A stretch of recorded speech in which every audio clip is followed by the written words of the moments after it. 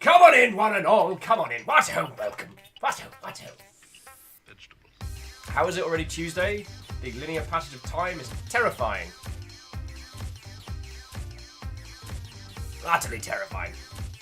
So, Geraldine, first to the door. Geraldine Draper. What ho, friends. I hope you are ready for another day of Wargroove, of General Dag. Reactor online. Hey! Sensors online. Weapons online. All systems nominal. What ho nerds? What ho indeed. To my favourite ninja. How you doing? What ho and welcome. Vegetable. Oh, yes, I hope you're all ready for another day of Wargroove because Not very good. this week is going to be chocker. And I was like, you know what? Vegetable. You know what? I do want to go back and play some more Wargroove. J-Post! Fucking thank you. Starting off with BORK time! Bork, bork, bork, bork, bork. That is the sound of war. Vegetable. Yeah, I really enjoyed playing Wargroove prior.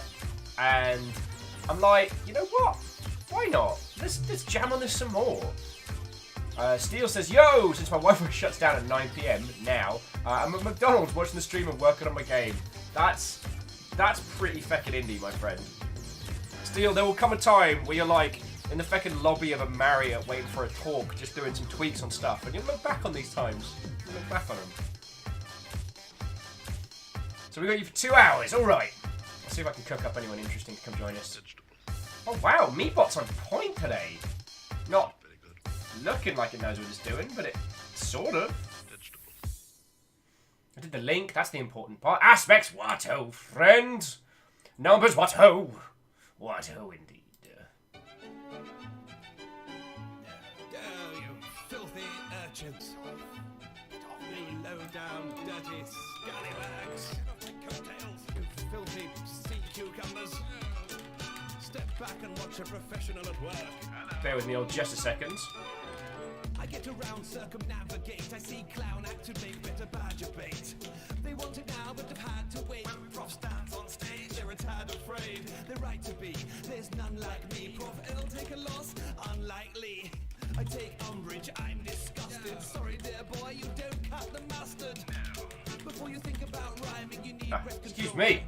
Excuse me. I didn't know if I blow my nose in a second. So jumping back into chat. Steele says, hey, I'm eating food, so it's not that indie. True. Ehrman, what ho, friend, says, just finished the Rami interview. Nice job. Thank you. That one's been brewing on the back boiler for a while. And I know I was mentioning this a little bit in the Discord, like, and during the interview, Rummy travels constantly, so it was kind of trying to find a day where he'd be in one place for long enough to take a call and not flying off. So, yeah, makes for a nice challenge.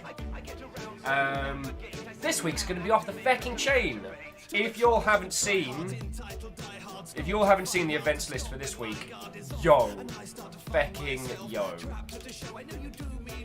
And I guess, I don't see any brand new faces kicking it in chat, but our events listing for this week. So today, Wargroove Part 2 now with my dog. Tomorrow we should, weather willing, touch wood, weather willing, we should finally be finishing off Resident Evil 2. And then, alright, so Thursday. You'll need to be rested, fed, watered, and ready to rock for Thursday, because Thursday's going to be off the chain. So in the morning, and we've talked about this game a lot, Supreme Courtship, we're going to be having them on the show, because it's going to be their Kickstarter. They are doing a dating game based around, and I heck you not, the Supreme Court Justice. I will probably make a complete and utter butchery of it, but they're kind of hitting a lot of the key beats that we talk about here, which is using video games to give people a different perspective, using art to let people look into parts, but they're trying to do it from a genuine, social education standpoint. That's feckin' cool. It's probably going to be disorganised and chaotic because they're going to be kicking off their Kickstarter at the same day as doing a show with us. We're kicking off early that day, and then, holy crud, and then, see this? We're going back to Hollow Knight. at least according to Team Cherry's tweets, Hornet's campaign or Hornet's story is going to be kicking off on Thursday. So basically, we're going to do Supreme Courtship in the morning, and then I'm going to have enough time to thumb a sandwich into my gob, and then we'll be kicking off with some Hollow Knight. So yo, Thursday's going to be a thing. Oh, Tenwin! Sorry, Tenwin, Beodora, Sari Greenfire, Mr. Ghost, and Katros, I say to you all, Watto friends. I say to you all, Watto. And then, so Tenwin's asking, did you see the piece I did now? Yeah, it was feckin' cool. A little bit Horus Heresy, but, you know, what am I if not a, you know, a proponent of personal freedom? And remember, Uncle Nurgle loves you. Just loves everything a little bit too much sometimes. Colours and lights, abstractions. Archvalue, how you doing? Terrifying. What? Oh, and welcome, one and Oh, all. look, there's a pub. The inn at the end of time. Well, I suppose it won't hurt to have a Tenwin says you are a gracious overlord. Ruling never suited me. But Tenwin, I will say, it's some fecking badass art, and thank you. I apologise if, through the mania that was last week, I didn't see it when you put it up, but I know I've talked about this before. There is no greater compliment than sending with someone fan art. You know what I mean? You know what I mean. Jackal! Says Puppet Bride still a thing? Yeah, it is. Beodora says, Uncle Death loves us. Uncle Death does. Thinks you're a cool dude, senpai. It's a completely cool dude. Damn it! Tal, it's not a cult! Tal says, you don't rule, you just lead a cult, right? It's not a cult. Okay. But after we go back to Hollow Knight on Thursday, then, on Friday, we've got Metro Exodus, which is dropping. I don't know if we'll do it in one sitting. I don't know how long that game is.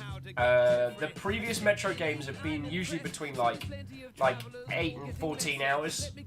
We will be playing that on whatever the equivalent of Ranger mode is off the bat. So we'll be playing it on the no UI mode from the go. Hoping they've still put that in. It's going to be something. And then, finally, on Saturday, we're going to be getting back to Total War with our 100 Vampire Facts, which I will be updating this week. Alright? It's our pleasure to introduce a super group with new music for you. Steele says, oh, I added the fact that I'm a Longship cult member to my business card. That's not going to help you. This isn't the Freemasons. Yet. I mean, it's not a cult. Don't encourage me. Tal says, there's a t-shirt I haven't seen in a while. Yeah, I quite like this one. This one Industrial's work. Actually, if any of you are diggers of cyberpunk stylings, if you unearth the relics of the cyberpunkian past, then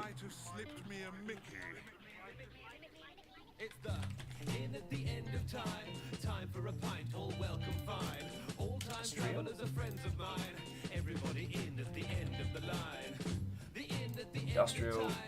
Oi! I'm trying to show people a cool thing. There we go. So if you find yourself in desperate need of any cyberpunkian type attire, I've worked with Industrial in the past. He actually did the logo design for Rocketworks, the company I work for down in New Zealand. And I wonder if they have... I wonder if they still have the witch stuff. Wait. Yeah, they still have and for those of you that frequent streams and familiars alike, you might need that in your life.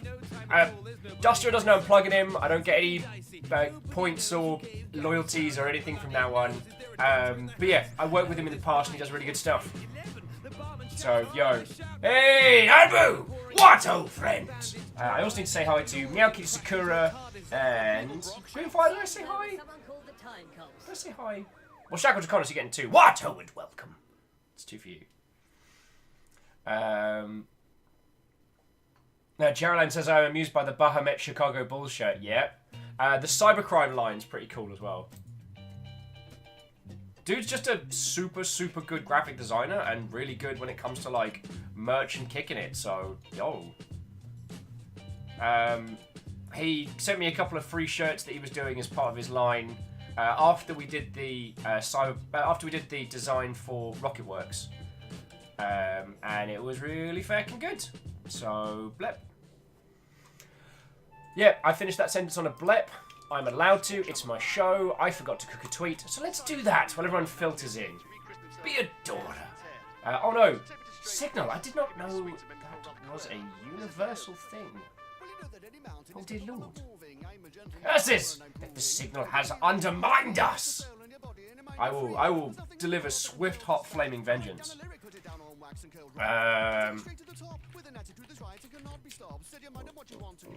So how about more Wargroove? General Dog does not demand your General Dog does not demand your loyalty, but he does demand belly scritches and biscuits. Alpha of the Death Huge says, "Woo, General Doggo time." I hope so. Geraldine, Cute Viking does a blep. More news at 11. Cute Viking also forgets to write a tweet before starting out his stream again today. So, how are you all doing? Games industry's not been on fire, but there's been a little bit of news. And one thing we've been talking a lot about in the Discord has been BizDev, business cards, GDC, and all that. So, I thought today would be a good day to banter on one of the spheres of game development that I'm good at, the business side. Like, one of the reasons I bring people like Thor, or I bring people like, well, Rami, all these varied individuals to come meet you lot, is because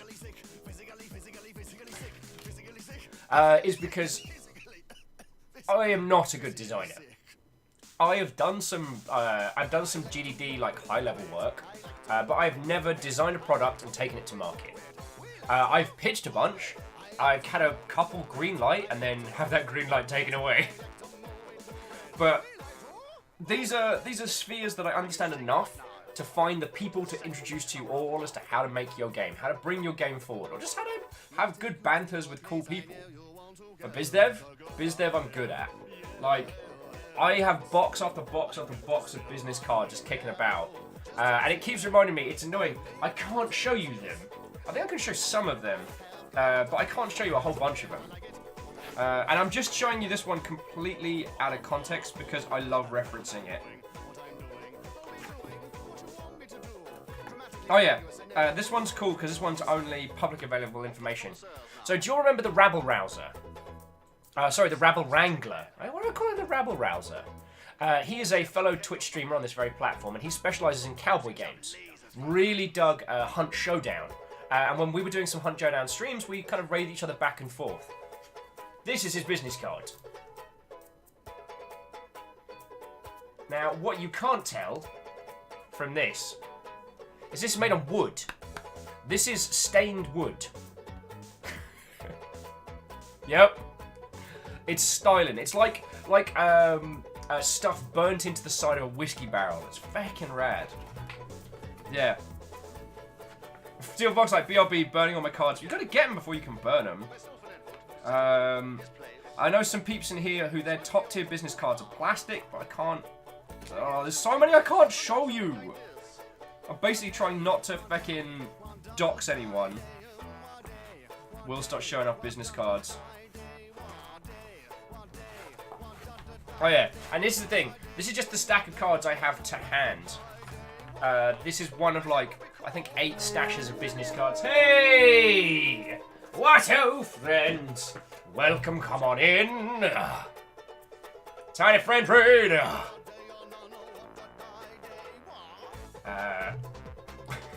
Gatros is like, that moment you remember Will was damn good at his job. I'm damn good at certain parts of it. But events are the part of this of the games industry that I know.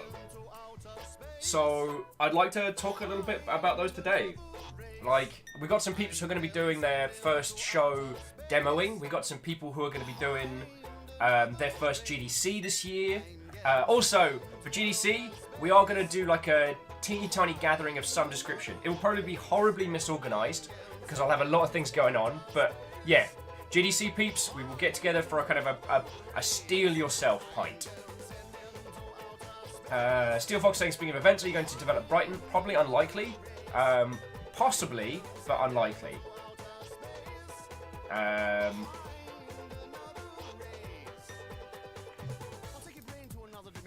about more Wargroove? Because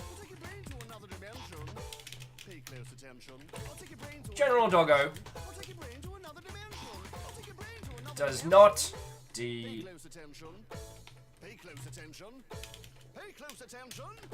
does not demand loyalty,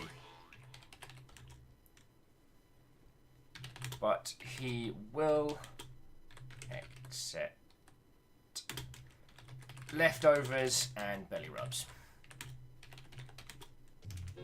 Join us! Yes, most of my tweets either start or end with Will yelling. There's no need. We love you just the way you are. Come on in, join the rest of us. We're all in here. Beadora says, just print out on the side of tiny bottles. Well, you see, you laugh, Beadora. But do you remember a game that we tried to play and we didn't get the chance to play at the time?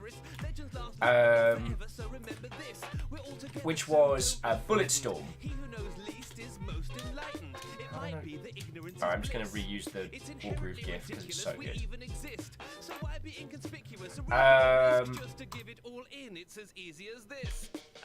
For their press kits, the Bulletstorm team sent out a tiny, tiny little crate, like a crate from a video game, and inside that crate was like a little, like, I'm talking like miniature doll-sized, like Sylvanian family-sized briefcase, and inside that was a bunch of booze, like little tiny bottles of booze, and on the side of the bottle of pills was the URL to the press kit and all their press assets. And I'm just like, it's brilliant. Because what they ended up doing is their pre-launch asset was a send-up of Halo's big diorama. They did this whole thing. Hang on. Alright. Sorry, Prof. Because for this one we need to do this with a little bit of show and tell, friends. A little bit of show and tell. So, what we want, Halo 3 diorama? Diorama trailer. Alright. There we go. So I'm going to show you the diorama, and then I'm going to show you the parody. And this will all make sense in a second, I promise. This isn't Will going entirely off the deep end. And these are... Oi, there we go. Spoilers, some of these dioramas are still in Microsoft's Office to this day.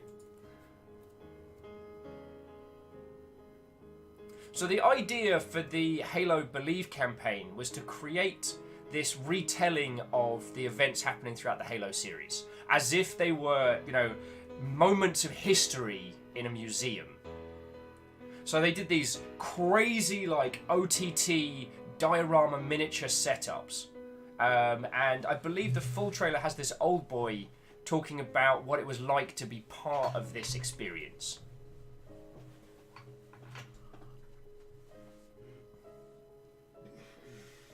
So it's all very po-faced, very serious. Believe! Believe in Chief! Finish the fight! Except for it wasn't finished and they did 2 more games. Don't worry about it. Don't worry about it.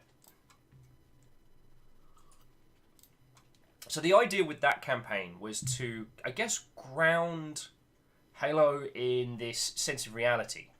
Now, I don't usually think that parody campaigns are a good idea when trying to sell your video games, because what happens is that people who haven't seen the reference don't get what you're trying to put forward.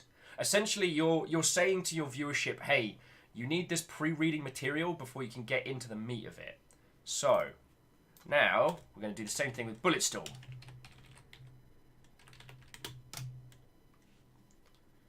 So, this is the equivocant. 18. This is the terrible parody version.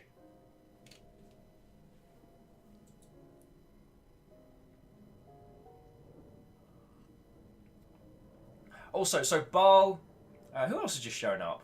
Oh, cool kids. We're going to get to Wargroove in just a second. We're just having a little bit of... Yep, so there's slow-mo diorama of shooting a zombie in the nads next to a cart full of hot dogs as a bloke gets eaten by a gigantic fucking plant. All right. Yep, that grenade's going in the bum. It's the bum. God. Why? What? Video games were a mistake.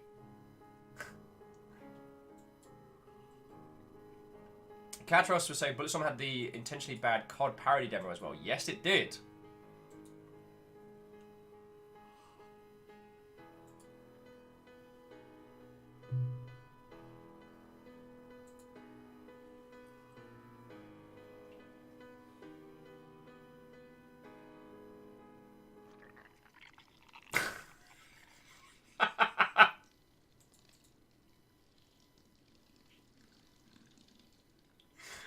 Oh,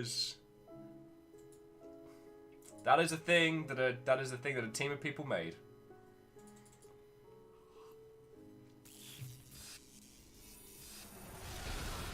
Yeah. Shut up. Now, eventually we will do a stream on Bulletstorm. Not because I feel that it is a stupendous game, but the sense that you get from that and from the gameplay completely mismatches the story of the game, which is about, you know, redemption, revenge. Stop that incessant clicking! My God! House Carl have woken! Who summoned them? Who summoned them? Whoever you are, you anonymous Mother Hubbard that just gifted a sub to Alpha the Deluge. Thank you kindly, yo. Thank you. Excuse me. So jumping back into chat, so GC saying Bulletstorm is a solid game, no judging. Oh, it's great to play. The reason why I want to do a stream on it is just to see a situation where there's a mismatch between like narrative and experience, and I think it's important. Stop that incessant Yo! clicking! All right, I guess we're doing this. Feckin' a bin bag. Anonymous, whoever you may be, thank you kindly, and gifting us up to cheer as well. You feckin' cool kids.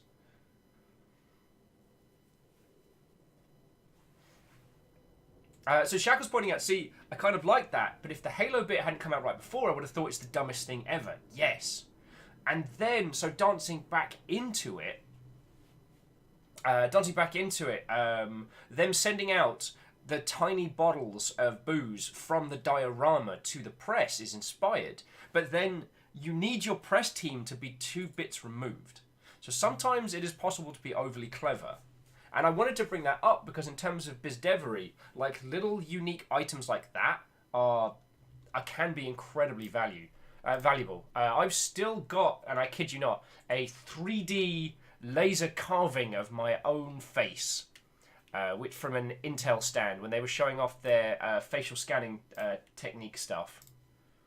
They had a piece of kit which you use an app on a tablet plugged into a PC, and you just walk around a person, and you can do a full 3D scan of their face. And then, after you've done the full 3D scan, they had these blocks of glass or perspex or whatever, and they would laser etch a 3D thing in. It's real cool. Hey, Tenari, wow, along with Vagabond, what ho, friends! I warn you, House Carl hunt this day. They've been seen roaming the plains. Anyway, let's get some Wargroove going and we can continue this bantermancy. Tenari, on your question of what's going down, I was going on a little tangent talking about the marketing campaign around Bulletstorm, and I was going to be tying that back into unique ways to do like biz dev introductions, along with some of the basics of operating in the game space. Mr. Ghost says, when you played Out of War, I need to get my Norse myth on. Not for a while. I think for things and stuff, because of things and stuff, I think I have to just admit that my PS4 is lost to the winds. So it'll be a while. Tenari's like, you? Tangent? Nah. Steel Fox with, boy! Tal says it also has Kingsway in it. Oh, sweet! Tal, I didn't even check that bundle. So, sorry. What Tal was pointing out to all of us in chat is that there is a Game Maker bundle up on Humble Bundle right now. And Thank you, Tal, for bolting on the partner link as well. So if you do pick it up. So let's have a look. So Cook Serve Delicious. I don't think I played the first. Black Hole. Black Hole. Do I know that game? Cook Serve Delicious 2 I have played. Solstice I think we've still got to play. I think that was a gift from Asari Greenfire. Alright. This bundle, Kingsway is worth $8 on its own. That game is stonking. And then for $12... Ooh! Way of the Passive Fist. Still haven't done that. 6 is better than... 12 is better than 6. Is cracking. Crashlands and Rivals of Ether. Don't Sink I still haven't played. And I don't think I played Alone with You. What's Soft Body? Oh, it was in Soft Body Physics. Right. Yeah. If any of you want to consider picking up a bunch of great games that were made with Game Maker, that kind of ties into the conversation we had with Rami on Sunday about just make games, yo. And okay, we're gonna get back onto the BizDevery, but I wanted to restate one of Thor's points. And if you've seen a lot of Go Pirate Software streams, then you'll know this story already. But so the guy who made Five Nights at Freddy's has made an inordinate number of games, sometimes multiple games a year, and he was just bashing out games left, right, and centre before Five Nights at Freddy's hit it big. He was making so many games, right? One of the games that he made was called Fart Hotel. He made a game called Fart Hotel. And the way Thor tells it, and the part that I love about this story, is that would he have been able to make Five Nights at Freddy's if he hadn't made Fart Hotel? Probably not. Like, just make games. Not every one of them has to be a multi-million-dollar success. You can just smash out small games and learn through these. Also, Ultraviolet Ray, Watto, and whoever picked up the Game Maker bundle. Thank you kindly, yo. Seriously, Kingsway, it's been one of my favourite roguelikes. I basically just went hard on it for like 2-3 weeks. Boo Boo! I see you lurking, friend. House Valkyrie welcomes you. Tenari said, would you consider discussing why this game was excellent but needed a silly premise rather than a serious one that was shoehorned in? Absolutely, Tenari Wow. I think it was Isocrid that gifted me a copy of the updated version of Bulletstorm that should work on PC better than the other one just did not want to work. So at some point, yes, we are going to go to Bulletstorm. We are going to pick it apart. And Tenari Wow, so I do want to get into that very thing. I just want to do it when people can have an understanding. Because there's bits of that game that are shiningly brilliant. I actually think it's got a good example of how to do a properly offensive bastard character. Like, there is a character in that is unbelievably, like, sexist, racist, just a proper scumbag. And the way that he is portrayed, at least as I remember it, is a good example of how to show characters like that without glorifying them, or without making them seem cool, or without making their perspective on the world seem like the right one. Joey back in, Kendra says, I think FNAF was born when people said characters in a Beaver Lumberyard game was too scary looking. Possibly. And that was one of his previous ones, which was not, Can't say that shit! You're bluffing. Right. So I've scattered my conversation to the wind. I have done my tweets. I have bantered out. Sadly, my Chucklefish friend is currently at a pub quiz, so it is unlikely that we'll be having any devs on today. I didn't organise anything. I just punted at him now. So let's get it started. Give me that Wargroove. God, I played 7 hours of it already.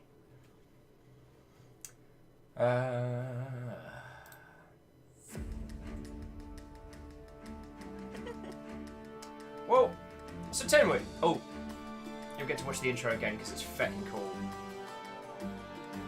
Do the thing!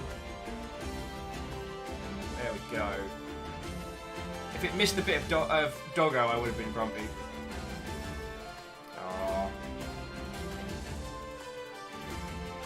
Wow, I wonder how many different voices I'll come up with for all these characters throughout the entire day. Doggo! The true hero.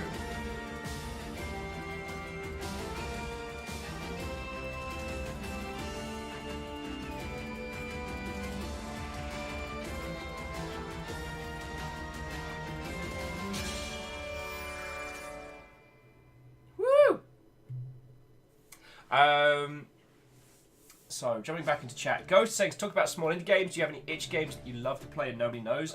Don't do a swear. Yay, Doggo!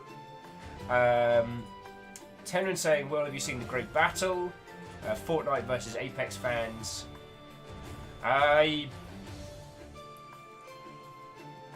No, I guess is the overall. There's a certain amount of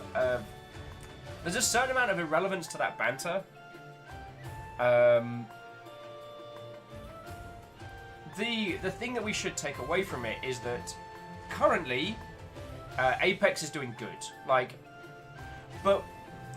Currently Apex is doing good. However, we have no idea how well Apex is actually doing because it is out on a closed platform, and the only numbers that we are seeing are the numbers that EA is putting forward. All right. We have no idea. Now, we do know that Apex is getting watched a lot on Twitch, and that it is skyrocketed up to the top. It appears to be the new hotness, so a lot of the Battle Royale content creators have moved over to it, which is interesting. But it's an interesting one. And it's... I want to see the extra Groove DLC for this game, where all the fighting animations are replaced with dance-offs. Hells yes. How do we pay for that? Like, how do we pay for more grooving in our Wargroove? Oh, I should plug my bloody pad in, shouldn't I? So you don't have to listen to me with tickety-tackety. Theodore says, how far in the game did you get? We did one side dog mission, which was real cool.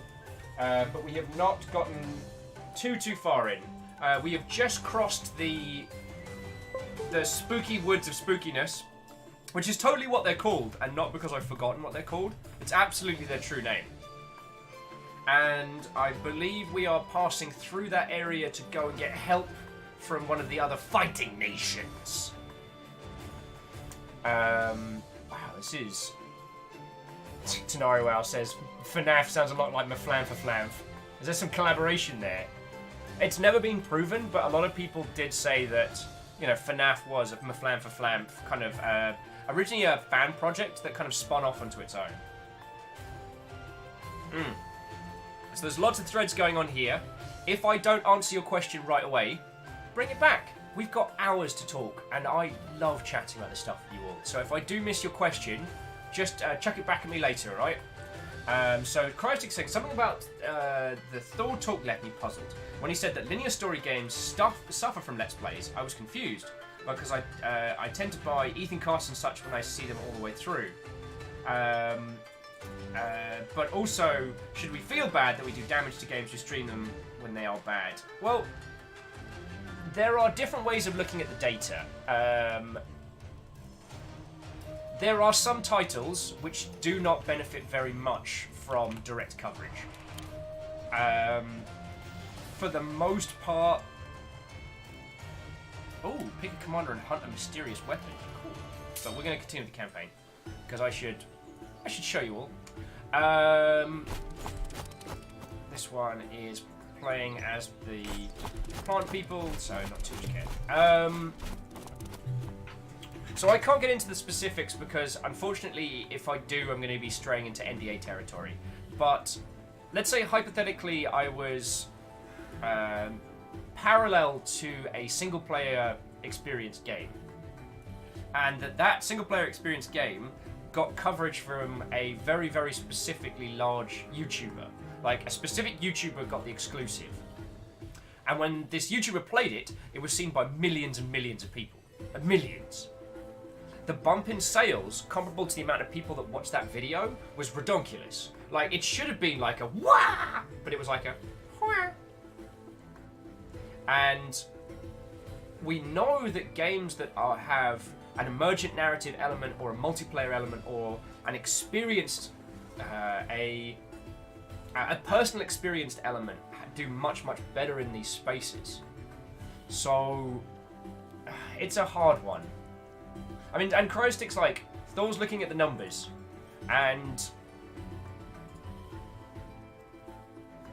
Heartbound's mildly episodic, not mildly episodic. Heartbound is doing kind of like a rolling development, almost a kind of an episodic or a games as service. No, not games as service. It's definitely an episodic style of development, which means that content is being rolled out throughout, which works much better because it's like if you watch me play Heartbound, there's going to be more stuff coming out for Heartbound. It is in your interests to buy it and experience it because you will have a very different experience than me. And if you pick it up later, there's going to be a whole load of other things. But, I mean, and I don't say this lightly, I don't say this to make fun of the individual or to criticize them, but Pinstripe got all the coverage in the world. Like, PewDiePie, Jacksepticeye, the Grumps, everybody was on that. And it sold so poorly that the developer said that he was going to take his own life. And you know, I don't make that comment lightly. So yeah, Brit Nimals, but did I hear my flam for flam? No, you didn't. Also, Slewnet, what old friends? So on this topic,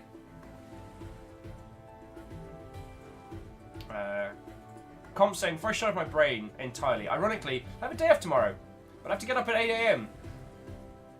I'm so sorry.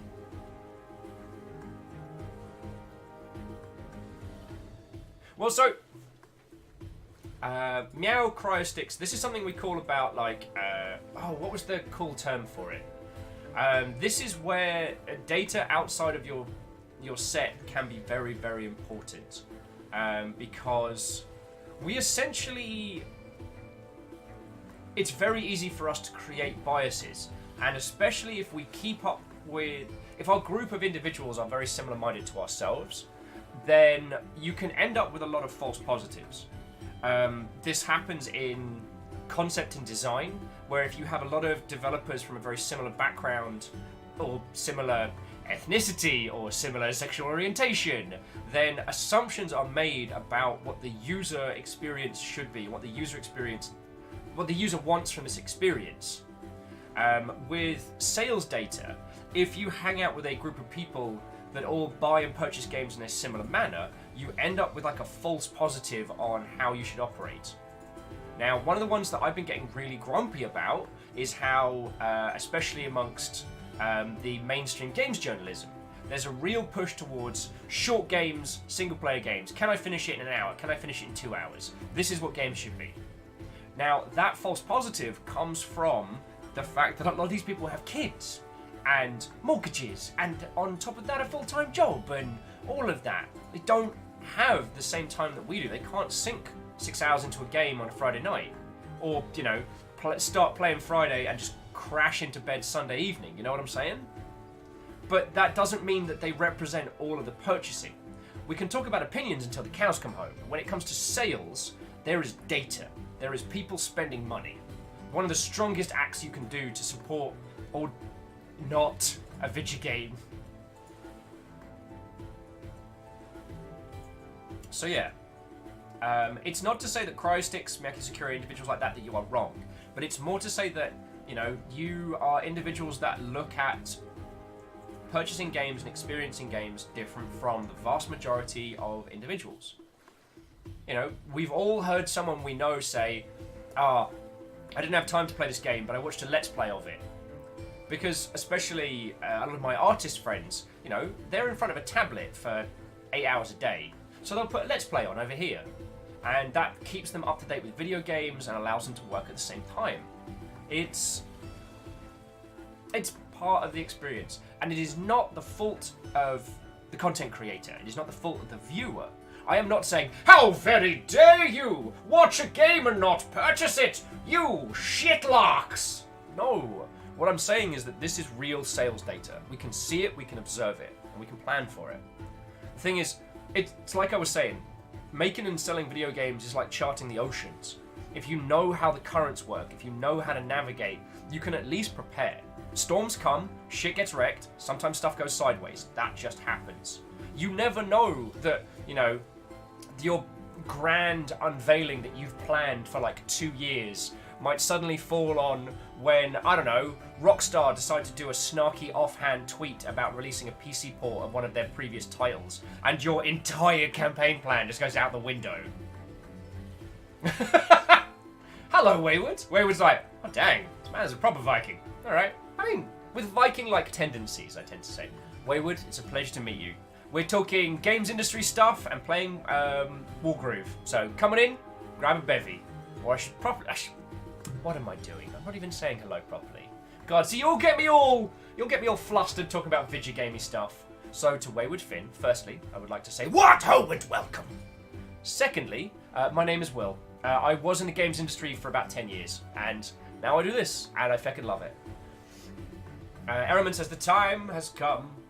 Time has become tight for me. I wish I had more time I have, and this channel has become one of my ways to experience more than I have time for. Well, yeah, like I put in a lot of thought into what games we show, what games we go over.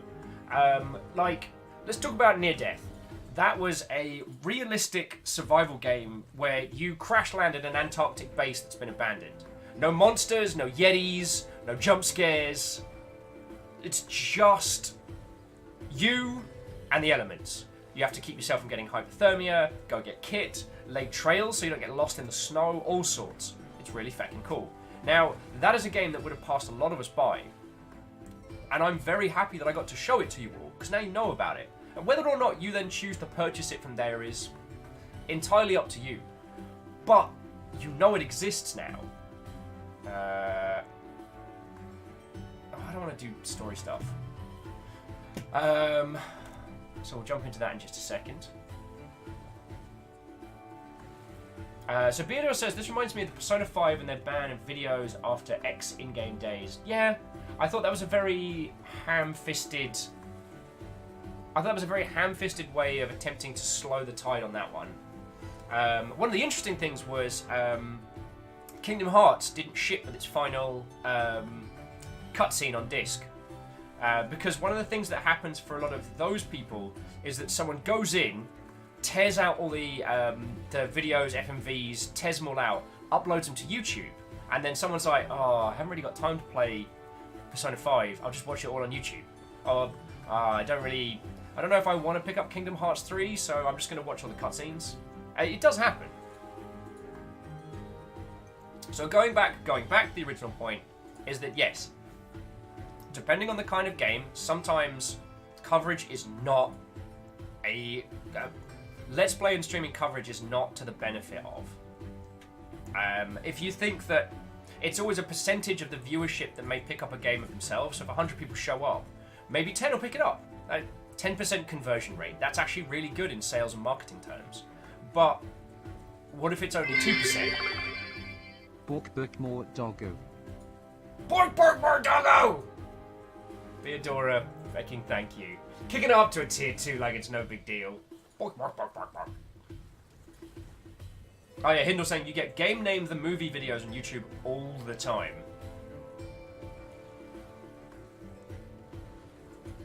So Mr. Ghost says, was it not the dude who made Untail who just requested people not film and or stream the new game demo?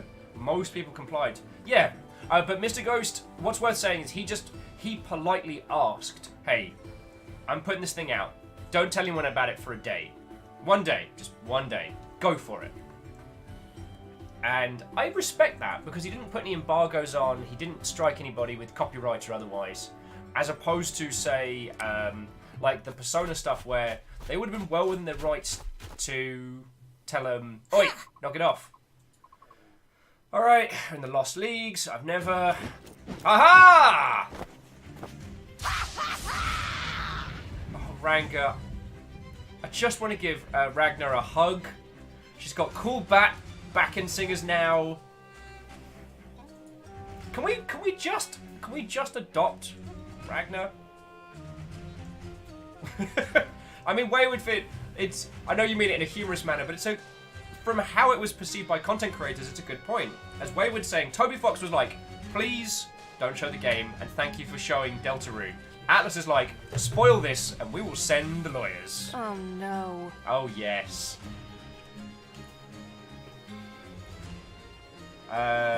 Is that plant lady from Starbound? Yeah, it is. It's the same race as the super vicious, brutal plant people. Cryostic says, while I haven't done a Let's Play in a while, my worry is if I ever do it again, would Thor feel that I am a baddie for doing so? No. So Cryostic's... One of the reasons why Thor is doing staggered content is to offset that. Like, those of you who were here when we did the first playthrough of Heartbound, if you buy a copy of Heartbound right now, there is stuff in that you have not seen. And I can tell you that. Thor has added and updated and expanded upon it. And we'll do another stream of Heartbound in the future.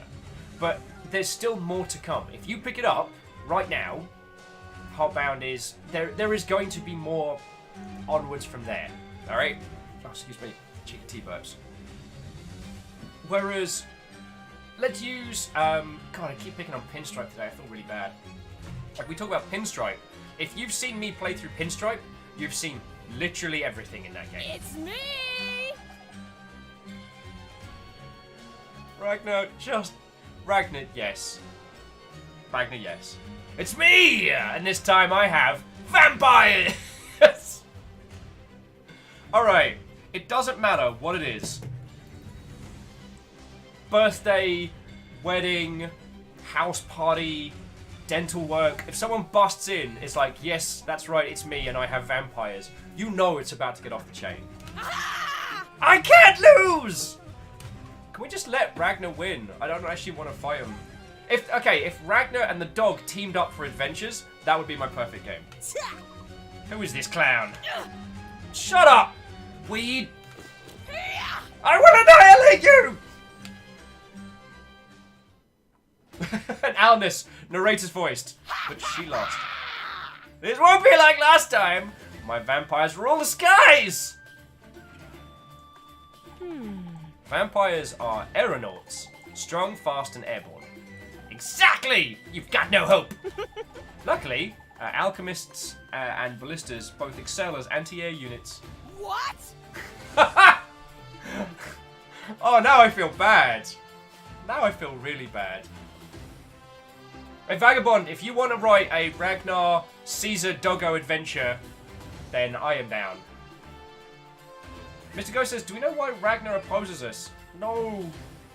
I'm just like, do you want a job? I agree. Correct, Mercia. Alchemists have even the ability to heal our units, like mini Mercias. Destroy the enemy stronghold and defeat Ragnar.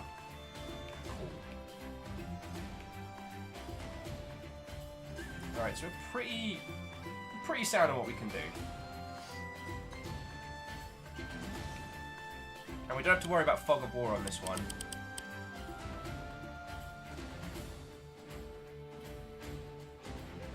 Oh, ballistas. Ballist, yes.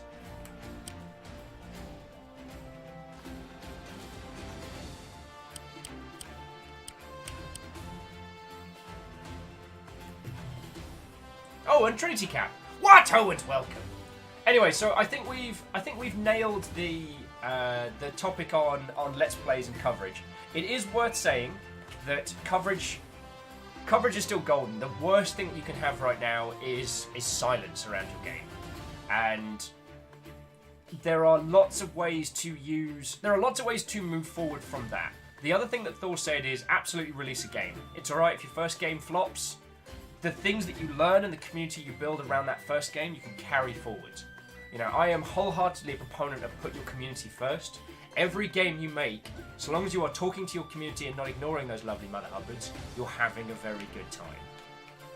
What's the coverage on this? Not terrible. Let's get you. Oh, I love that map. So I think that's kind of all on that one. So what I wanted to go back to was, yo, congratulations, you've made a game. You're going to an event. What in the bloody hell should you do?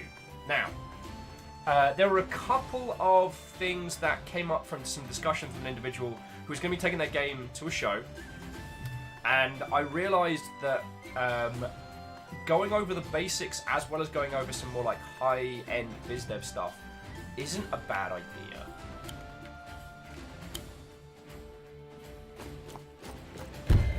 Wait, why are you there?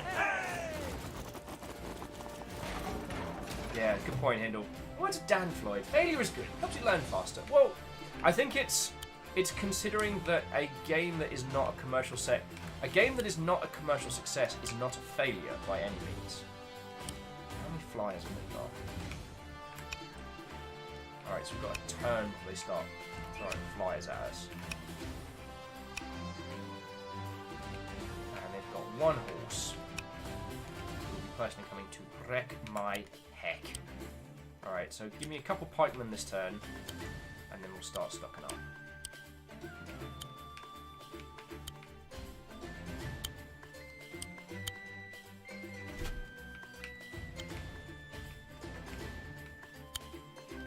Because that guy's going to pull up and... yeah. So it's thinking of releasing titles as not being failures. I think that's the way of looking at it. Not every game you make will sell a million copies. The fact that you have made a game is in itself a victory. That is the thing to take away, and I guess that's the thing that I wanted to banter on. So, congratulations, hero. You've been accepted to go demo your game at a game show. You've been working on it, you've got your demo ready. Now it's time to show it. But hold your horses there, friendo. Biakuaz, the voices were pretty good. That's it. Biakuaz. Actually, a little defensive card isn't a bad idea. There's a lot of flyers they're going to hit someone.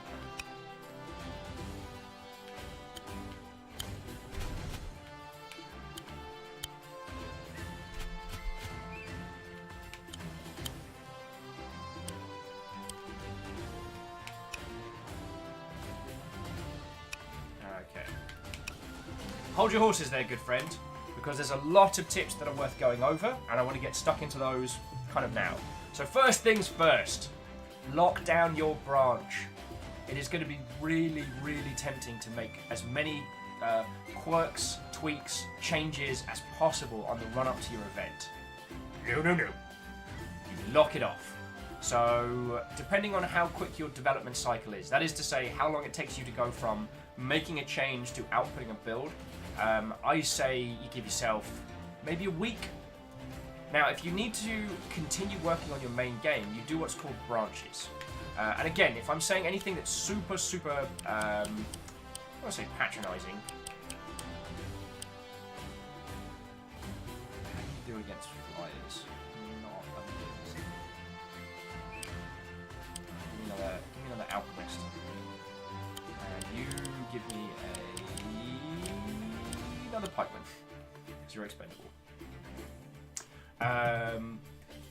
So again, I apologise if you dear friends that I'm coming off as patronising, but when doing events, I have like a checklist that even includes things like, have you packed your underwear? Do you have your passport? Are you ready to go? Do you have everything you need at this event? Actually, one of the things I also have is a go bag. So I have a little travel bag, not so much anymore as I'm living on a sofa, and my go bag is my regular bag. But it's just like a bag in the house which has toothpaste, toothbrush, space for passports, spare t-shirt, pants and socks. So whatever happens, grab bag, go. So, you've got an event coming up. You have your video game. It's time to lock off that build. You decide that this is the version of the game that you are taking.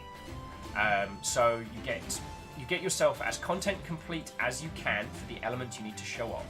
Then bug fixing and feasibility, and you lock that branch off. Usually, this day and age, like a week beforehand. It's not like you need to print it on disk and take it with you, because you're most likely going to be demoing it on a laptop or a piece of hardware that you are bringing with. If they are providing PCs, okay, no, I'm getting ahead of myself. If you need to continue working on your game during that week, once you have branched off, that is your demo branch. Then you have main branch. So this is your game development going up here. You want to make your demo goes here. And then the rest of development continues up from there. This build, once it is locked down and stable and done, you do not touch. Bug fixing, maybe, but that is it. Do not go, oh, well, I had this great idea the other evening, and that might be it. No. Because then you will be at an event with no internet, trying to work out why this particular thing won't run and why your build's not working. And you will experience a fresh kind of panicky hell. I do not want you to have that. GC says, today we learned about GitHub. Oh, yeah, good point. Remember there was a time when you had to do this nonsense without GitHub. Oh, wow. Okay, they wreck.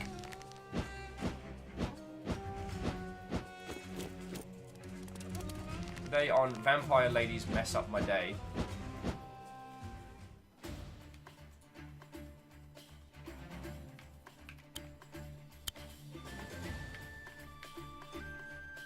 Let's...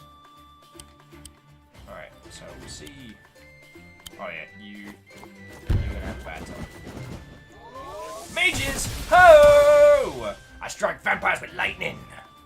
Okay. Whatever! So, you've got your branch locked down.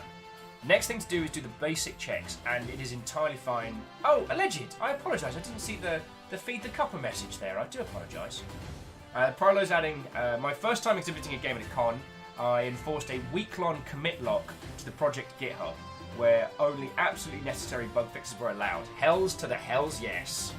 And yeah, we are playing Fire Emblem with Doggos, and we're talking about taking your game to an event. Woo! So, and I can't state this enough. When you are... So we're going to assume you've already been offered a table. You've done whichever discussions or negotiations are necessary with the owners of the event to get yourself a space. You have a table. You need to check to see whether you are going to have power, whether you're going to have internet, because you may not get either.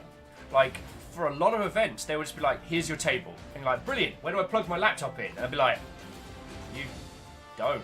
If you want power, you have to pay for that," and that does happen a lot, especially if you're going in independent. Indie tables usually are much cheaper than like a professional boot space, but come with a lot less. Do not rely on the internet. Like, you need to make sure you've got everything ready to roll. If your game is multiplayer and absolutely has to have the internet, discuss it with the organisers ahead of time. Yeah. Prolo's saying that event, they got a monitor and power, but no sound. Brought your own controller. Hells yeah. Hells yes. Also, keep an eye on controllers, so people do steal them for some bloody reason. Bastards. So Ragnar's just a little bit grumpy that we're hitting them with.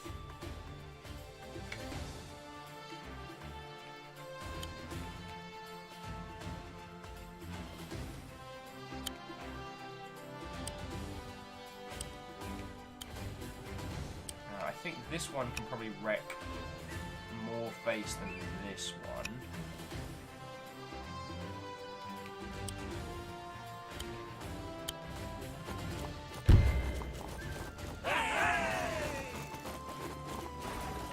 Oh, the Proto saying they had a spare in case of theft. Okay.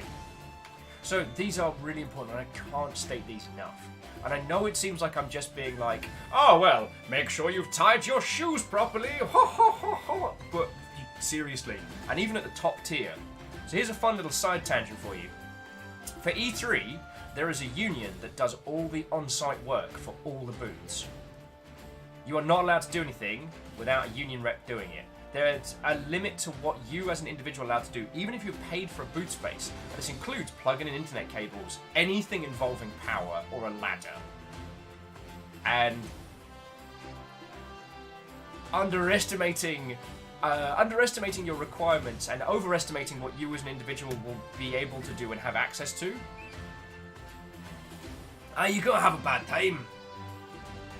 And Navalis and Vanderbeest, thank you all kindly for filling the pint glass. Is that a new kind of bit drop? The little happy heart?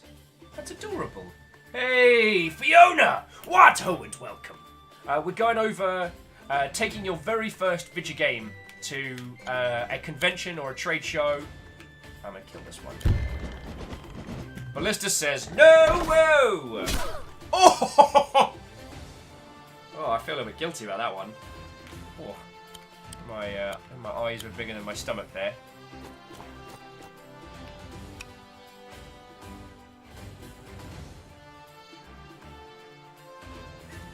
Alright. Pikeman, we need you up.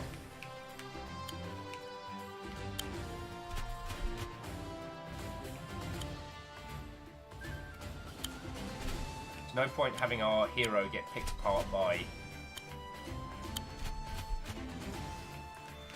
Can't afford anything right now.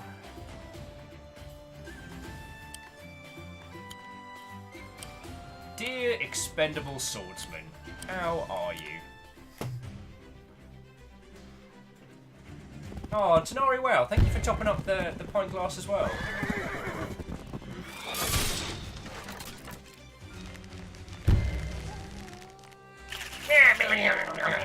Skeleton party! Let's get fecking wrecked, lads!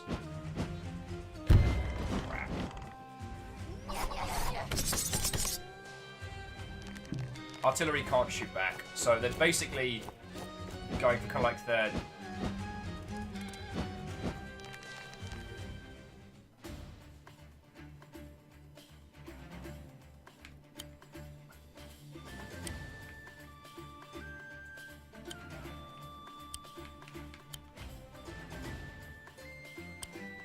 Dear alchemists, I'm not saying you're expendable, but we need these flyers to not be here. Curses.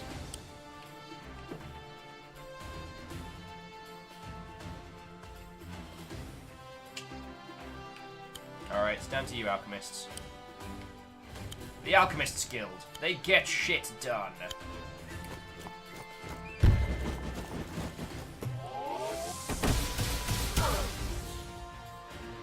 My character's just so fucking happy about that.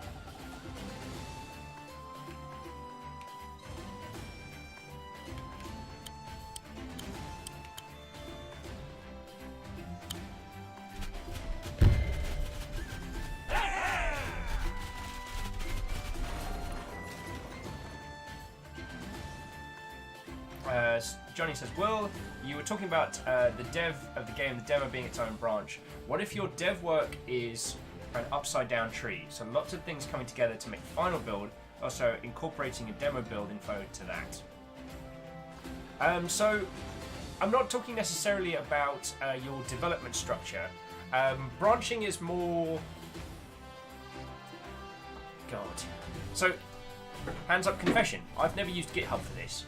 Back when I was involved with this, you know, CA had, you know, build engineers and people whose job it was to just handle this.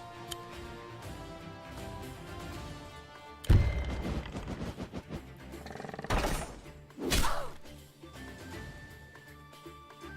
feel a little bit bad about that one.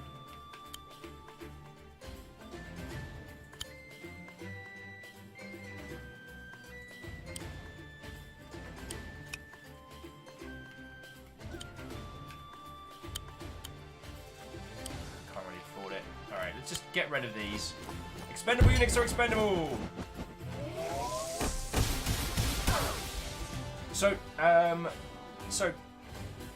not used GitHub and I've not used things in that capacity, so in this regard, what I'm saying is, think of your demo branch not as a demo per se, but like, take everything, like, make a carbon copy of your game in its entirety, and from this here, this is now your demo branch. So these two do not touch each other at all.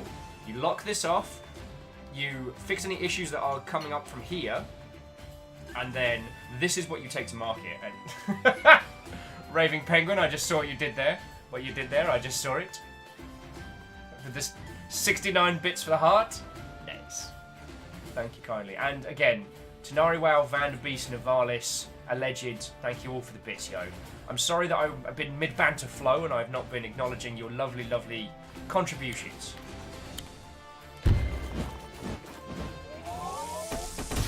So Johnny, that's, I guess, what I'm saying. Yeah, so as Shaq was saying, we're like a separate species. Once you make the split, no fraternizing between the code bases anymore. And it's going to be real tempting. It's going to be real tempting to go back and forth. And maybe you are a developer of such caliber that you know how to make that work. That you know that, alright, if I can do like this and fix elements like this, I can take things in the demo branch and plumb them back in. But I'll level with you, I've never worked on a project where that has actually happened. I've worked on so many projects where, for all intents and purposes, we wanted it to happen. But that's the problem, my friends. Hope is a powerful drug.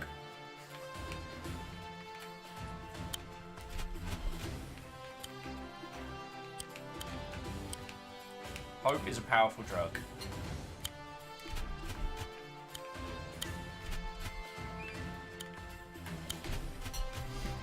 I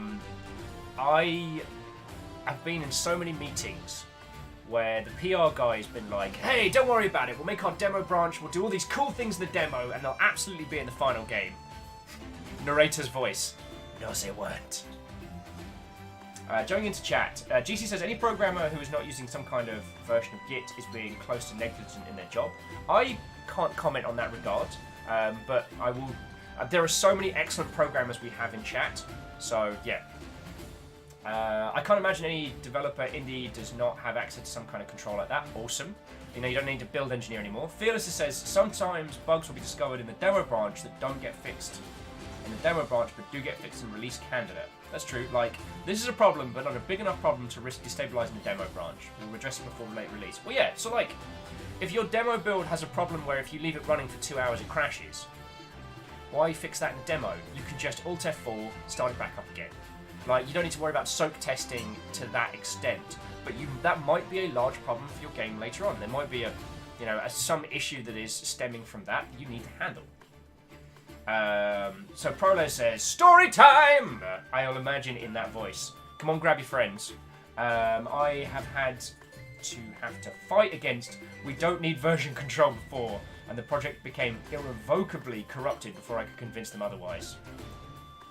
Yeah, and as Hindle says, rebellions are built on hope. The Prolo says, that project is now in my care and safely on GitLab. Yup. Yup. Dashkell says, I've merged demo into mainline. We've had processes for that. The trick was that we treated demo branch as a new mainline trunk and all the policies that go with it.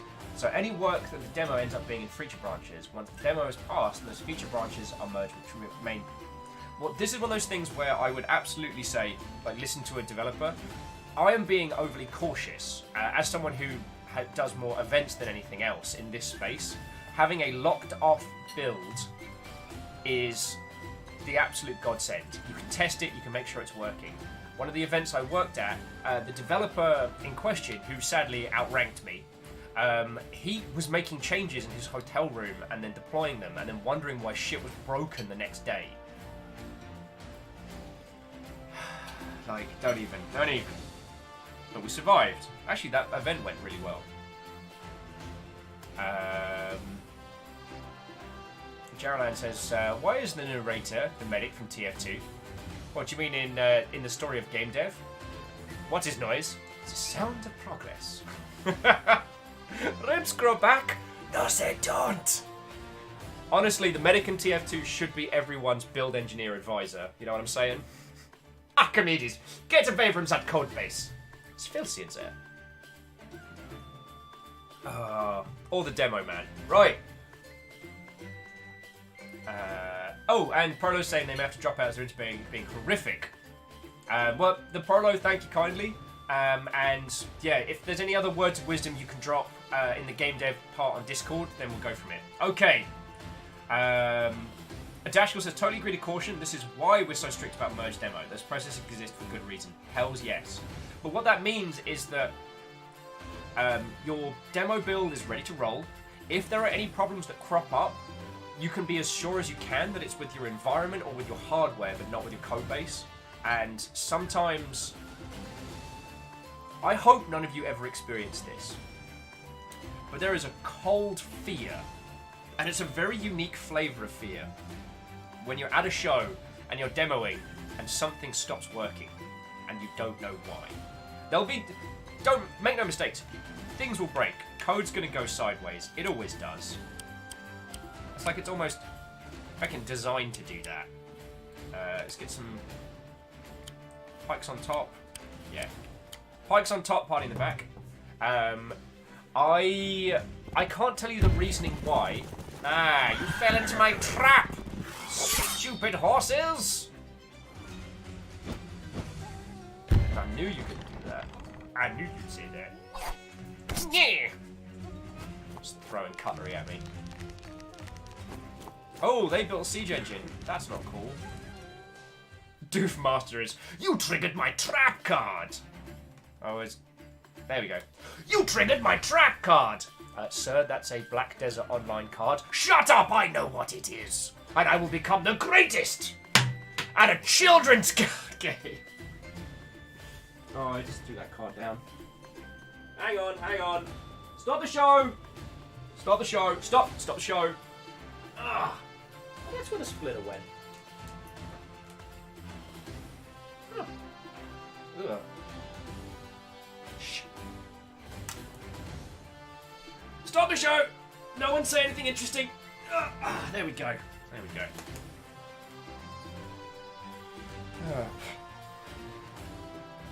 How would I use this? Doofmaster, what have I done? Also, Doofmaster, what a welcome. And Kings, it's you know what? It's lovely seeing some Ragnar hype. So to all of you that have just joined us, it is lovely to see you all. What a welcome. My name is Will. I was a games industry Egypt for like 10 years. Now I stream. I mostly banter on both the business of creating video games and also the artistic intent of games as a medium. So come with me now on a journey through time and space. The land of Mighty Boosh. Or, if not to the land of Mighty Boosh,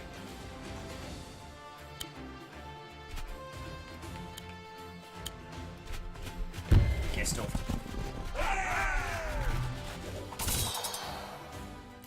So what we're talking about today is we're talking about taking your game to a convention or a trade show or demo. Hey, oh, wizards. Oh, I got a trebuchet. It's going to make my day a lot more difficult than it needs to be.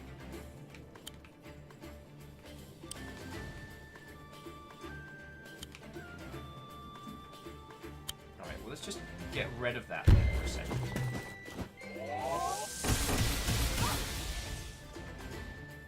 Alpha saying bad games engine news, Activision layoffs have been confirmed. Sounds like it's going to be 800 people. Feck! Oh! And to Myosin. Hello and welcome. Yes, I was the Rome 2 guy. I mean, geez, that's a story from a long, long time ago. I guess to those that don't know, is that I worked on the Rome 2 community team. And me and my buddy Craig Laycock did a show called Rally Point for donkey's years, and it was bloody marvellous. We had some crazy times, and we definitely did some crazy things. So, yeah. Oh, crud. Yeah, messages are coming in. Let's see if there's a decent article up on it.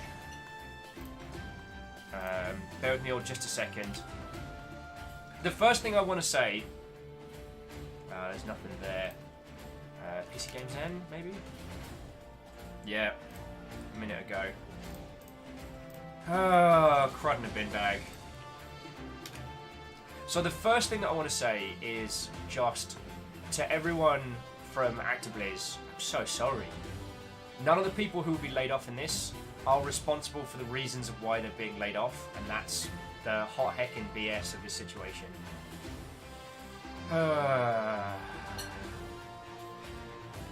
To all of you, may you find rad, gainful employment. May you finally make the indie project of your dreams.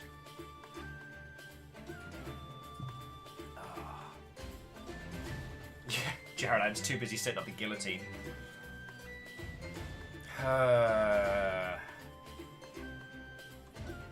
I just need to check something real quick.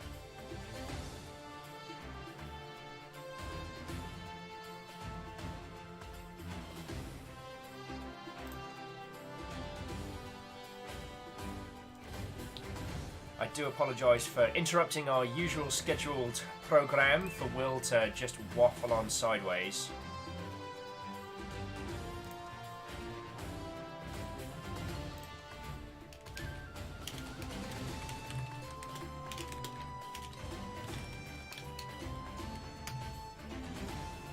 Right.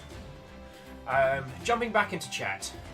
There isn't a lot that I can add on to the ActiBliz layoffs that we don't already know.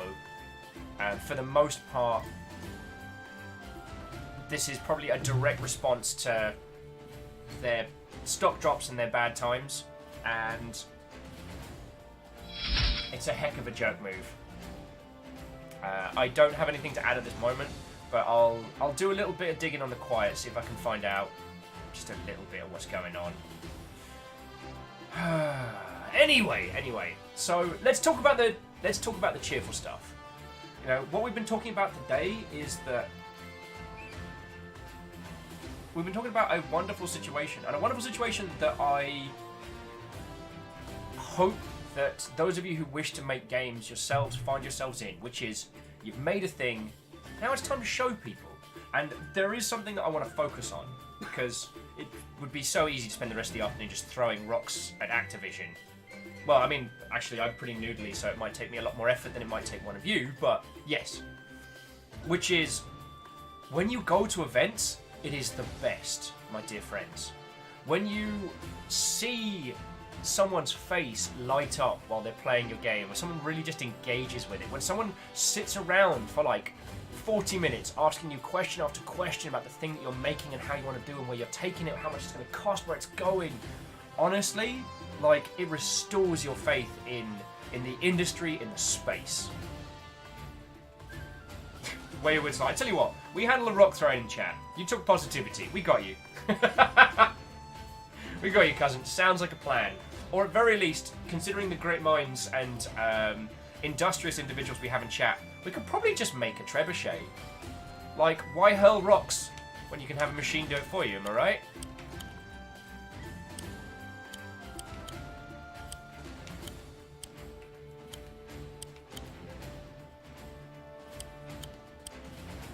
Alright.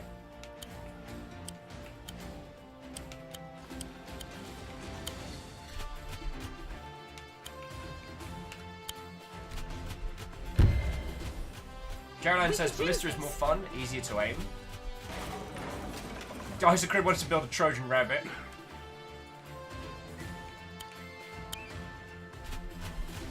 Not entirely keen about doing it like this, but I know we can do on that. Whoop-cha!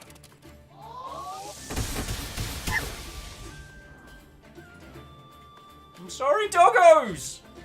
Stupid game, making me be mean to dogs. Someone will pay for this.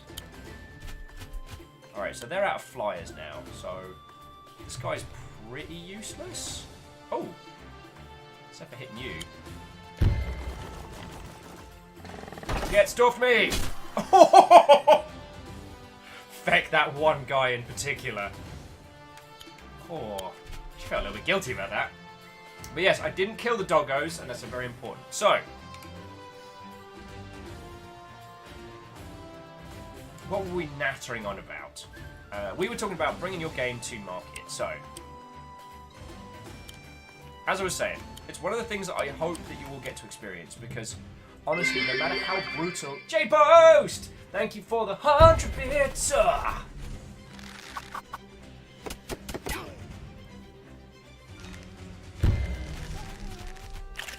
going to say expendable, but...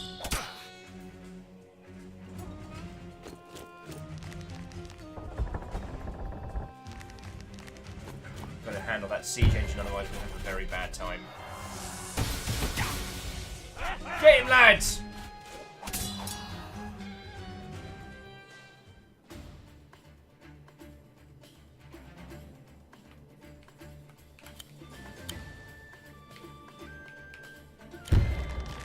So it's not completely useless. Bonk!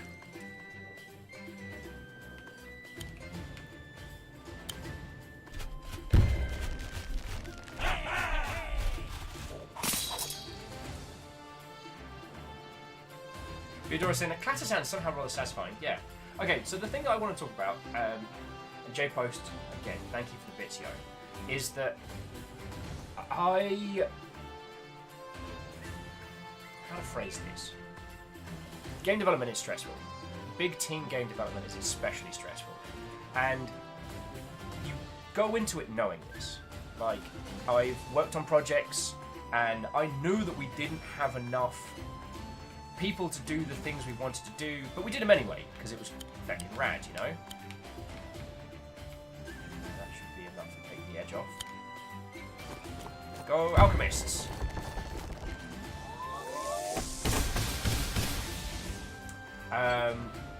And it did result in a situation where we certainly didn't have the... We certainly... How to phrase this? It's really hard. Look, I don't resent what I'm about to say. I did a lot of this willingly. When I worked on Rome 2, at no point did Craig or the community team ever put me in a situation of crunch. I did that to me, and I did it willingly. All right. So I don't want you all to think that CA was a bad employer or CA treated me mean. That's not where this story is going.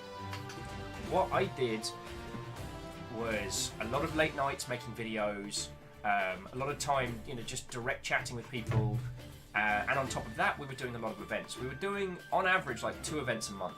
So, 2 weeks out of every 4, I was somewhere else in the world. Gamescom, PAX, E3, all of these things. Now, going to these events for the first time is exciting and fun. They are also exceptionally stressful.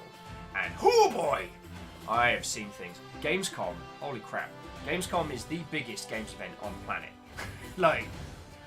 Was it like 360,000 people over 5 days? Yeah. Whoa.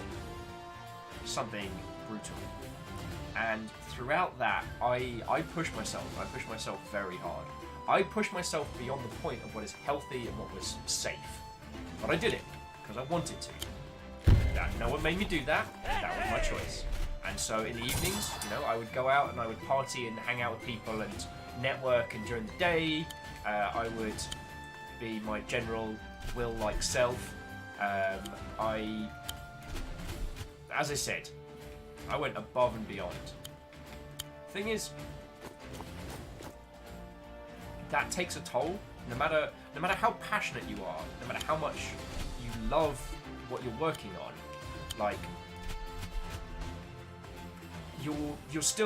we're all still flesh and bone. And yes, I guess because of whatever crazy additional internal organs I've got, I can push myself very far. Further than I should, certainly. Gives a knight, that'd be cool. Gives a knight and another pikeman. When you meet people at events and they come over and they tell you what video games mean to them, they tell you the things that you hope people care about, the things that you hope matter to people. It just, all that exhaustion, all that tiredness just dissipates because it all becomes worth something. Game development can be isolating at times, even if you do talk with your community every day. And that's the thing I want to focus on today. I want to make sure that individuals that are going to be demoing their game, individuals that are going to be going to events and showing them, or at least if you're not, you're going to be able to understand the people who do that. I want you to have that experience because it's incredible and it's worth all the late nights and stupid hours. Also, there's more vampires.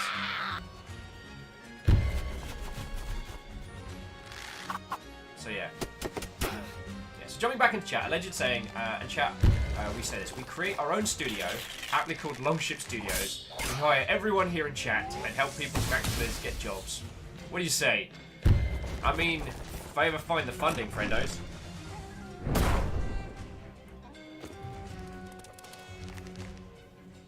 If I ever find the funding. Yeah, Meowkis is good. Bless you, Ragnar.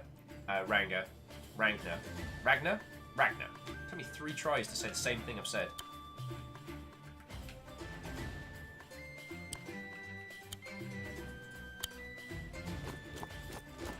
Aha! Wizard magic!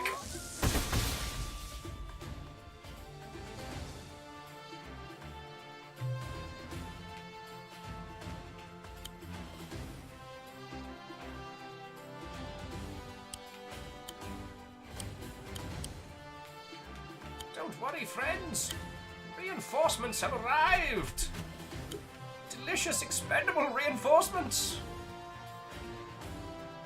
Oh wow, they will actually kick more ass.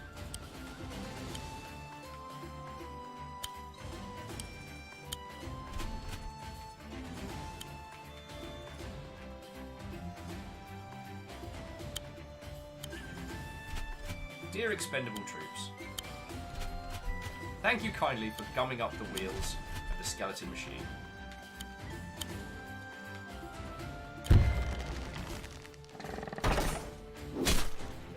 Steel Fox says, real talk, you should do advice videos on YouTube. Honestly, it's not worth the time. Sorry, let me rephrase that. YouTube is not a discovery platform anymore, and honestly, I can spend a day talking with 70 of you and help you all directly. Like, if any of you are any stage of game development and I can help, I will. Or I can bring on people who can help. I can do that directly with all of you. YouTube is just like shouting into a very, very loud, obnoxious void.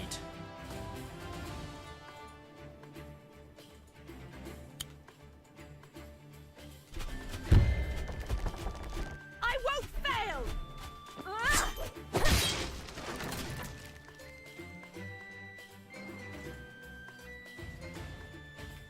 Oh, cool. And we got some superpowers.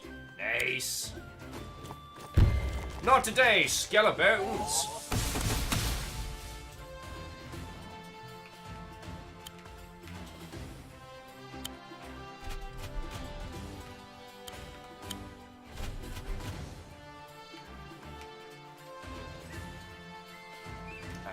The Zerg wave up there, they've got that. Since to Horsington.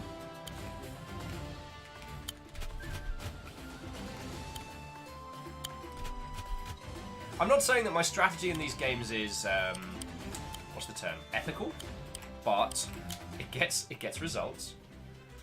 Okay, so jumping back into chat, and Steel Fox, thank you for saying that. That is a massive compliment. I just don't do anything with YouTube as a platform anymore because it doesn't go anywhere. Theodora says, pushes Will in the tummy. Oh, what my squidgy bits are. Listen to a pod of professional streamers, e-gamers, and they spoke of doing 8+ hour streams. So I'm happy you from the start established regular tea breaks and food distractions. Believe me, I do so from day one, and no one expects stupid marathon streams. Oh, I think it's all about just being honest, being humans, yo.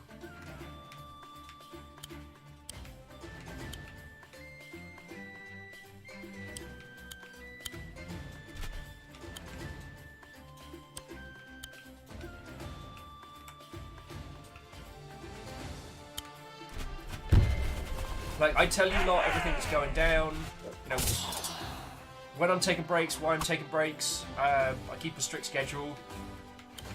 You'll know what's going down. I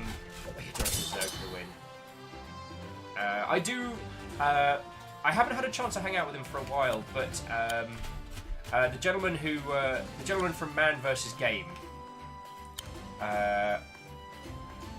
Actually, I think that's worth the reinforcement. The gentleman who hosts Man vs. Game, or Man as he is colloquially known, he's a cool guy.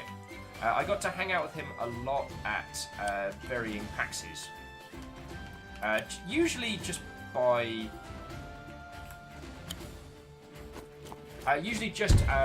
by coincidence. Like, I'd see him around... there's this thing at events where you'll see very, very cool people. Fine. I can't attack him. Wrapping a bin bag. Well, this doesn't make me happy, but they don't have ranged, and I need to get across. It's alright, she splashed the water, and the doggos were like, no, we're good.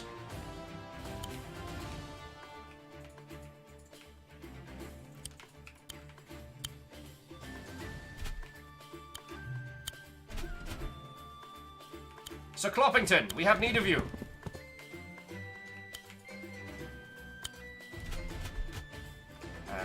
And what was that joke above of which regiment are we reporting to? The 308th Meat Wall Division. Oh no. Okay, so. The Pro said I had a YouTube channel for a while. I did it because it was fun, but I stopped because I couldn't keep up. As an individual that had a YouTube channel for a long time, I guess, I mean, shite, the reason I started doing it was mostly as was... I started doing it to learn how to do my job better, and I ended up doing it long term because some friendos were helping me with stuff and things. And it's Jeppy saying hello. To you, I say watto and welcome. Lovely to make your acquaintance. Do you have anyone who can handle that flyer? Don't throw your cutlery at me, love. Anyway, there's sadly not too much value in bantering about YouTube and stuff like that. Unless YouTube drastically change how they do discoverability on their platform, it's a dead space, my friends. I'm sorry, Master Bruce. Couldn't help you.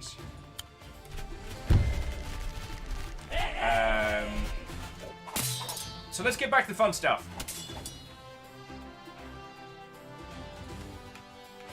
I march across the river and wrecking these horses. Oh, can you make it? Not quite. That would have been too good. I don't have anyone that can deal with this standalone flyer. That's not great.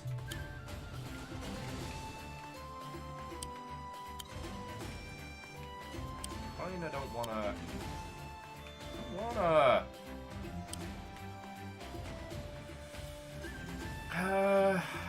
Alright. Alchemists! You are summoned. I'll send a couple more pikemen down this way. As the red tide wash over the scenes of battle.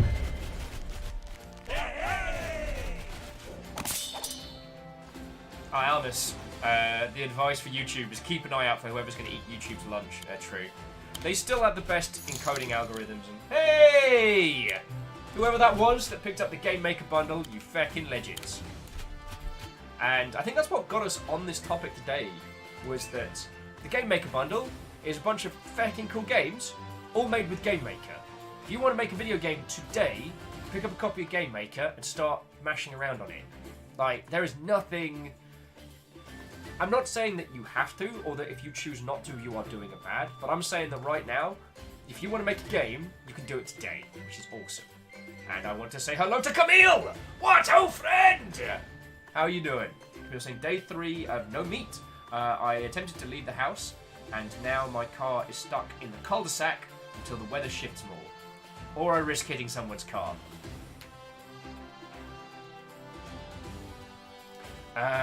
J-Po says, I actually bought Game Maker after Sunday's chats with Rami and Thor. I'm real happy to hear that. Farlo's saying, I'm thinking of learning God in the wake of Unity news. Well, one of the interesting things about the Unity news was that it might have been a premature leak on that regard. Apparently they are considering it if the conditions are correct. I think someone let slip something they weren't meant to, which is the discussion that possibly Unity would be...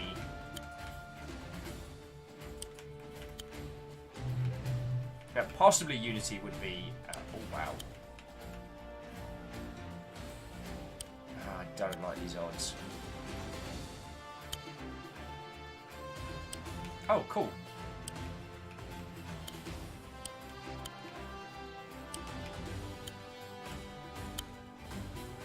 Got an idea.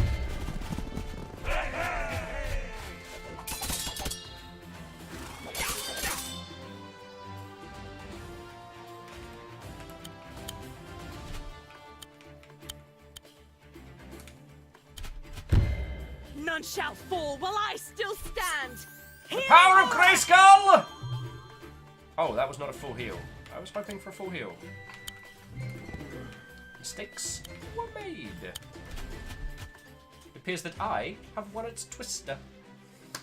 Oh yeah, and sorry, if you're wondering about the Unity news, as people in chat are saying, there was a rumour going around yesterday that Unity are going to be publicly traded. So they are going to be available for purchase. Ow. Get wrecked! A lot of people are worried that Tencent is going to buy them up. Or Tencent will do what it continues to do, which is buy a very, very large non-controlling stake with the possibility of increasing to a full stake for varying stuff and reasons. My fucking knife. Please just kill this flyer!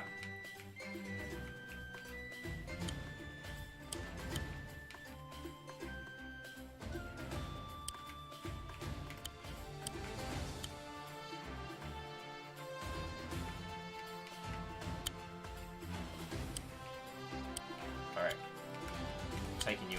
Taking your territory. Mosen's saying, why is Tencent infamous? Oh, Mosen, I do apologise. Okay, so, here's me half fighting and half telling stories. So, we're going to go back to demoing your game and taking it to a trade show in just a second. So, Unity is going to be publicly traded. That means that there will be shares in the company available for people to purchase. And depending on how much of those shares you own, what percentage of those shares you own, depends on what stake you have in the company. If you own more than 50% of the company, then you have essentially the saying, you have the majority vote in discussion. Now, Tencent are a very, very big Chinese company. They are arguably one of the big two currently fighting over everything. Initially, they were the creators of QQ, which was China's equivalent of Facebook, and have been under fire in the news in the past for their concept of Sesame Credit, which is a scoring system based around how good a citizen you are, according to the Chinese government. It's very insidious. Tencent currently own more of the video games industry than anyone else. Almost all of the big projects that we are seeing at the moment have either a controlling or non-controlling investment from Tencent. So this includes Epic, PUBG, an inordinate number of indie developers, an inordinate number of Riot. Oh, they own Riot outright. Sorry, guys. Thank you. No, dude, I would have missed that one. Thank you. And they have a very different business model to what we've seen of late. So we're all used to the EA method, right?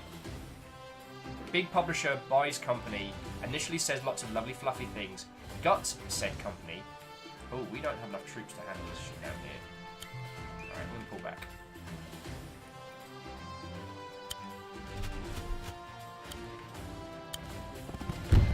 Have our horses hold the bridge.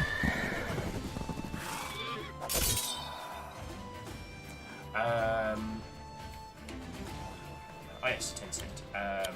We're used to the EA methods. I guess Microsoft have been guilty of it in the past. Currently, Microsoft are going on a really interesting, aggressive in terms of how they are buying and investing in indie developers, but that's another story. What Tencent have been doing is they have been saying, right, here's a chunk of money. We want to buy 30% of your company. It's not a controlling stake, and we won't tell you creatively what to do, but we reserve the right that at the future, if you decide to sell more, we get first dibs. If you decide that you... So in some instances, they've invested money in a company and said, here's a chunk of cash. If you ever become publicly traded, we get first dibs. And this is what... now, I am not an investment specialist. I only know this from being in circles of doing like investment in the video game world. So do not take this knowledge as gospel. But one of the things that I've been told in the investment world is that China operates incredibly differently from America. In America, you have what's called a 10-year plan, which is what you want, where you want your company to be in 10 years. Large-scale Chinese firms operate on a 100-year plan, which is where they want their company to be in 100 years. And this means that they take a slower rolling investment. They're not trying to control the output. They're trying to make sure that they have outmaneuvered their opponents on a larger scale, so that if another riot pops up, they've got that. League of Legends is a worldwide force. You know, even though it's not in the news as much as, let us not forget that it's still big bank. Internationally big bank. And yeah, one of the other things as it was explained to me by an individual who knows a little bit more about the sphere of like investment and stuff is that there are two companies currently basically fighting for, you know, world market control, and those are Tencent and Alibaba, and they are smashing back and forth on each other, which is why some people think that Tencent haven't been getting games approved by the Chinese government because the Chinese government is has opinions on Tencent's growth and speed. I don't have any knowledge about that, and my knowledge of international politics is woefully lacking. So yeah, I don't want you all to think that I'm pretending to know everything about everything. Anyway, alright, let's bring it back, because this is all the speculation stuff. The interesting thing about Tencent is, like I said, they invest in a company, and they don't tell them what to make. Whereas what we're used to is EA picks up studio and says, don't worry about it, we'll see your creative vision through. And then we get Dead Space 3. You know, EA putting more and more pressure on their studio, EA pushing in directions that do not match the creative outputs because they control the purse strings, and then the projects fail and they evaporate everybody. Like, we've seen this time and time again. It's a well-documented phenomenon. So yeah, jumping back into chat, Jackal says, these units are expendable 10 minutes later. Why do I not have these units anymore? Details! Alnes, named Tencent because they, because of an early policy to purchase 10% as much as they can. Wayward said, first dibs on public trading. Is that not like stupid illegal? Well, insider trading is illegal, but first dibs means that you need to talk to an investment specialist at this point. Like, I am just recounting tales I've heard across the pub table. But so far as I understand, it is the case of they don't get a heads up any more than anyone else does that a company is going to be traded. But when that moment comes, they're allowed to be like, all right, we're going to go this much. Also, we're going to get into this point of what is and isn't legal. We are talking about a gigantic Chinese multinational. You know, they own more of the games industry than anyone. And it would be very difficult to enforce a monopoly on a company from overseas. So, what is and isn't legal when you're dealing with that much money is creative difference. Doofmaster, he loves killing studios. Cancelled Dawngate for dubious reasons. Yep. And Kade is a panda. I don't know who Kade is, and I don't know if that is a compliment or an accusation. Thank you kindly for the follow. Okay. So let's bring it back, because if we get onto kind of like international speculation stuff, it's not really helpful because I can't add a lot, and at this point, there's nothing any of us can do. Do you want to know the horrible thing? The horrible thing is that if you were making game right now, and Tencent offers you investment, of all the possible people that could give you a large wedge of cash, they're actually not bad. That's the dark thing. Like, VC money is scary. VC venture capital money, because they come from non-gaming spaces, and they'll offer you the moon. Like, here, you want 5 million? You want 20 million? Done. Just make us a game. But VCs, their goals and aims can flip on a dime. So you can pitch them a 5-year project for this amount of money, and they'll give you X amount of money, and then 2 years in, they will turn around and go like, alright, well, our portfolio and objectives have changed, so you've got to ship what you've got, or we're gutting you and selling you to a mobile phone company. And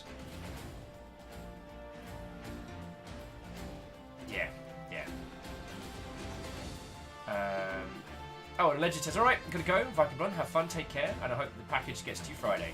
I'm starting Monster Hunter World tomorrow. This week is something.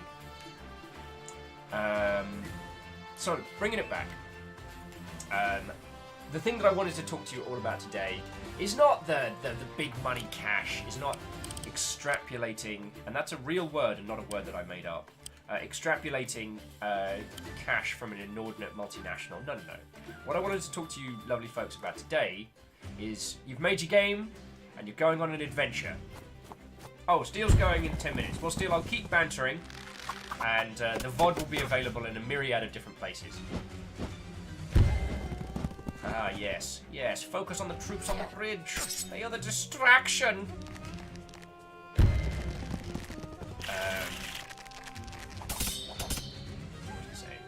Curses! Distracted by skeletons. My only weakness!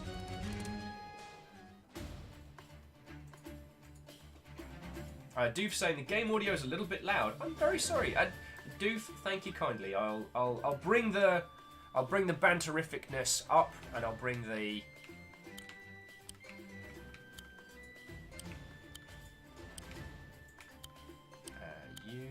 we're gonna do a capture because we want to continue going. So you've made your game. You've talked to either a local or international event. Congratulations, you have been chosen to do a cool thing with some cool people.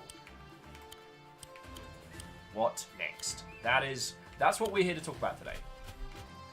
So we went over some of the basics earlier, and the thing is, there is never any harm in just in hitting the basics when it comes to this, because the last thing you want is to show up to an event and like not have power, not have internet, not have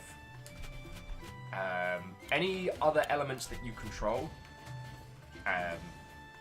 Alna says the skeleton to will ratio has been adjusted. I'm working on it.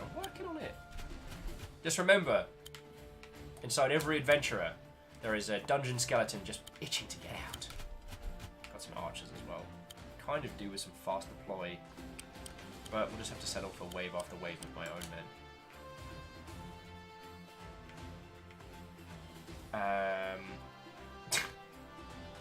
But Steel Fox is saying, also, pro tip, when they say PowerPoint, they mean an outlet, not the app.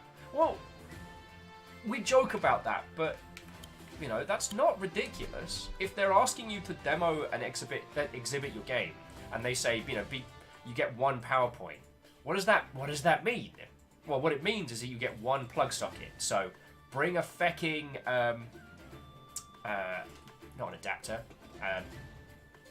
extension cable. Bring an extension cable.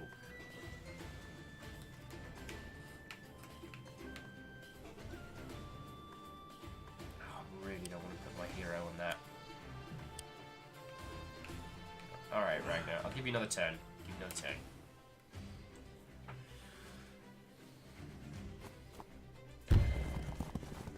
And with some events will provide you with a PC, and if they do, you know, checking the spec, checking what stuff you get. Dogs, don't chew on the ballista. The dogs got into the bloody ballista again. Oh, you skeletons don't do.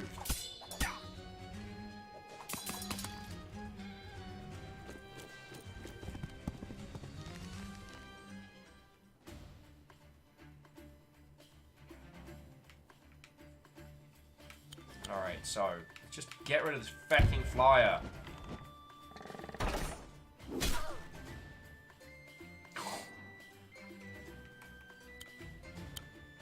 And now I have to feel bad because I'm attacking the doggos.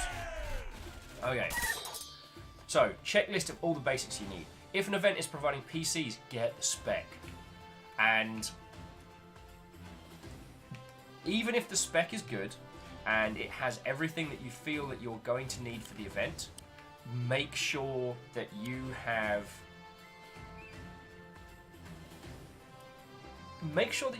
what you need if it's not what you need. So in San Francisco there is one computer store close to the Moscone, and that is not what I told you to do. Alright, well, you're dead the next turn. Well done, Chuckle. I was about to say, well done, Chucklefish. That's just a compliment, that's not an insult. That is me saying, well done, developers of this game. Wacka wacka. Alright. Operation Meat Shield. Operation Surprise Meat Shield at the top, which totally no one saw coming, is a go.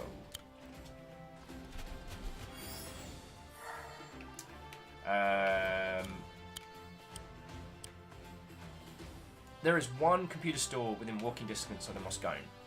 It is important to know where that is, or the Moscone, or however you want to pronounce it. It's like Bobby Kotick's name. Everyone pronounces it different every fucking year. Knowing where that is, and where, like, oh crud, my monitor's broken, my laptop doesn't work. Like, knowing where that is absolutely gold dust, because what you do not want to do is be in a situation where you've done setup, everything's working, and then something's blown.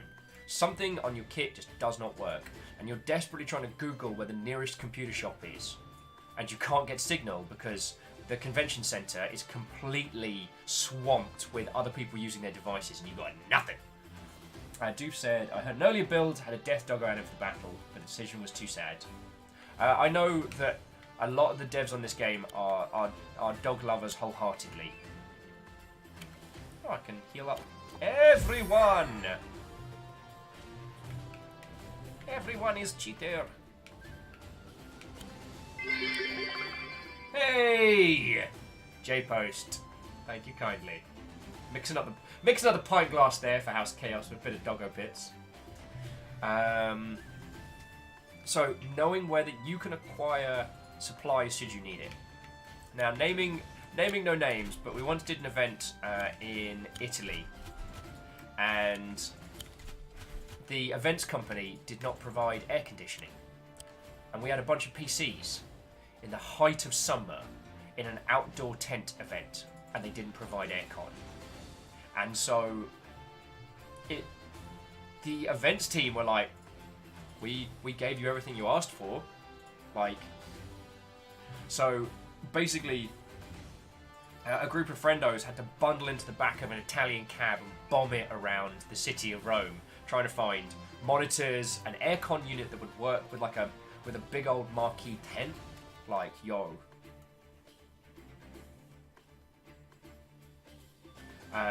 Dorothy's like, why would you do that?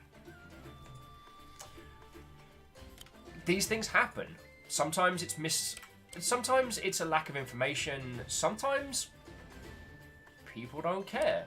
That does sadly happen. Like, I'm just spamming them with pikemen. I'm not using any clever tactics so I can keep chatting to you all.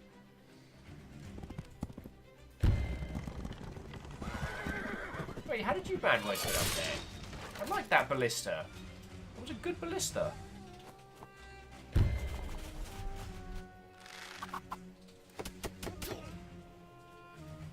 That's so much more love to give. Pikeman spam intensifies. Hey, I am trying to talk to you, lovely folks, about like all the po-faced topics, and dude, no. skeleton, no.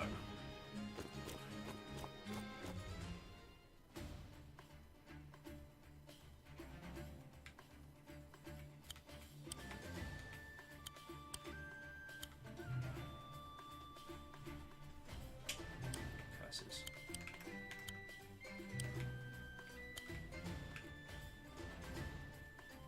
All right, got an idea.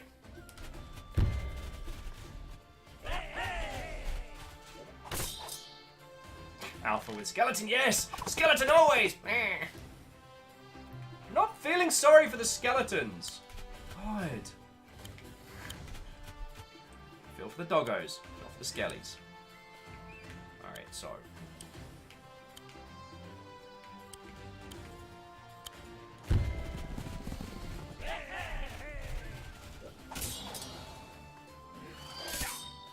That could have been more effective. I'll grant. Okay, so what's our tick list? Have we got power internet supplies? Have we got all the equipment we need? Have we got a way to acquire equipment on site if things go sideways? These are some good checklists. Alongside the usual, like, do you have your ID? Do you have, what you need to... Haha.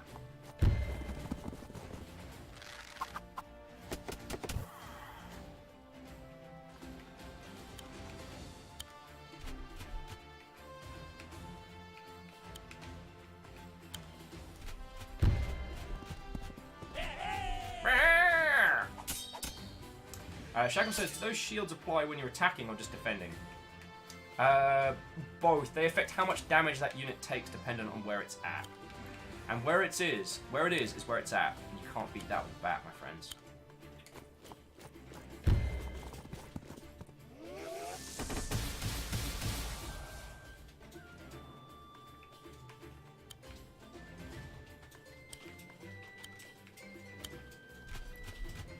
Pikeman spam intensifies! Oh, Ehrman, there is an excellent one. If you are going solo, suggest making sure a friend is available to help you if you're stuck on the floor and need something. God, yes. Someone who can just quickly keep an eye on the booth while you go for a bathroom break or something like that. Camille says, if you're allowed on site before normal times, do you have contacts for questions? Paper copy. Oh, God, yes. Camille, that's a great tip. Have a paper copy of all the contacts that you need. In the event of catastrophic failure, I mean like phone dead, gear dead, you have no means of contacting peoples. A paper copy of who you need to talk to, names and stuff like that is gold dust. One of the things I do before an event is like an event brief. So this is just like it's nothing fancy, but it's like a doc that I will print out, and it has my hotel address, the address of the convention, transportation information, flight details, confirmations, etc. like that. Anything I need to know about the event, like rules of setup, what I can do, what I can't do, etc., etc. And it is a fecking godsend, my friends.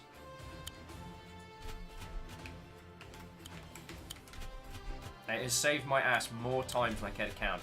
I actually got that tip from a PR friend of mine.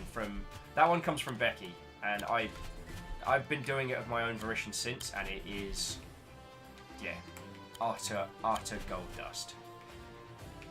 Now we clog the wheels of their machine with our brilliance. Let's send a couple of alchemists down. Those guys know how to party. So Camille, thank you for that one as a reminder.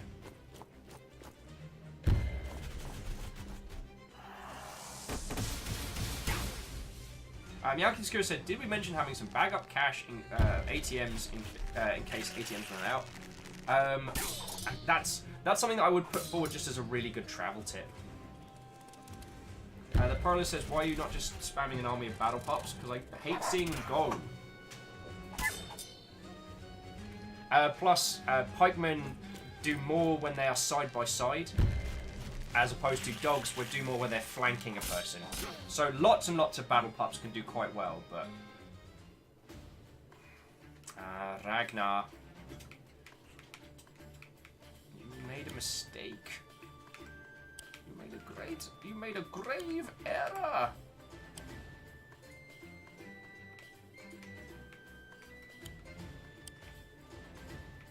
Alright, so now the spam can start coming through here.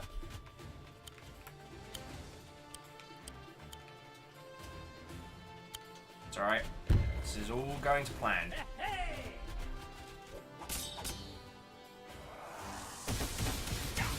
Cryostic saying, listen, Ragnar, we're not saying you're a bad commander, but you have vampires that survive the daylight and you're still losing. Like, I don't want to be that guy, but you know. Actually, how much can you do? Oh, they can barely scratch his. I won't fail!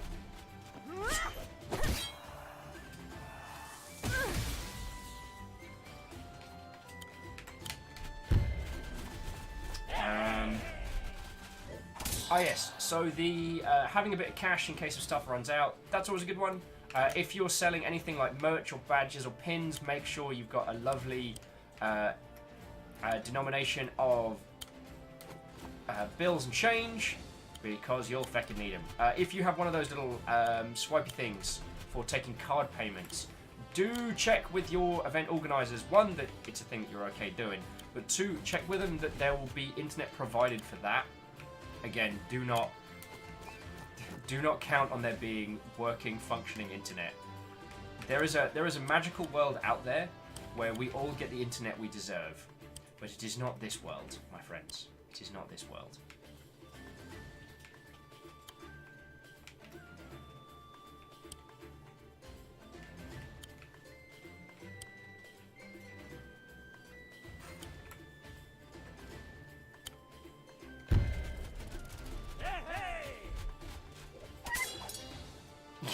And Prolo with the classic one, which is assume that if they've told you something will available, it won't be available. So I'm trying to think of other good ones. Practice practice your little 2-minute pitch.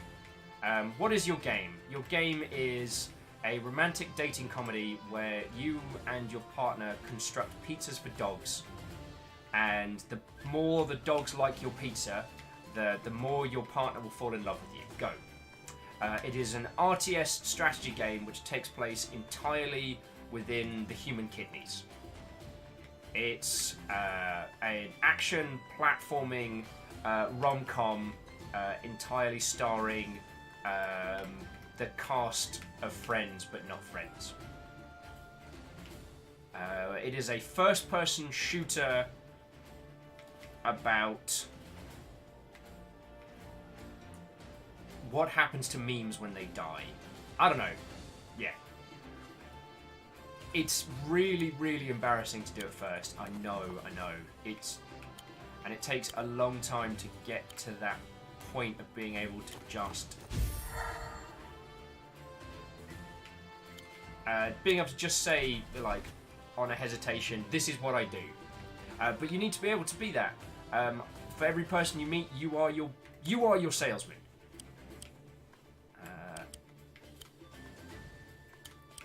And if you apologize for your game, if you throw your game at people with a manner that you're not sure of, or then people will pick up on that. You wait there. You're expendable. I mean, thank you for your value contribution, Pikeman.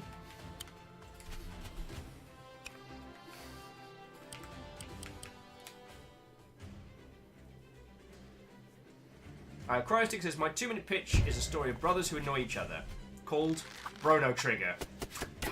The man says that memes never die. Ooh, yeah, they killed the backup.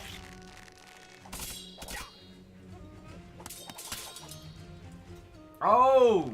So, V-Agent Zero is pointing out that Molyneux was a parody Peter Molyneux account that was online for a while, and I believe they closed it down. But it was excellent, and it did a really good job of, parodying the heck out of good old Peter and his ridiculous pitches. Theodore says, Will is the worst dad of Tiny Troop sons. These are not my sons.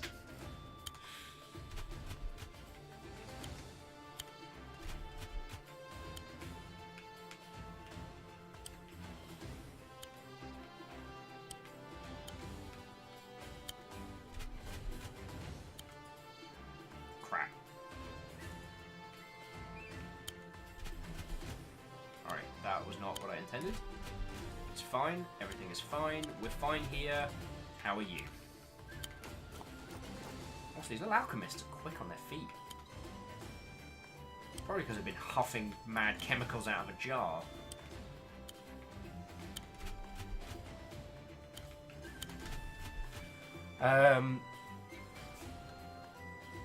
Alness says, my pitch is for a K9 RTS named Dogs of War. I will accept cash or check. Prolo saying, I still hold Molyneux. Molyneux was the kind of guy that got way too excited about his ideas and couldn't exercise self-control and shut up on occasion. Yeah. I guess the problem was... No. Okay. I apologise. That was starting like a counterpoint. You didn't mean it to be a counterpoint. What I meant it to add was... And I wanted to add... was more that... He's absolutely that kind of person. I got the chance to meet him a few times, and it was really inspiring, because at a time where it wasn't really being talked about, he was wholeheartedly saying, yeah, games are life, yo. But he was also very, very overexcitable. And it's real easy to be excitable like that when you don't have to make it. Not to be a massive ass, but... When other people on his team, when he said, you're going to have a dog in Fable 2 and it's going to be your best friend, he wasn't responsible for delivering.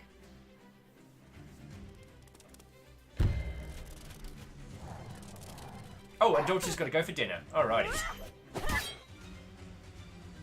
Araman says, you'll notice that Viking Blonde kept all of his puppies safe.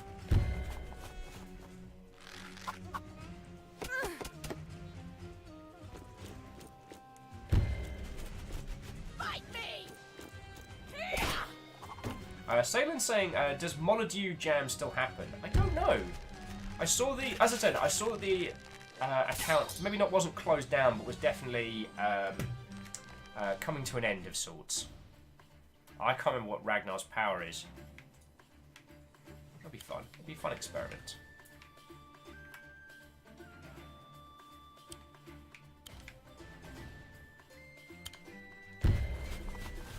Sorry, kids.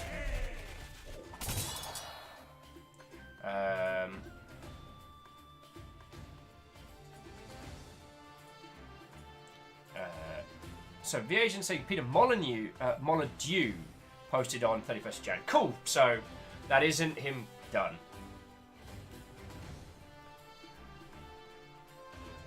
And Prado was saying, met him back in 2012. He was excitedly discussing fully procedural narratives, which I was glad he wasn't actually pitching as an actual concept, because that would feel immensely sorry for anyone tasked with delivering that. The movies send their regards. I won't hold back! Doggos! Go home! Alright, well...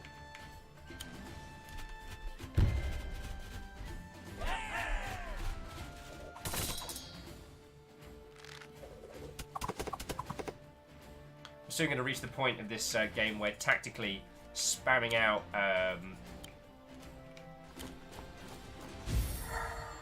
Woohoo! Where spamming out these guys is not going to be a viable strategy. There we go.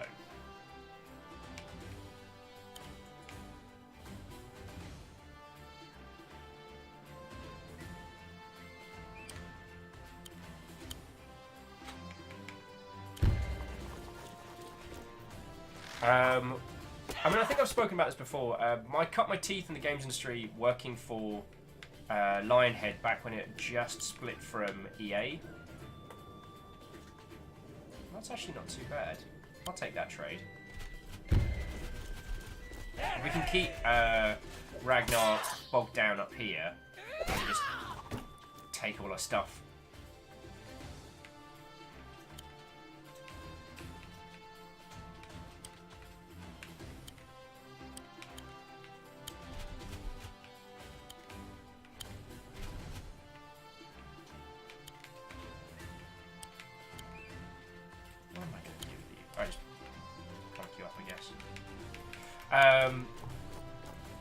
And it was really inspiring talking to someone who loved games and had wholeheartedly loved games for a very, very long time.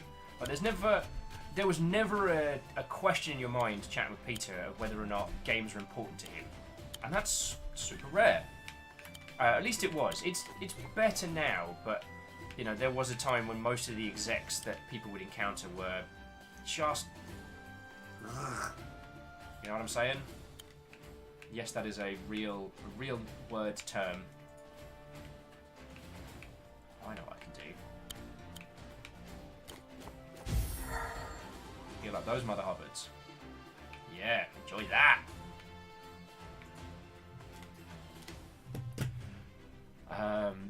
Yeah, so when I was getting to talk to him, there was so many great little... How's shield jump? Wait! Ragnar's bugging out.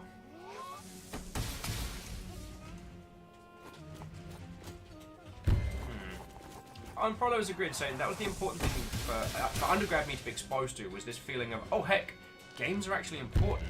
Yeah, and it was a form of discussion that wasn't really happening back then.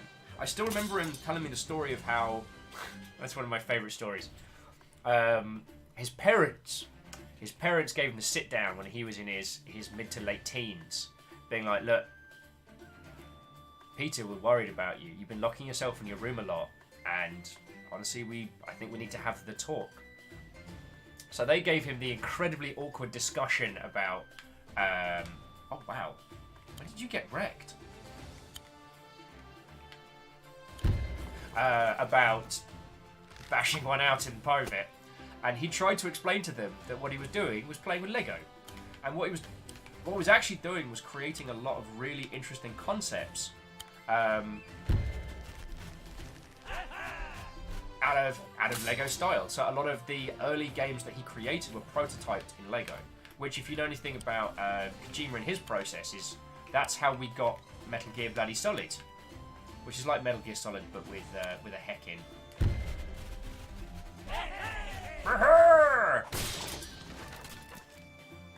This isn't over! This doesn't mean anything! You haven't won yet!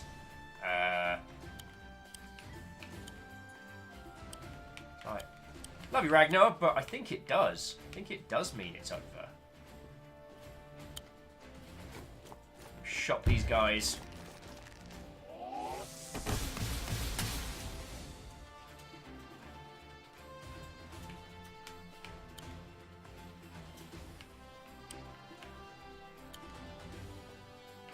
That's alright, you're expendable. I mean, you're once again a valued addition to this army soldier. Things like, where's Rita Repulsa when I need you? I think she's still trapped on the bloody moon, isn't she? I think that's canonically that's where she's at, right?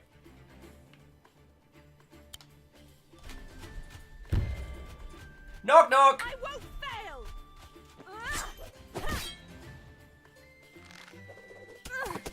V agent was saying, I think Ragnar was just getting the F out of Dodge. Yeah, I think you might have been entirely right there, friend.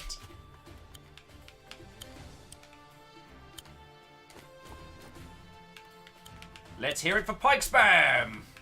When you absolutely positively do not want to think about tactics and want to talk video games industry with your friendos. Pike Spam!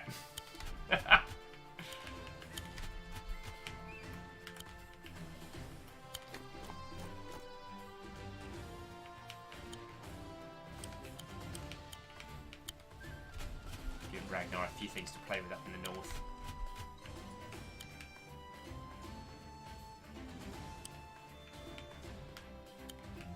You're expendable. Jumping back into chat, Al is saying, I remember hearing a story of how new XCOM was bogged down in development and they were trying to emulate the originals. Sid Meier noticed how demoralized they were and took the production team aside, and they worked out the game's combat mechanics with nothing more than toys, dice, pen, and paper. Hells yes! Alright, if you don't mind us kind of veering this conversation off into the fun frolic of games design. A very, very good friend of mine who taught me a lot of the fundamentals of game design taught it through the medium of board game design, because as he felt, board games are the purest form of games design, because all you have is you and your experience. You create the rules, your player plays them, and they get the experience. There's no programming. I mean, sure, there are aids and art and things like that. Yo! You take a tangent? No way. Shocking, I know the man. Thank you for the 200 bits, yo. You're shaking the crap out of the cup. So far, I think House Order have done the best so far today. They have added a new layer of lovely, adorable heart bits to the cup. There was a strong showing by House Carl earlier today, but yeah. I'm just credit where credit's due, all right? And House Valkyrie haven't had a chance to shine just yet. But they'll have their turn. Ark of the Conclave says, I would like to subscribe to your Pike Spam newsletter. Well, thank you. Pike Spam Weekly, your weekly publication of how to send wave after wave of your own men to their deaths. Should be fine.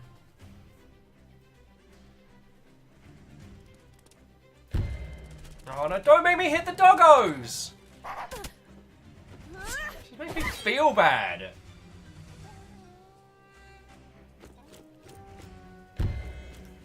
Fight me!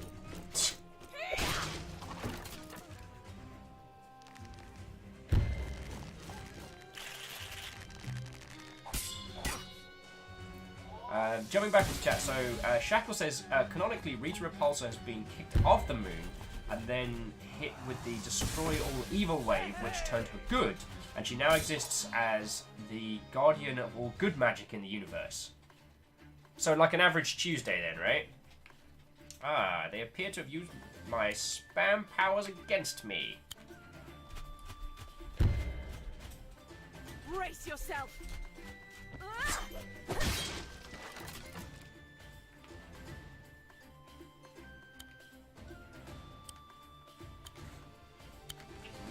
Hang on. Crap. I goofed.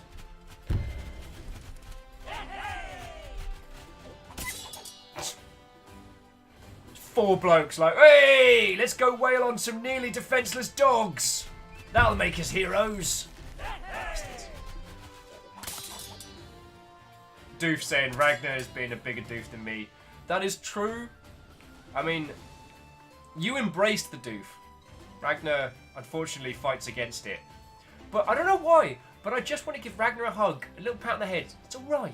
Do you want to come? Just come over to our side. You've got a lot of heart, and we don't want you to fail. But you're kind of getting trashed right now. And I feel a little bit bad about that. That was a personal vendetta strike. Vendetta Strike, of course, being my favourite of the Strike series.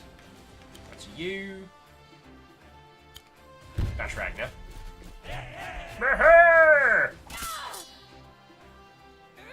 Boff.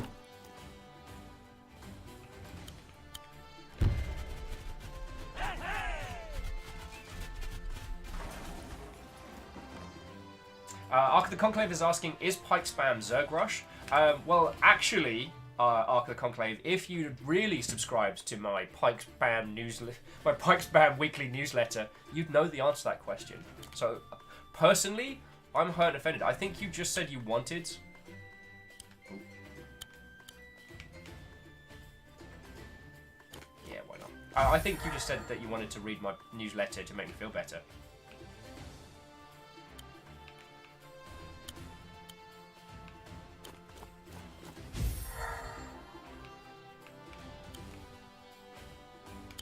Should be enough. Oh, get stuffed. Or whatever the equivalent skeletal maneuver is of getting stuffed. I can't believe how many times I've goofed on this map so far. I did not deserve to win this. Doof saying, I guess this would be a C rank. This would be an exceptionally charitable C rank.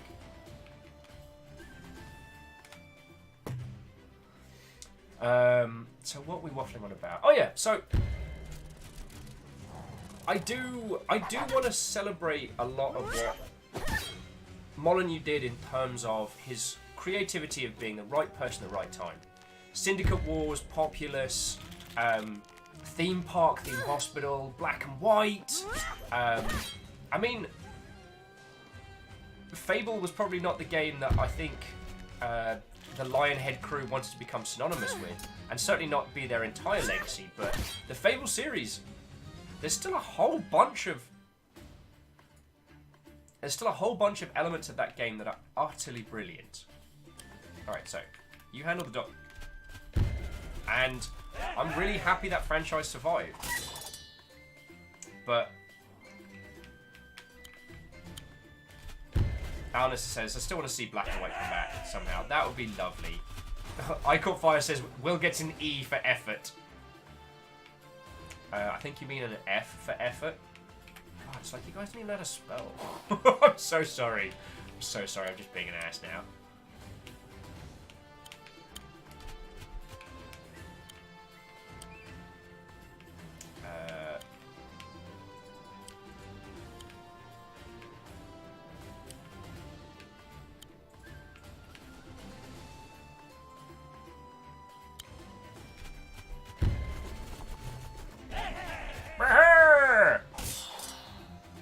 So I guess I do want to focus on that a little bit. Like, it's easy to throw rocks at Molyneux and a lot of the things that he has said in the public space. I mean, I still remember the whole "it's not on rails" thing from E3 one year, which was ridiculous. And at a time when a lot of people were just focusing on the business of video games in the most, like, heartbreakingly mercenary way, he was standing there and being like, you know, games matter. The problem came when it was the Cube. The Cube was what broke my heart.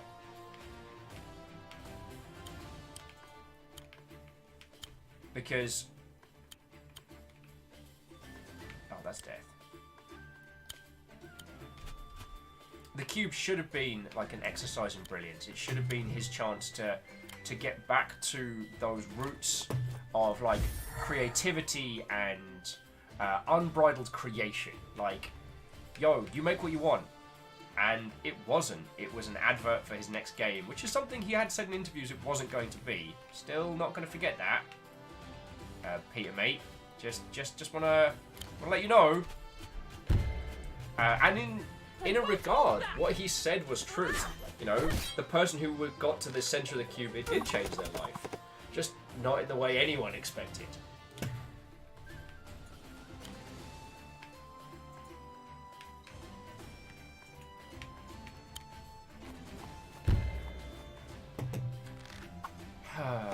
And then after the cube turned out to be a dismal failure, and then Goddess kind of folding in on itself, I want him to succeed. I want 22 Cans to succeed. But there was this point where they think they laid off everyone apart from this one guy who was a community member who had been hired to become like a PR guy. And there was this horrible interview, which was Peter, this community bloke they'd hired, and their community manager. And it's the kind of video asset that haunts me. Of Peter just getting torn apart by this person. So Cryptheart said, is the cube the GameCube? Ah! Well, we get to talk about a story now, Captain Tryhard. So thank you for asking. So the cube, So, to fully know this story, one must fully know Peter. And Peter, throughout his career, had talked a very, very, very big game. And had often insinuated that places like Microsoft and stuff like that had kind of stopped him from doing a lot of the things that he'd wanted to do.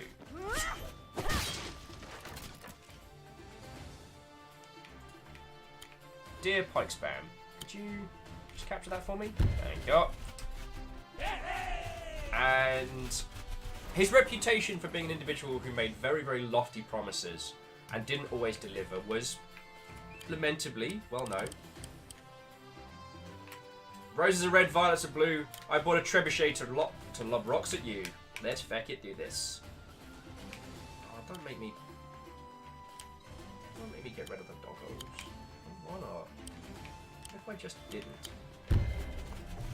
I'm just gonna, you know what? I'm just not gonna attack those doggos. This game can't make me. So, Peter was the head of Lionhead Studios. Originally, he led a team called Bullfrog, which belonged to EA. And as EA does what EA does best, they got the heck out of Dodge and formed Lionhead. Lionhead Studios was early UK independent developer.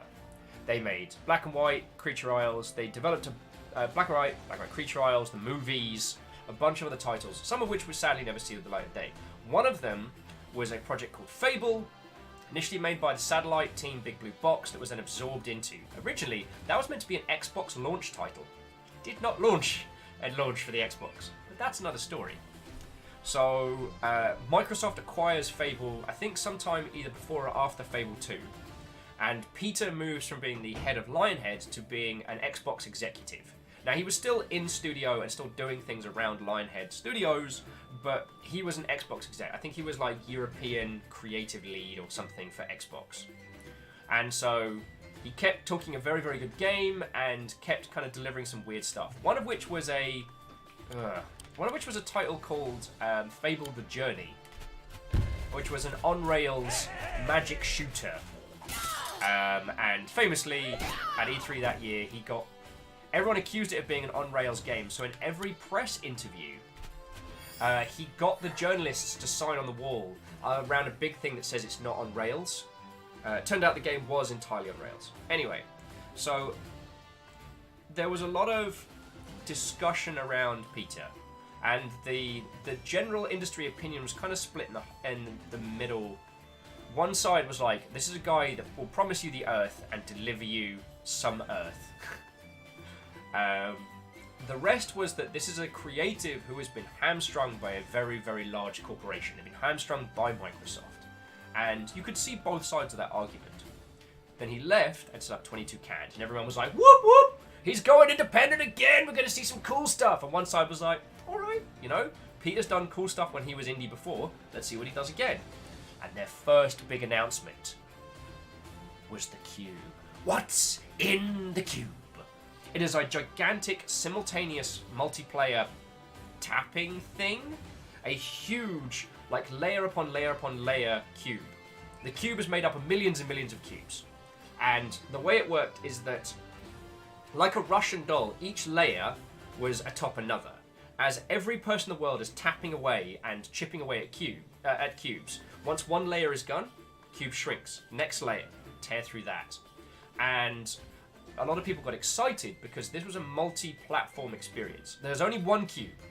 There's only one cube that everyone is tapping away on iOS, on browser, on console, everything.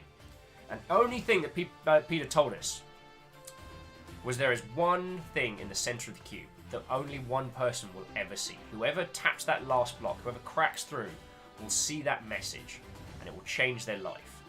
And I think he said that it wouldn't be money and it wouldn't be a job. I think those were the things that he said. He made some claims, but he did not tell anyone what it was ahead of time. And so the whole world went nuts. Individuals like me tried to theory craft of why he'd be making this kind of simultaneous tech. This technology that would allow mobile, browser, console all to interact in the same space at the same time. And I'm like, think of it! We have Peter Molyneux, the insane creative brilliance, let loose off the chain, and now he's prototyping some mad tech where everyone can play together. Yo! It was a dismal failure. Yeah. At the center of the cube was an advert for his next game, Goddess. Whoever got to the center of the cube, the one bloke that did, became the very first god in his new game, Goddess, which wasn't Populous because EA still holds that, but was Populous-esque. And Goddess tanked hard. It tanked really hard. And there's some incredible write-ups on Eurogamer about the man who would be the first god. I don't think I can do those articles. I don't want to attack the dog, so I'm just going to move everyone up and in turn. Sorry, you got me talking about old Molly P.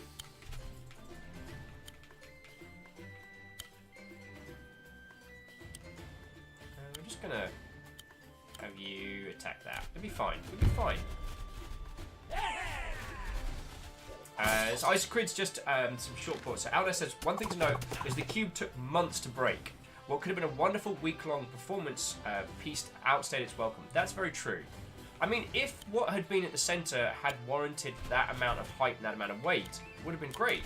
But this was very much in par with Peter's communication strategy up until this point, which had been, you know, promise the Earth and deliver some Earth. You know what? You can have that one last little building.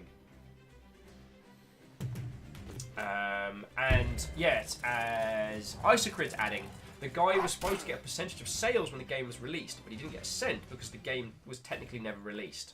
There were loads of weird loopholes and stuff like that. Are you in range? Yes, you are. Eat rocks, jerks! Nice.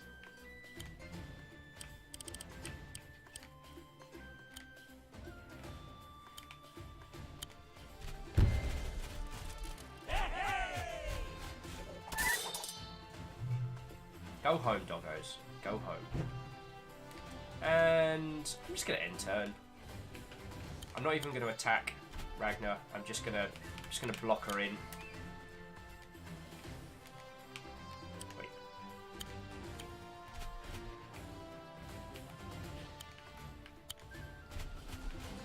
Some good old-fashioned siege warfare. Of course, the game will make us play better as we go along. We won't just be able to continue doing this utterly vomit-inducing, dirty spam. But yeah, alright, let's finish this up so we can continue chatting. So, jumping back in chat. So, Elle, how are you doing? What, old friend? Welcome. I apologise I didn't see you come on in. I'm doing lovely today.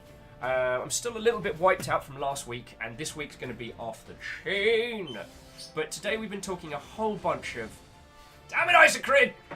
Isocrid's counting my sorries again. We've been talking a whole lot of game dev stuff. We've been talking about attending your first trade show or convention. And then we started talking about Peter Molyneux and creative design and things like that. And the vampires just leave. We did it! I love this scene because I can imagine it. Like, Ragnar's not attacking Mercia straight up in like a 1v1 fight. She's just face down on the floor, just being like having a little sulk, and then she'll jump up again and be really enthusiastic. And also, Camille, did I say hello? Yeah. I know I acknowledged your icy escapades of the day, but if I didn't say hello, it's lovely to see you. Ryan goes like, but all those vampires! This is impossible! Sheesh. Calm down, lady. She was like this. Yeah. Nuru is adorable. Can we just give Ragnar a hug and just invite her onto this side? This isn't over! No, it's okay. I'll come back, and when I do... I'll crush you! Alright. Honestly, if we let her win, I don't think she'd know what to do with it. I see what you did there.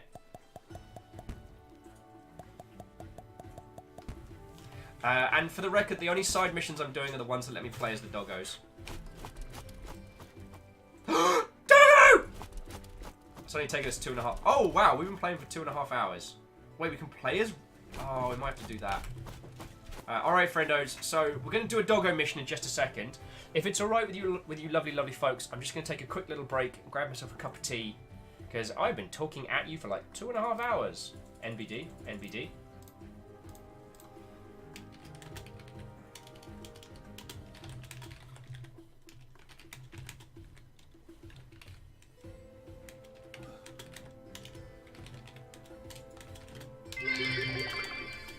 Bear with me just a second. Someone's asking me what kind of GDC pass they should get. J-Post! 200 bits with Hail Caesar! For Rome! The Prolo's gonna head off to bed. Prolo, thank you for helping me articulate a lot of like tips and tricks for exhibitioning. I need a cuppa. For exhibiting your very first video game at one of those trade shows the kids are always talking about. GDC is coming up, so that's why I guess a lot of this stuff is on my brain.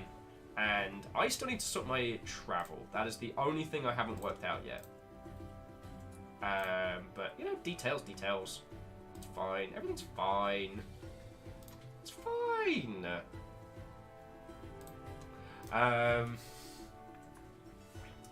The pro is saying, it's all good. I am by no means an expert, but I have been there. And, you know, helping folks survive, that is... Like I said, for those of you that are making a game, want to make a game, I want you to succeed. I want you, you know... If I can spare you the pain points that I have seen others go through or I have experienced myself, then I'm doing my job well. Oh, Doom Ninja's like, go get tea! I'm sorry, I'm going! Why? What's bullying me? Wouldn't have it any other way. Wait. So, I'm going to go grab myself a cuppa, and then we're going to be continuing with this. I kind of want to, I guess, banter a little bit about... I kind of want to banter a little bit about... Why do you do this? There we go. Alright, we're going to look at the beautiful... Oh, I know what to do. Camille says, Will, don't you waffle anymore. I will walk down there and make you drink more tea. 10 to 24 and 14 seconds. Isocrid, thank you kindly for the 500 bits. That is sincerely appreciated. And it took us 2 hours, 24 minutes, and 14 seconds to hit 10 sorries. Why you do this? Why you do this? You're all pecking on me! I just want to talk about video games. Everyone's being mean to me. I kid. I thank you all sincerely for all of the bits, yo. They keep my sorry ass alive, and they keep this operation running. So, For all my jokes and my banter, I'm genuinely grateful. Alright? Alright, so I'm going to go get myself a cuppa, and then let's continue, yo. I probably want to banter a little bit on GDC and BizDevery next. Just because the actual shaking hands, making friends, selling copies is where I excel in business development space. So I'd like to share with you a few of those tips and tricks, yo. It's the least I can do. But not till I got a cuppa. So, to be continued. Don't go anywhere, you lovely, lovely Mother Hubbards.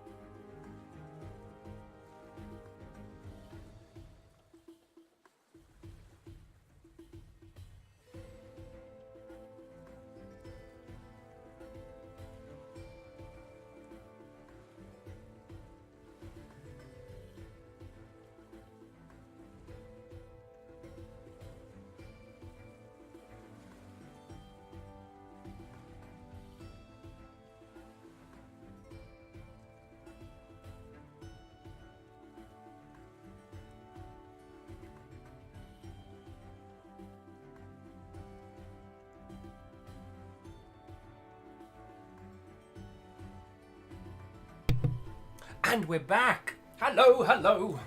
And rather than apologising, I'm going to start by thanking you all for waiting. See what I did there? What I did there, you saw it. Moose! What, oh friends? How are you all doing? So Ket's brought these bickies. I hope you can all see these. I've never tried these before, and I'm told they go very well with a cuppa, so...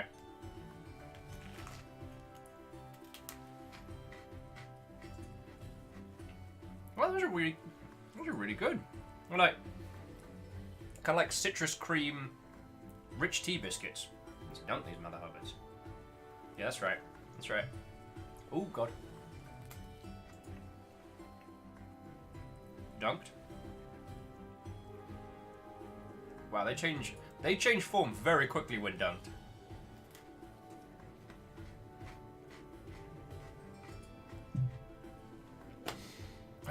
So Moose is asking, I assume you've discussed ActiBliz layoffs already. We've talked a little bit about them. I decided to veer away from going into it too badly because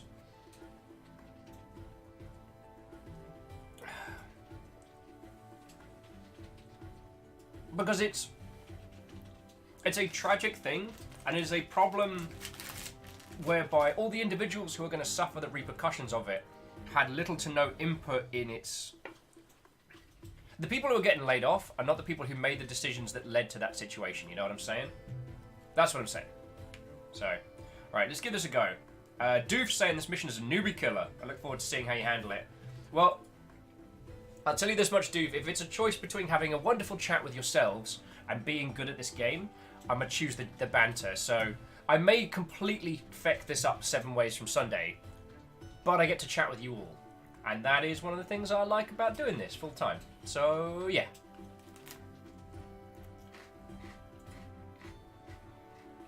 Those are good. Alright. Well, I am going to do the voice before we get back into banter. Your gold or your life? Wait, I don't have any gold. Really? Huh? You wouldn't think there'd be a villager would demand such high overheads. I imagine it's more of an income flow issue.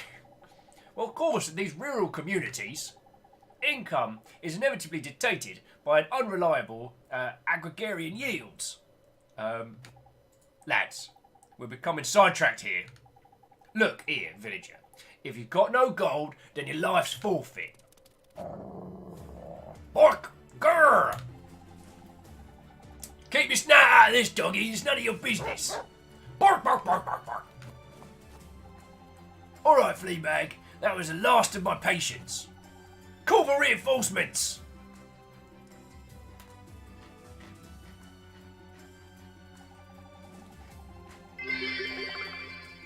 Your GP or your HP? Jackal, you nearly got me to spray bits of biscuit there. Your GP or your HP? That's a pretty good threat. Right, for a small size, it's a pretty well-connected settlement. Must make an appealing target for outlaws. Arf, arf, arf! Seems like Commander Caesar's staying put. That settles it. We'll stay here and protect these villagers and their settlement. Defend the... So this is just a defense mission. Okay. Crap. So we can get attacked from like 4 different angles. Oh, good.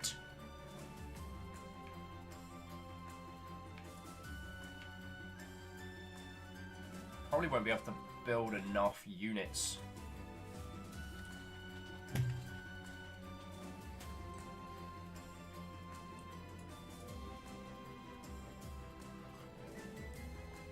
Alright, let's just quickly check the overview. Okay. Defeat the invading outlaws and protect the village. Okay. So, Doof, if you want to give me any tips on this one, I will absolutely take them. I am not above outsourcing my strategic advantage. And going back into chat, Rhyme says the growler's blocking the portrait window so we can't see who's talking. Fine, I'll move the... So for those of you who have just joined us today, there is a very curious quirk of the American language, which is that a particular vessel for holding beer is referred to as a growler. In the UK, a growler is a very, very different term. Exceptionally different term. And I'm just going to move the cup up. There we go.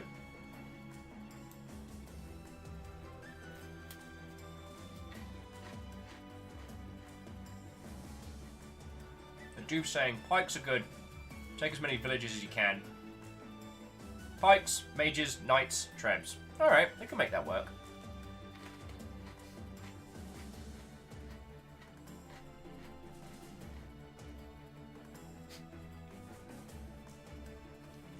Camille's saying 10 meat artillery. That works. Let's remember, every soldier is one reserve shot for your trebuchet. Just saying. Just saying. Oh, I'm really looking forward to it. And, okay.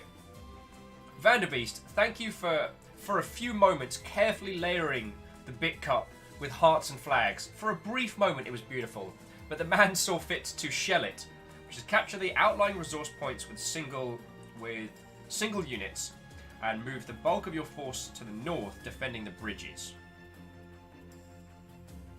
Keep scouts on the south and east-west roads in case the game sends enemies through those routes. And Camille nearly made me spit tea out of my nose, which at the temperature it's currently at would have been a painful experience, saying chub cannons. Speaking of other nonsense Americanisms, the chub. A chub is a measurement of meat. It is an amount of meat that one can acquire.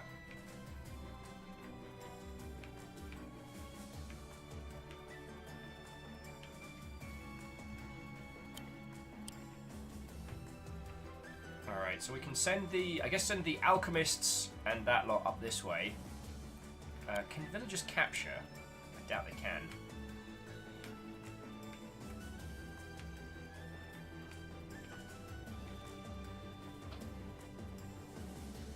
So Nirvana says, I like to eat Madrina biscuits forming a sandwich with butter or strawberry jam in between two biscuits. Oh, nice! I mean, I've just got them to snack on here, but dang! God damn it. Isocrit, I am not reading that out loud! That is criminal! And the man, Vanderbeest, and everyone today, thank you for the bits, yo. So, while I'm wholeheartedly cocking up this operation, the thing I wanted to talk to you lovely folks about, BizDev. Shaking hands, making friends. Business cards, partying, having coffees.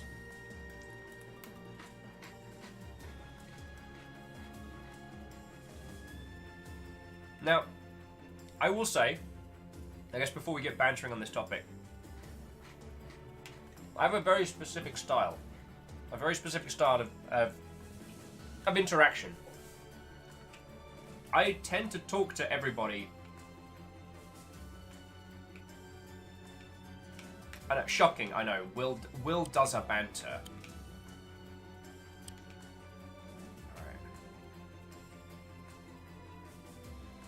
How are we going to get enough units to hold these points? Oh, we've got healers. Okay. So have we got enough cash?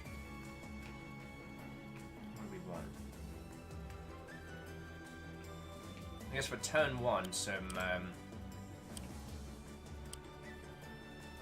some sword soldiers to grab these outliers while the rest of our good troops move up. Alright, I can do that.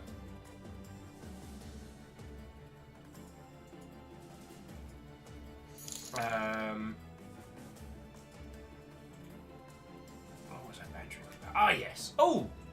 And whoever that was that just grabbed something from the humble store, thank you kindly. Oh, God, I'm being a terrible, terrible host. Why do you not all put up with me some days? I do not know.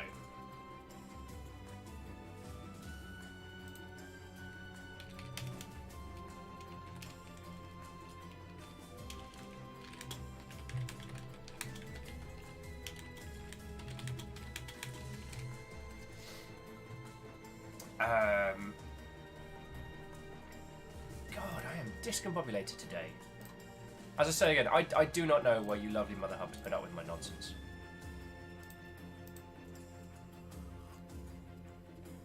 Ah, sweet mercy. Oh yeah, so I guess the teeny tiny will disclaimer. I have a very, very specific way of doing BizDev.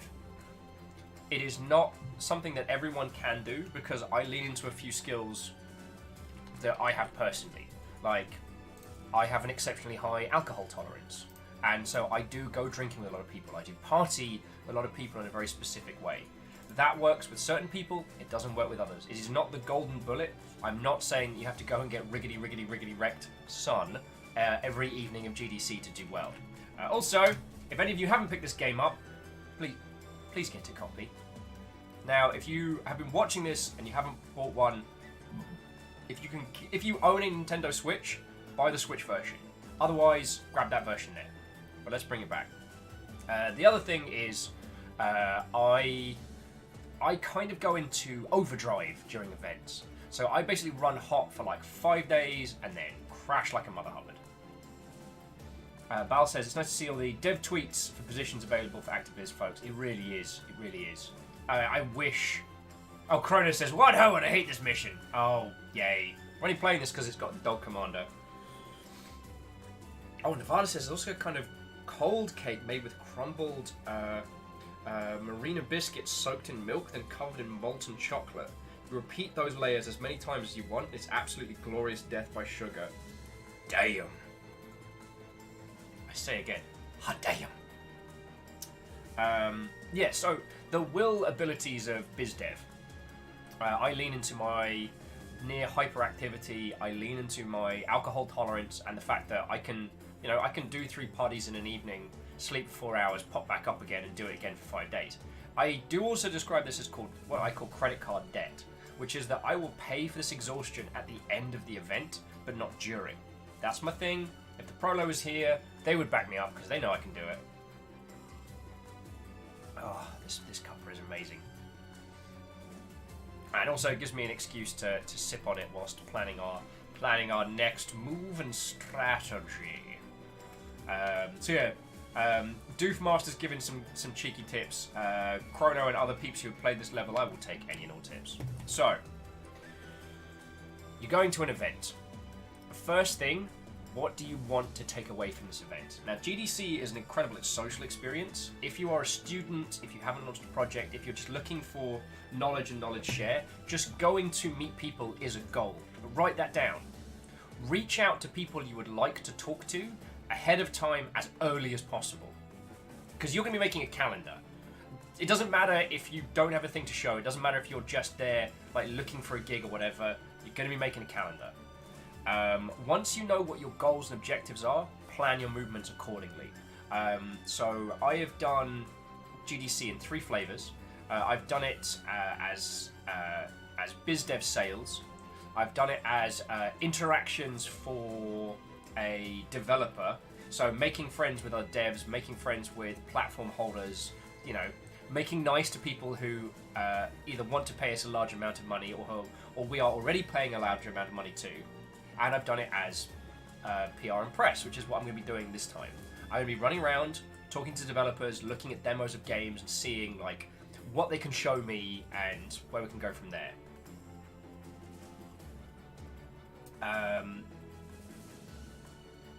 Once you have a generalized goal in mind, then you can understand what matters, what doesn't. There will be more parties at these events than you can possibly go to. So, know which one's which, who's going. The who you're going to hang out with and who you're going to meet is more valuable than necessarily looking at...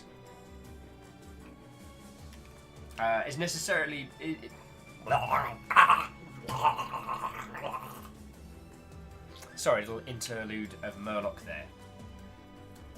Who you're going to see at parties is often more important than what the party is about. A big, massive, epic party with a free bar is going to be a great time. Like me and one of the people who worked on that amazing game, Florence, the emotional mobile title. Me and one of the guys who made more time and is making Necromunda.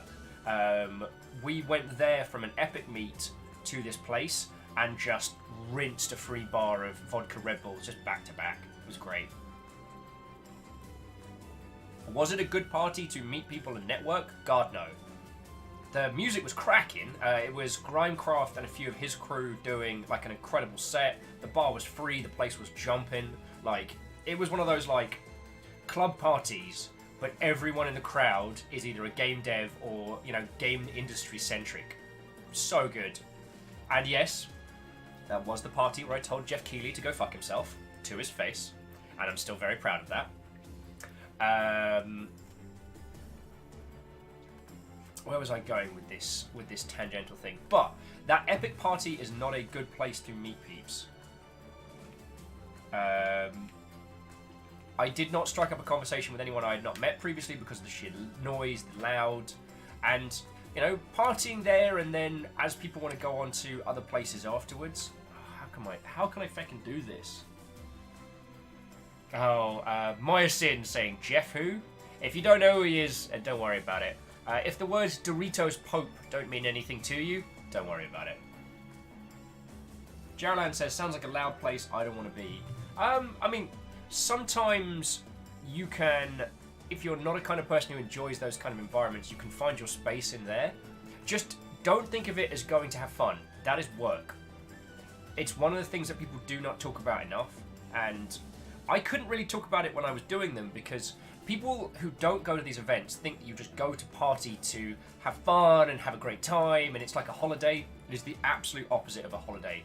When you are 3 parties deep on a Thursday and you're still feeling the effects of the hangover from the night before, but you need to go to this place to shake hands with this person who has either done you a solid or is going to do you something good, it is a marathon.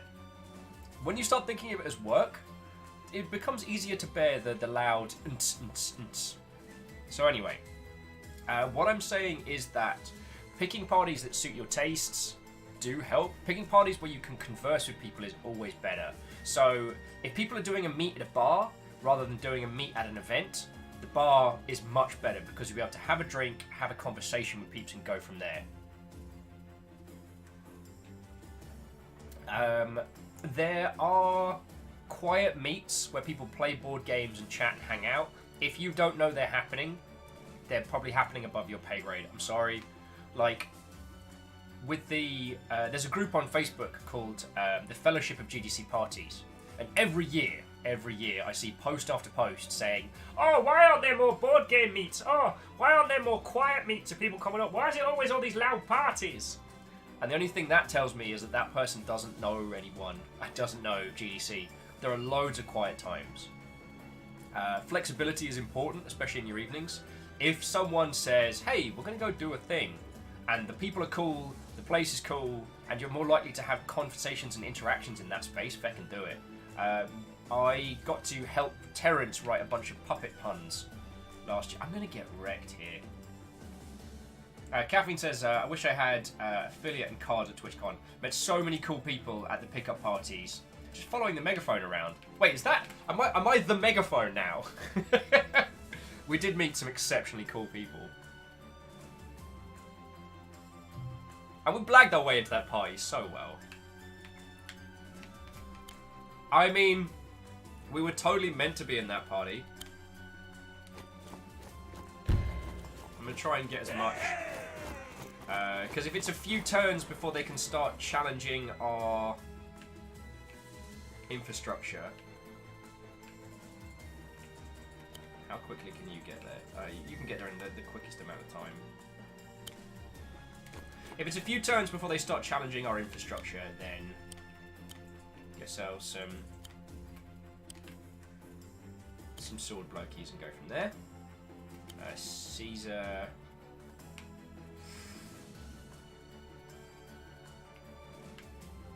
Which side should Caesar be on? You can get there and back faster. Alright.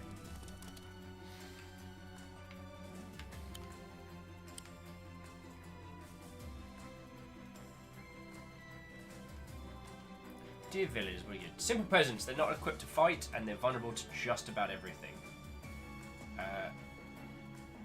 Wow, they do nothing.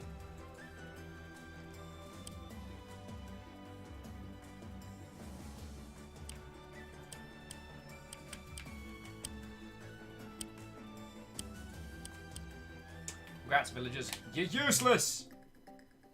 Alpha says, have you ever not been the megaphone? That's true.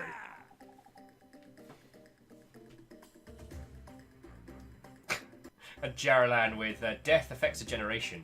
Victory affects forever. Oh, that's a Shamu's boss. Do-de-do, apples and peas. Crud in a handbag. My doof says villagers can't even cap. I tried. Crud. Alright, we'll sneak you through there. Congrats, you're conscripted. Actually, how many turns have I got?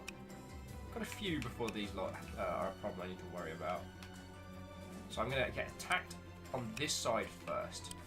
So, Caesar, let's do a little bit of the old cheeky balk.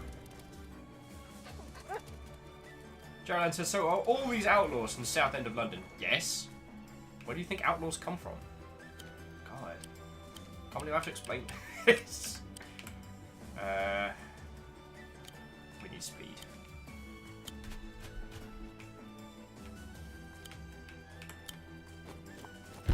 Speed and cash.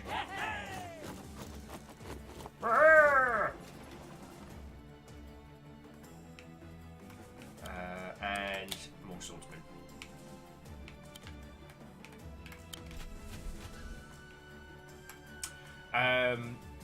Anyway, so rolling it back. So I've talked a lot about the parties I'm going to. Okay. Again, I can't say enough about scheduling and planning throughout this. There is flexibility, of course. If you need to ditch one event to go to another because you think it's going to do you better, take the gamble. Go with your gut instinct on this one. That's, I guess, pretty basic stuff to say, but I don't know what else to add on those ones. There is no harm in having Eventbrite tickets for an event and not being able to go. But saying you're going to be at some place for like a one-to-one and cancelling can put noses out of whack. So I'm just going to hide you lot. Hide in the forests. Hide in the forests, you little... Actually, no, I don't want you up there.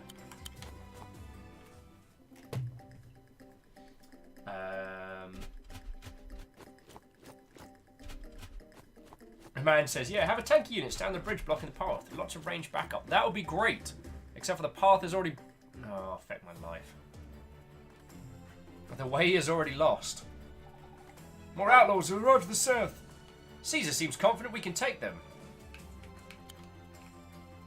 Reactor online. Hey! Weapons online. All systems nominal. I got my own sub this time. Suck it, house Carl. Whoa! This is the first time I think one of the other houses have called out House Carl. Bloody heck. Take it back. I don't want you up there. Well, AR, as always, it is lovely to have you with. And fucking congrats. 2 months in a row. That's pretty badass. One more and you get a fancy new badge. It'll look rather good on you. The man, I assumed he did House Carl for the phonetic spelling so that the Welsh machine wouldn't get it wrong. Wow, I do apologise one and all. I'm kind of butchering my conversation at the same time as I'm butchering this mission. Because I'm not giving this mission my full attention, and that is proper criminal.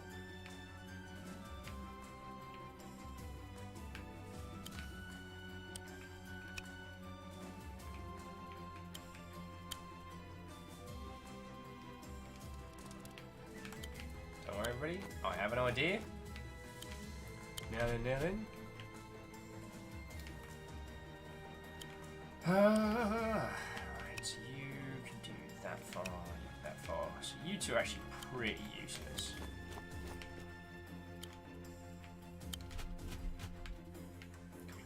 2 units. Yeah. Knights and healing, I think, are going to be my best maneuver.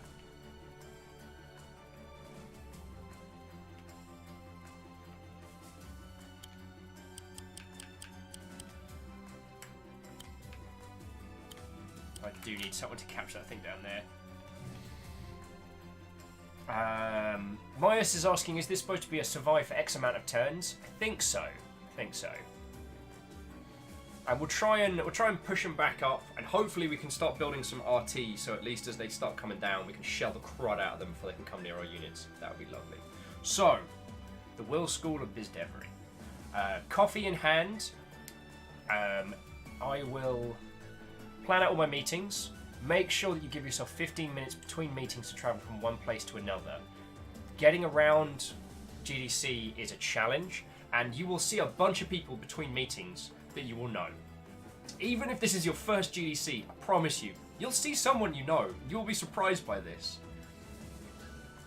So having time to go from between spaces, even if you're going from like one bit of the hall to the other, if you see someone, you can have a couple minutes be like, hey, how's it going? And then you can be like, okay, I have to get to my meeting. But what you're not is keeping the other thing held up.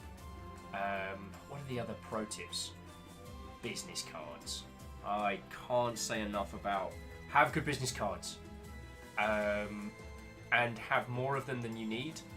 But people will say, hey, I'll message you, hey, I'll email you. They will have like between 20 and 200 of those same interactions a day for 5 days. Because while the Expo Hall is open for 3 days, GDC starts on Monday. So Monday and Tuesday there's off-site events and all sorts of craziness. Then the show floor is open for 3 days. And you will have so many micro interactions, it is insane. Having a good, clear business card is a godsend. And don't just have a business card for your video game. Have one that has your contact information on. There is nothing more infuriating than having a great conversation with someone and then looking at their card later and it just says the name of the game and like the game's website and you're like, feck you. Because it feels like that kind of thing of like, oh, I really want to talk to you, but not enough to have a proper human interaction about this afterwards. Please look at my thing. And Baal could get some sleep. Says, thanks for the fun stream and chats. Could get some sleep. Well, it is lovely to have you with us always, Baal, and I hope you are having a splendid time.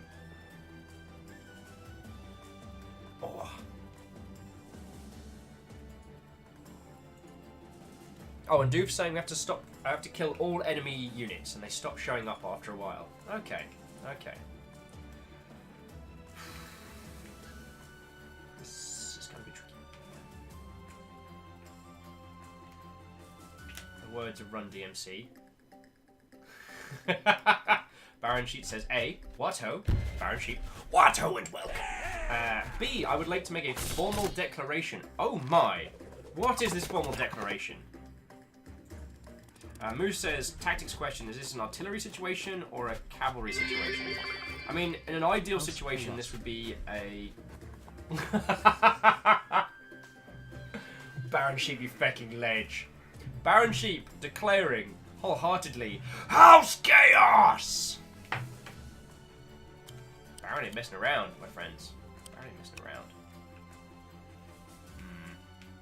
Alright, I need you down here. Forget the thing. Oh, I see you lot are running away from my cool units. Bad words. Alright, so what's your range? Your range is there.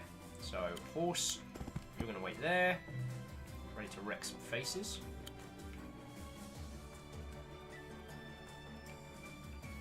Alright, well, time for a bit of...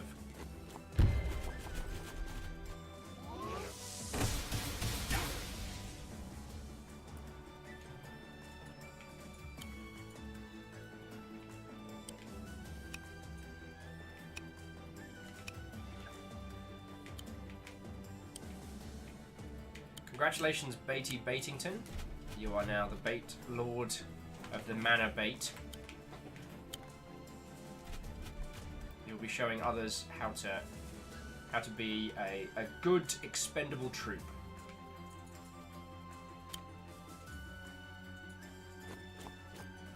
No, not quite a master bait, Jarolin. They got to work up to that. I mean, what? I wasn't planning that joke. What are you talking about?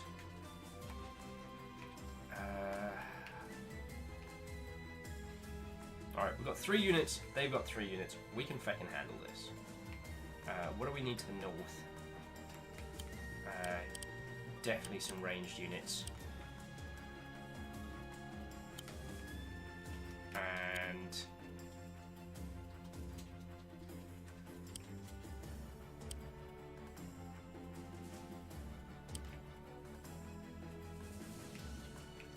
I'm not saying infantry spam, but I think some more infantry would be lovely.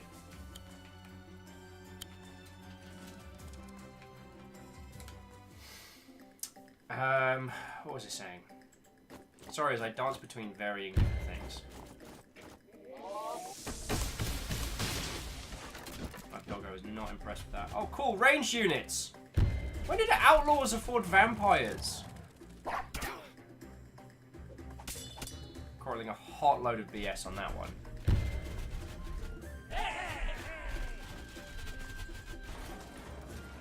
Anyway. Baron Sheep, dude, thank you for the 500 bits, yo. And your declaration of House Chaos was superb. Shackle did follow that up by refilling the glass with flags, which is heckin' badass.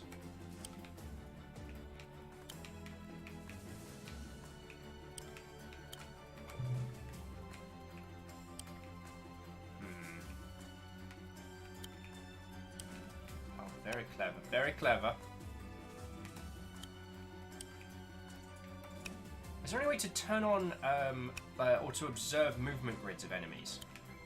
Because that was one of my favourite features in Fire Emblem. I can push a button and see where all the enemies can move. So I could kind of bait them into coming within range.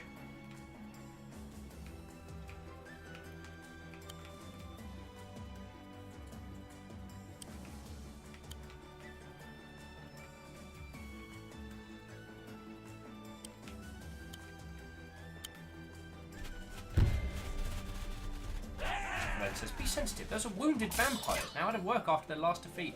There's details.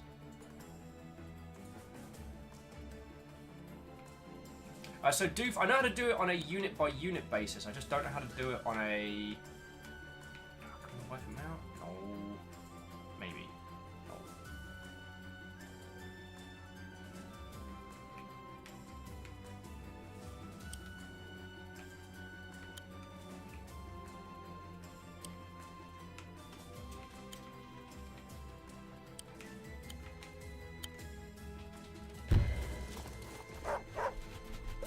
Alright, Steve. Doof, it's nae worry.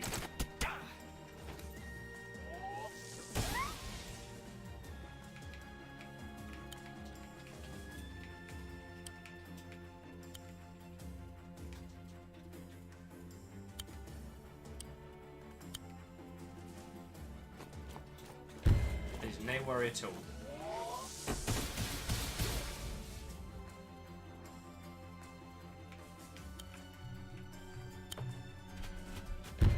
Woohoo!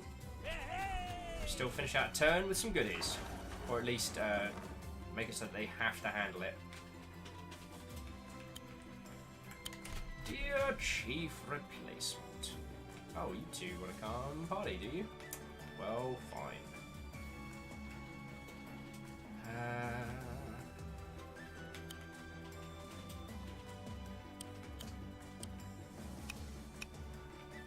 You know what? You aren't doing a whole lot of hex up here. You could use the reinforcements at the top.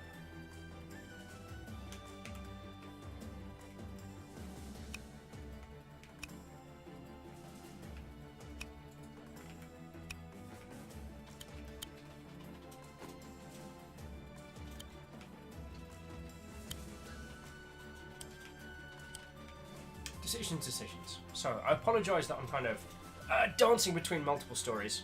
Oh, and Baron Sheep's secondary declaration was snow sucks. Well, unless the heavens open again, Sheep, it seems to have calmed down this evening. So we're gonna risk a leg stretcher to fight cabin fever this afternoon. So, business cards are plenty. I can't recommend that at conventions and events enough. Have on there all your contact information. If you are working for another company, so let's say you are representing a great big publisher, and you kind of don't want to work for that great big publisher, but you're not quitting anytime soon, maybe, just suggesting, maybe it's a good idea to have a set of personal cards made as well that are just you, your name, and not necessarily what you are doing now, but the sphere that you want to move into. So if you're working in QA and you want to move into audio, have yourself an audio card. If you're an artist by trade, but you're currently working in, I don't know, trans-dimensional, holographic projections, get yourself an art card. I mean, I don't know how lucrative the trans-dimensional fields can be, but yeah, you know how it is. DX says, finally made it home. More grooving, body moving, body grooving. Beastie Boys sung about that. They know a thing or two. Ah, damn, that's some good coffee. Ice Grid says it can be lucrative, but it's easy to get lost into. Nice. I'm trying to think what else.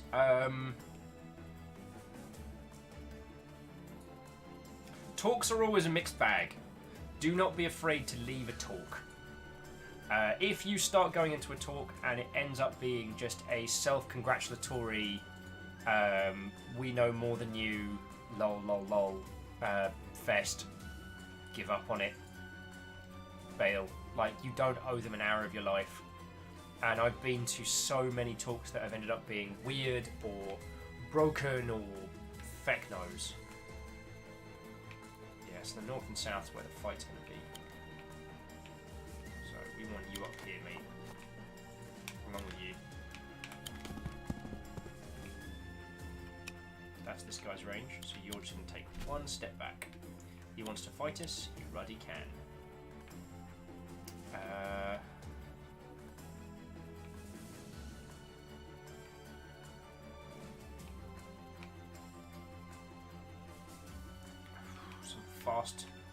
Some range might not be a bad idea, but some fast deploying might be better. There's only one air unit in play. This doggo is going to shred that guy. I can feel it on the wind. What to build? I'll take any recommendations and what to do with this little area here.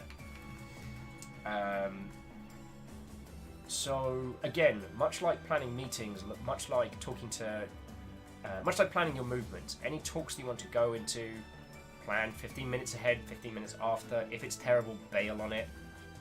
Make sure that you have water and food on your person, because if you get stuck talking to someone who is super rad and you can't say, hey, should we just go get some food around the corner because I haven't eaten yet, then you're going to want to make sure that you have food and water on your person, because if you get super dehydrated or super hungry, you will not be good at doing the thing with the thing. And yes, that is hypocritical coming from a gentleman like myself, who gets bullied in chat if he forgets to eat or what have you, but that's neither here nor there. Do as I say, not as I do.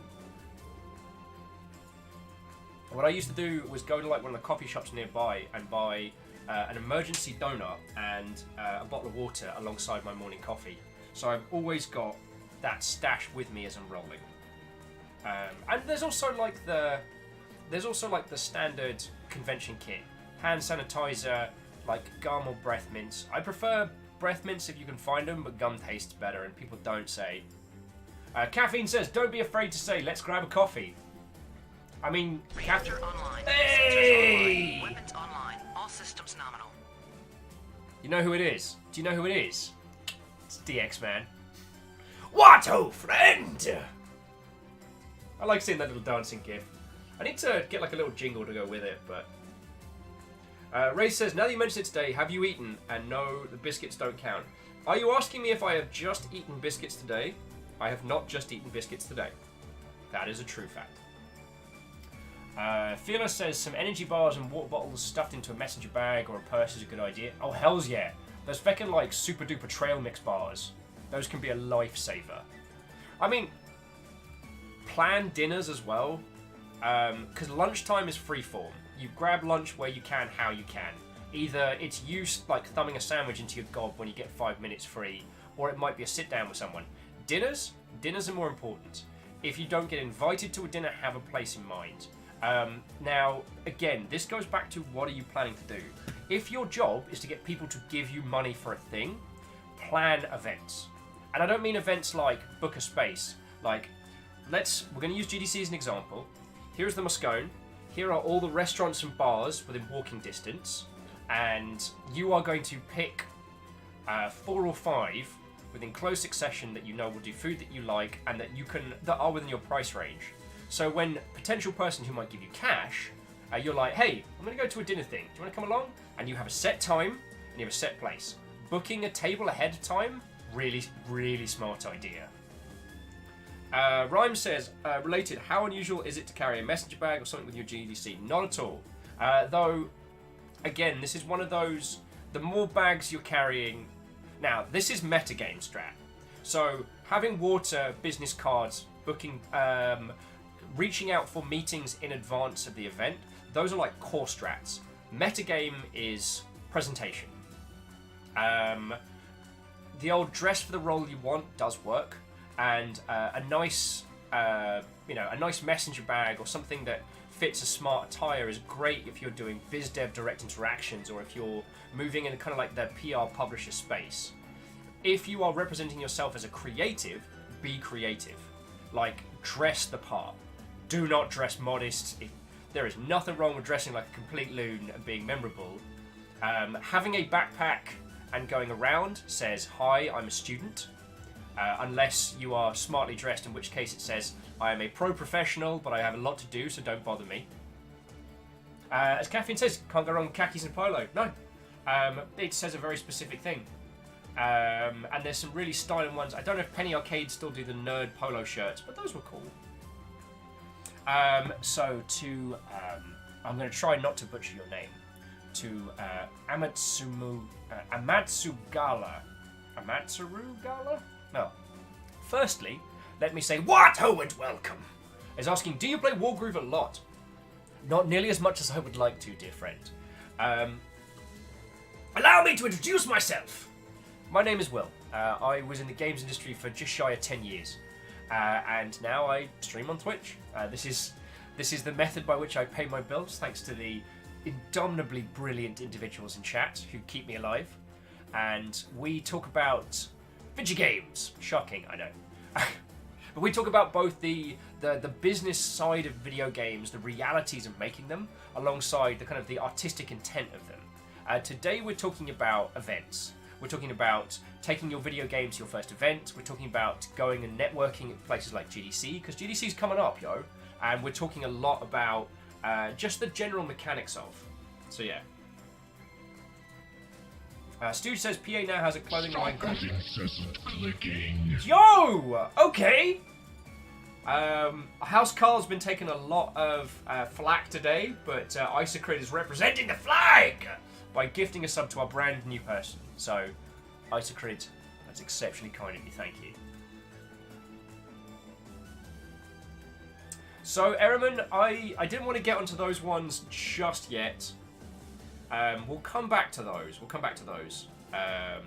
Amansura says, what did you do in the games industry? Primarily community, PR, and marketing. I worked for the Creative Assembly for donkey's years in the Total War franchise. I worked for a company out of London called Improbable. And then I worked for Dean Hall's Rocket Works down in New Zealand on a few projects there. And I was an indie numpty for a while, and now I do this. So, yeah. 10 years goes by real fast. Meow Kitty Sakura studying the quiet chant of sub-only chat. Oh, Katros is heading off to sleep. Katros, as always, it is most excellent to see you. Cheers to you. Oh, go, have excellent sleeps. We're not going to be going super, super late today. So, do no worry.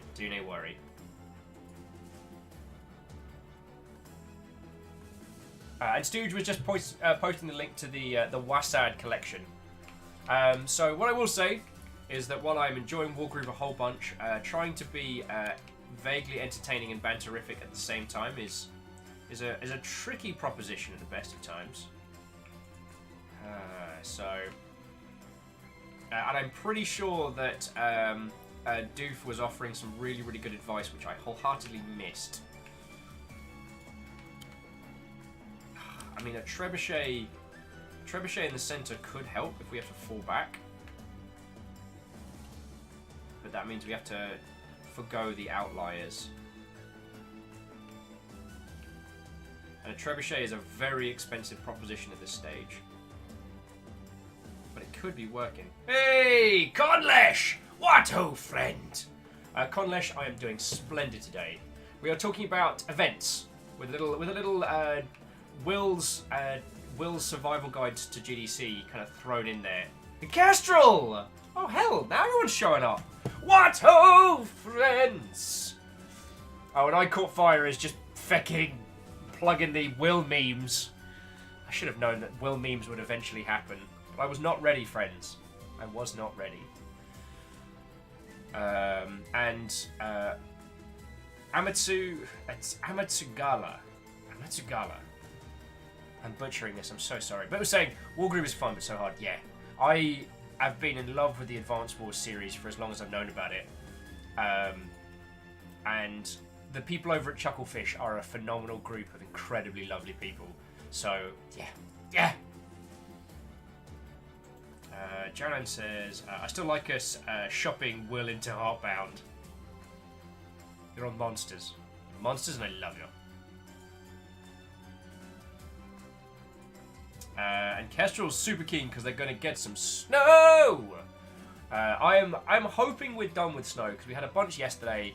I've had a while. And while the snow is beautiful and pretty and I've had a lovely time. Thank you all again, by the way, for everyone who threw a bunch of stuff. A bunch of bits and donations during Snow Day, even though I told you not to. I'm definitely getting cabin fever, so we're thinking about trundling down the road later on today and trying to, I don't know, get some food or something.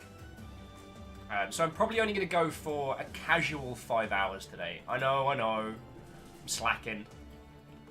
But this week you're going to have more than enough will. We've got Resident Evil tomorrow.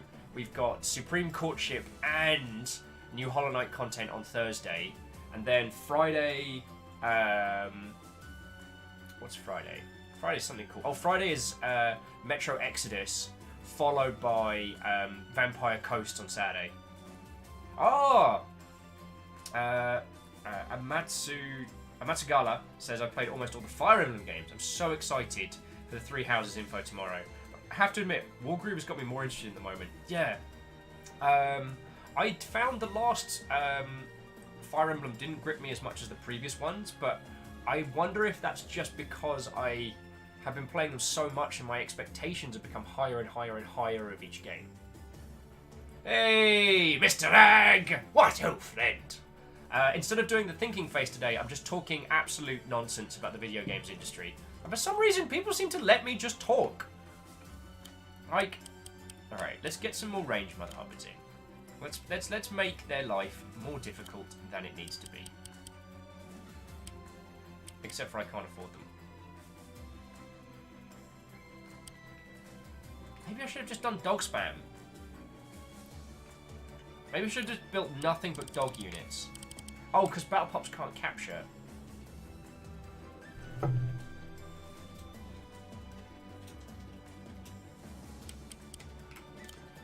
Sword spam. Mr. Hag, this game is awesome. I wholeheartedly... Oh, I Caught Fire said that was meant to be the hype face. Hells yeah. Get dagged.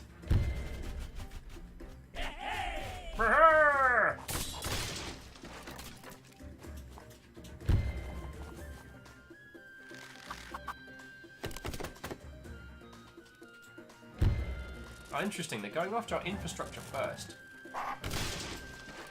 Moose is saying they imagine the dog Zerg Rush would be effective.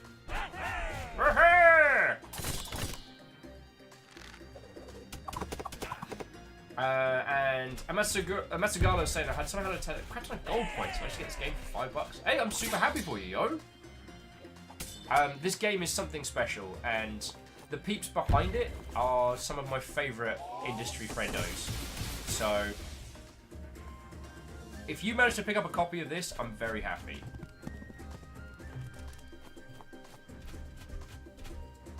Some Helm's Deep crap going on here. Because deep crap is where we're at.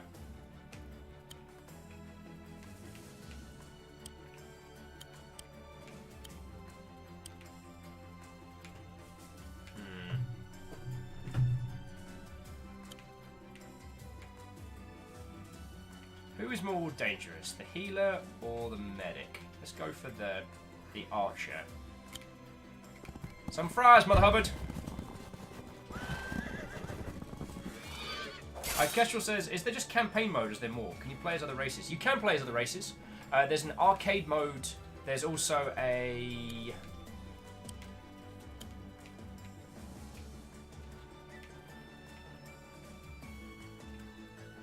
Yeah, you gotta go. There's also versus mode, which is a lot of fun. Skirmish, that's what my poor addled brain was desperately trying to remember. Stooge, I don't know if there is internet multiplayer, but I really hope so, because that would be rad as heck.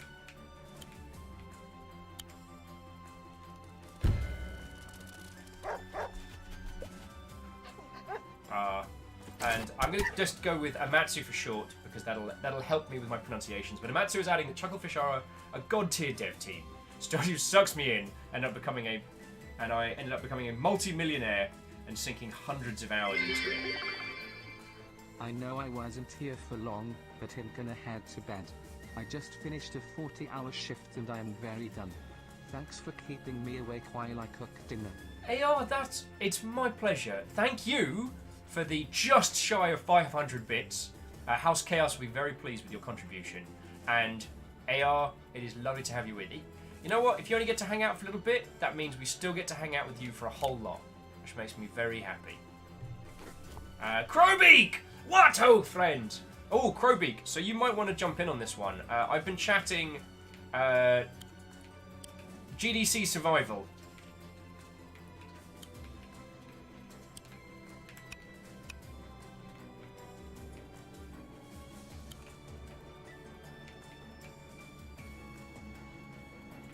I think I can kill them outright. Yeah, I can. So, any tips or tricks, especially in the biz dev sense? Like, I've gone over time your movements, schedule, business cards, water and snacks on your person, some of the basics. But any tips and tricks that you have are probably ones that I will have forgotten to mention. So, jumping back into chat, so Crowbeak saying, this game is pretty. Yeah, it is. So, tips for GDC: get some sleep. Don't drink too heavily at the start of the week. Or, yeah, do not go hard on day 0. I've done that, and it hurts. Your internal organs will not thank you. They won't.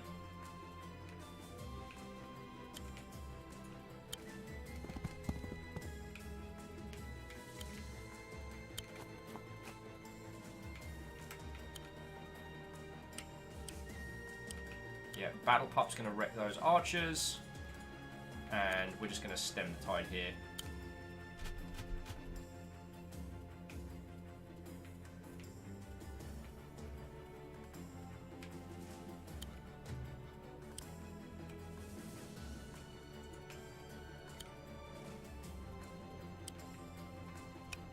And it's going to take him ages to chip away at that, so what do I do with you?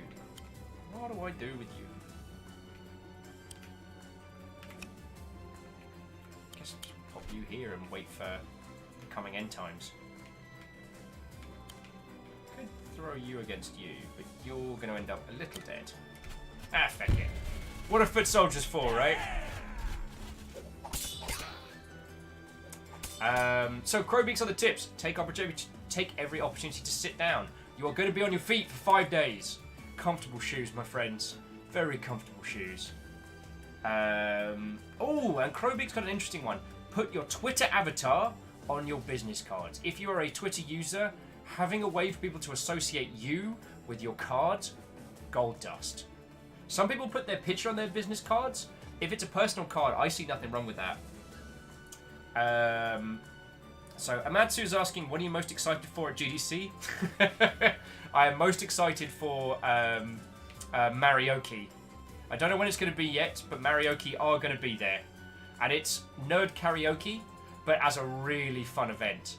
Last year's one not only had like video game themed covers of popular songs, or once popular songs, but also had like this whole machine learning art exhibition up top, which was different video games, and you inputted words and it would piece together video game dialogue based on that game. So it did like Resident Evil, Final Fantasy, Pokemon, like Pokemon descriptions, and then those would pop up on screen, and some of them were so funny. Oh yes, the Crowbeak.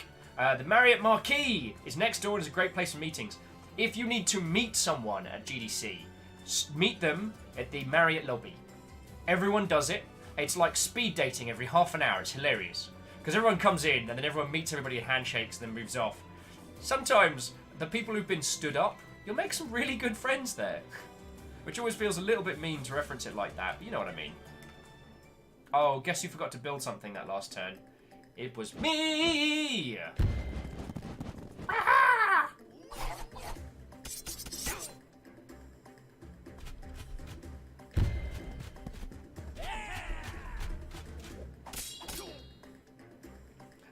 Okay, so if we're talking about the Marriott, then we also need to talk about the W. So, there are multiple hotels around GDC, and these hotels have very different, how do I say connotations? They're like elemental, they're like different elements. So the Marriott Marquis is one of the prime biz dev hotels. Most of the working to mid-tier like game dev peeps will be there. Now this isn't where the indies will be at, this is where the other mother hubbards will be at.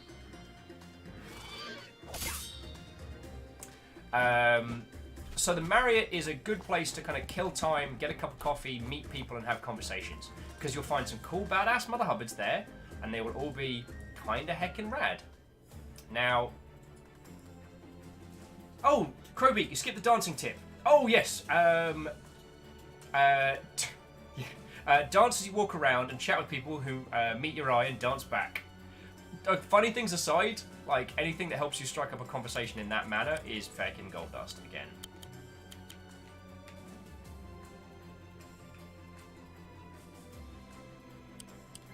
Can our anti-air make it in time? Yes, they can.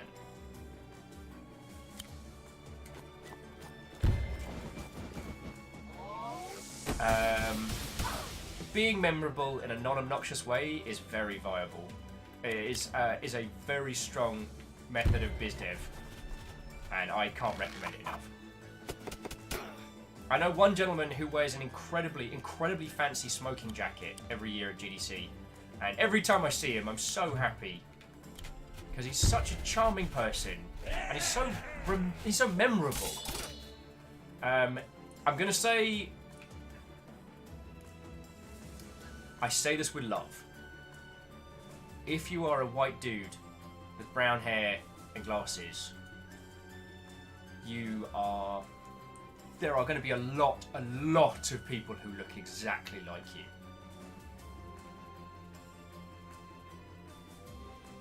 I'm not saying that you need to tie a massive, like, Sengoku Jedi war flag to your back, but you need to take that into consideration. And whether that is the case of... Whether that's the case of you need to make yourself stand out, whether that's the case of you need to make sure that your business cards are super clear so that someone will know who you are and what you do, even if they cannot remember your face from a million faces, it's a problem that you have to solve your way. Like, I'm sorry to weave this up, and I'm gonna, but this is the part of biz dev that I kind of call it, you gotta find your ninja way. Yeah, I said that. You will have to find a way to stand out in that environment that makes sense for you. And it's not something that anyone else can tell you how to do.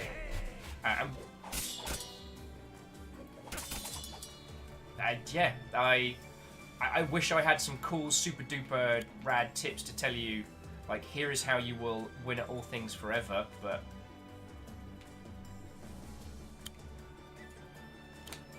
But unfortunately, that's just one of the realities. Game dev is still mostly, dominated by white dudes with brown hair. How you solve that problem, I do not know. Thing is, I get remembered because I'm a noodly, ginger, exceptionally English-looking Mother Hubbard. But even I've been mistaken for other people. And you sadly can't assume that other people are going to know who you are. I also mentioned micro-interactions before. Understand that most of the devs that you talk to will have, if you have a conversation with them that's like 2 or 3 minutes long, they're going to have like 100, 200 of those same kinds of interactions throughout the day. So don't take offense if they don't remember you. I guess that's what I'm trying to say. What about some RT?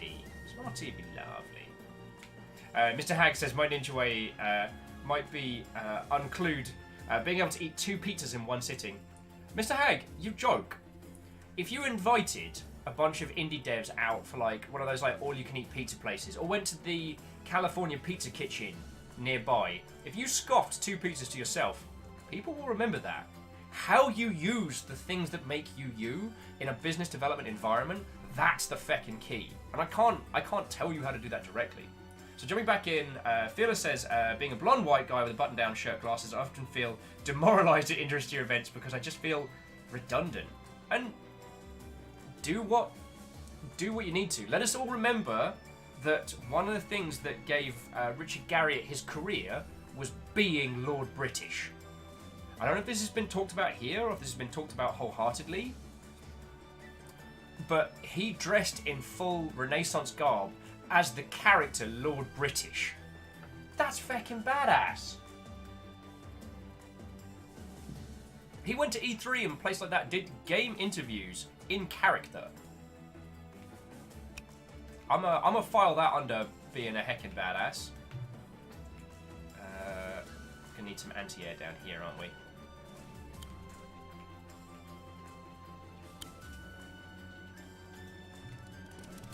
Alright, this archer is just not going to... Oh no, so he's trying to inch forward to get a shot on us. It's alright, we'll just knit down 1 square. He's going to make the first move. Yeah, anti-air would be lovely there. How much cash have we got? Oh, we've got sodding loads.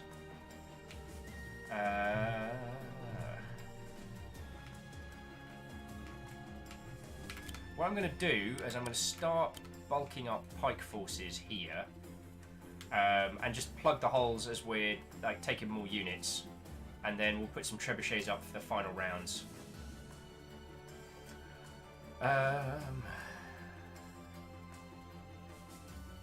So jumping back into chat, Navala says, mistaken for Simon Pegg perhaps?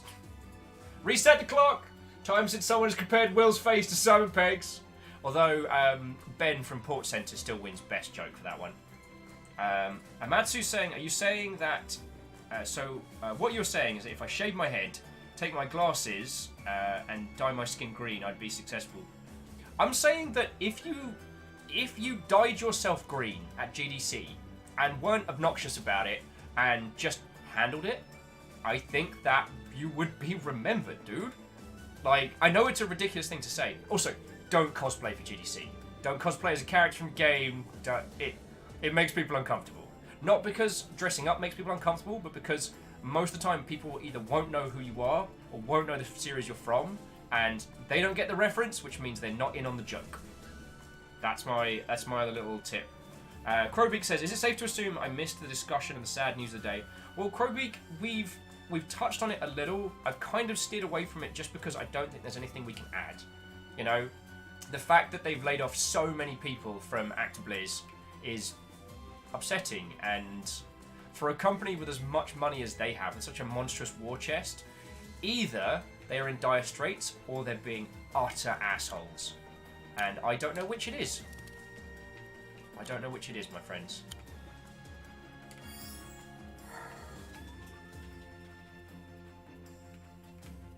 Alright, well...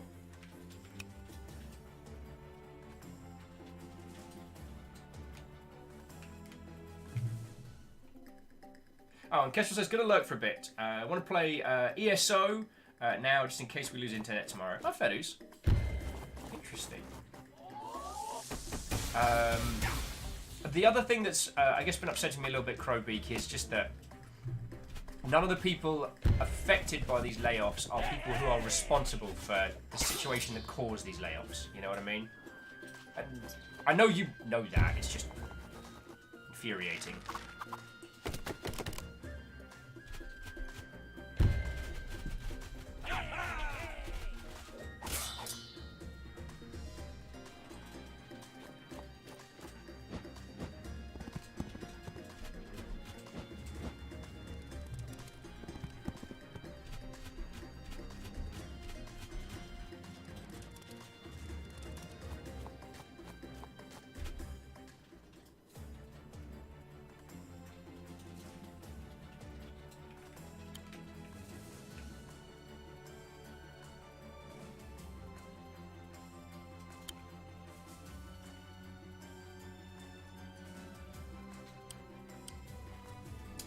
So John Mackin, on the plus side, it sounds like they're keeping their healthcare for a while. I mean, it's bleak that the industry has come to that point, but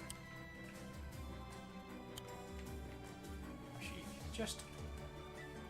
you could just handle them. That'd be great. Rhymes and Moose says, I think the Waypoint had the best take, given their article only ended with "Eat the Rich." I mean, you'll know how we feel about that over here.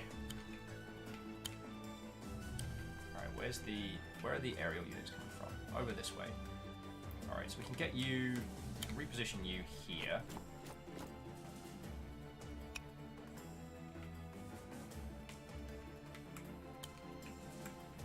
Pull you guys back.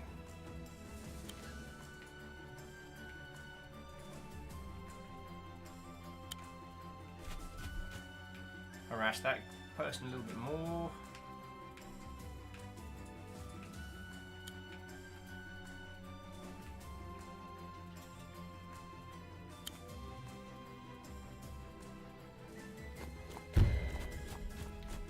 Crowbeak says the revolution will be televised. My dear Crowbeak, the revolution will be available on Twitch. Throw bits. 1,000 bits drops the guillotine, you know what I'm saying? Alright, you're all standard units, so I just need you lot to plug the gap.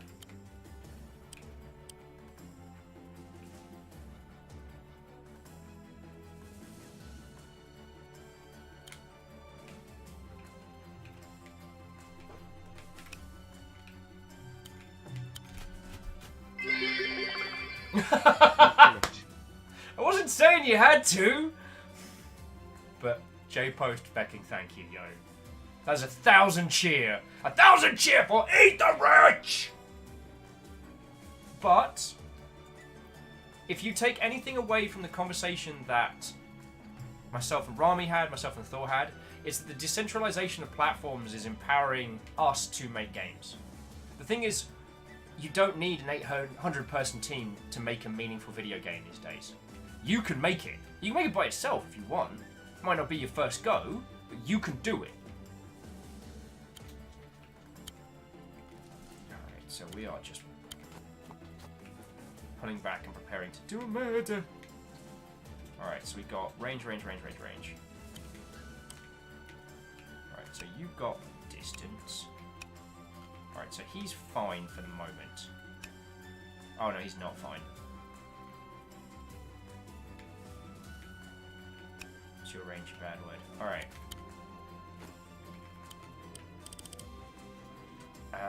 We are going to get Trebuchet up over here. That's right. You kids wanna play? All ready to play. And these lot can save, so we'll get a Trebuchet over there next turn. Some more units. Job's a good one. Right? It's a nice one, brother. He's got to move up to attack these guys so the doggo can handle that. Alright. So, again, J-Post, thank you kindly for those bits. As I'm sure you all know by now, like literally all the bits that you lot are throwing at me keep me alive, which allows me to continue doing this, which makes me exceptionally happy. So thank you. The decentralization of platforms which we're seeing, you know, with Epic and Valve and all these new contenders all coming in all at once. What this means is that the publishers won't have the same kind of power that they've had in the past. Publishers can't guarantee coverage. And if you can make the game by yourself and sell it by yourself, why give that money to someone else? You know what I'm saying? Wait, you can go on the beach? What the shite? Oh well, he was a distraction. That was his job.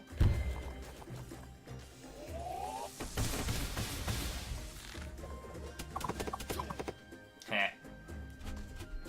Bless their squidgy bones.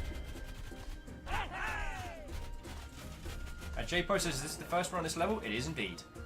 And I've been talking a lot about game dev stuff, so I've not been giving this my full attention. As I've said before, if it's a choice between me playing a game well and me talking with you lot, I'm gonna be talking with you lot. You know what I'm saying? How's that dog still holding us off? We've sent out half of... Only half?! Oh dear. This is gonna be a... We're gonna have a bad time.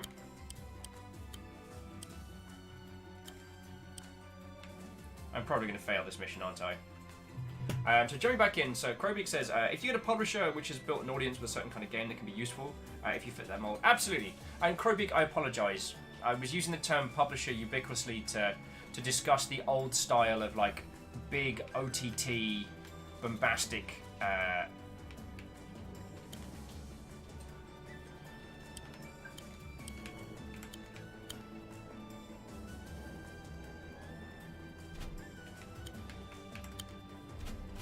Stop that incessant clicking. Hey! Feckin' hell! Whoever that anonymous person was operating for House Carl! I say thank you, as you have gifted Krobik a sub, which is lovely. And Krobik saying I have some good publisher clients that would totally work with the games I make. Hell's yeah. And once again, whoever that anonymous Mother Hubbard was representing House Carl, feckin' thank you, yo.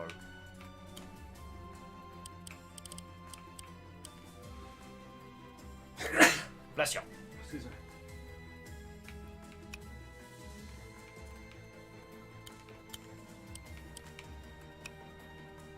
Alright.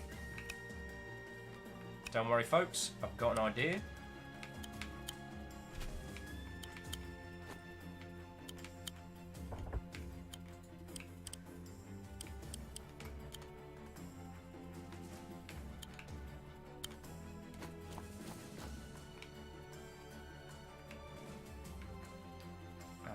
I love you, Battle Puff, but I need you...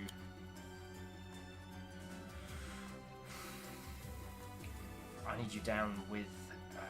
probably with the RT over here, because I can stodge up this area. And you go get yourself reinforced.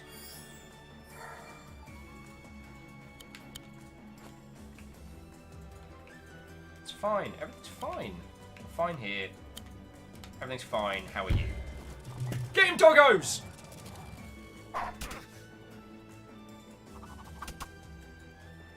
So yeah, Krobik, thank you for pointing that out, because I think we need a different terminology to describe the big, old, lumbering giants. You know, the Activisions, the EAs, those nonsense, because publisher doesn't quite cover them and their conglomerate nonsense.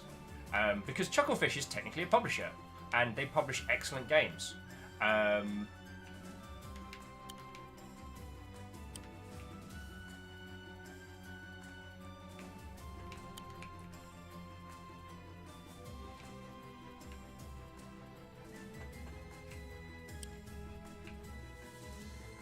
know what, you stay there. We need to stodge up the evil overlords. I mean, it's got a certain ring to it. There are independent publishers that look after and support their developers, and they do a ruddy good job of it, and that's always excellent.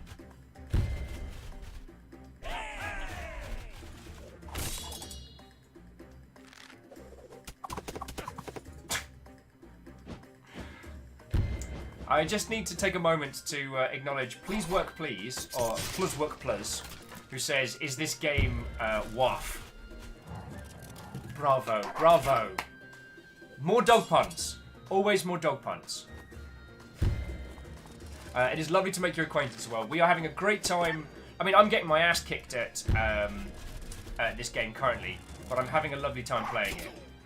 Ionim says, one of the kind of contradictory discussions we've had here is the auteur creation is a myth, but also yay indie solo empowerment.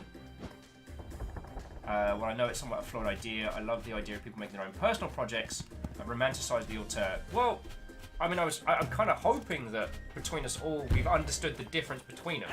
The auteur myth is that you can create one project perfectly all the time that will always be brilliant. That you can absolutely do that of your own accord and your own volition with no worries, which is not the case. But you can create a game of your own volition.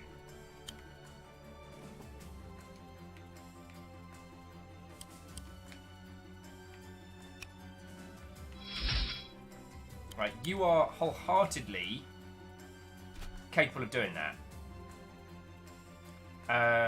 The auteur myth tends to lead towards a...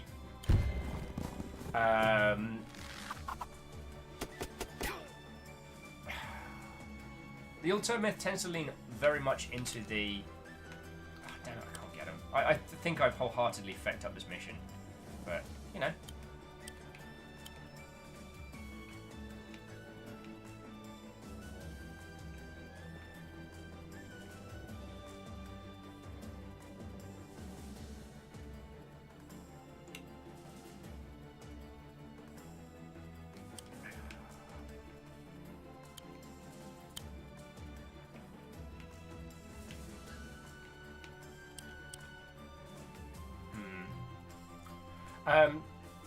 What I mean by the yay solo indie development is that if you, as a solo creative or as another individual, move forward, you don't need someone else to take your product to market.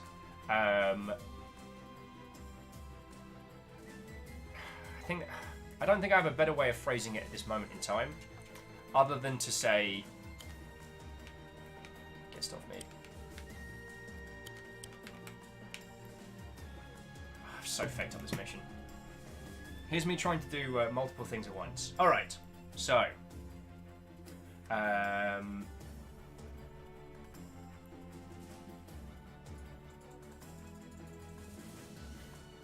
what I'm saying is that working for a massive, gigantic publisher, creating a game that requires 400 people to take to market is not a viable standpoint, and that a lot of the decisions that are being made at the business end in those environments are not healthy and they're not sustainable.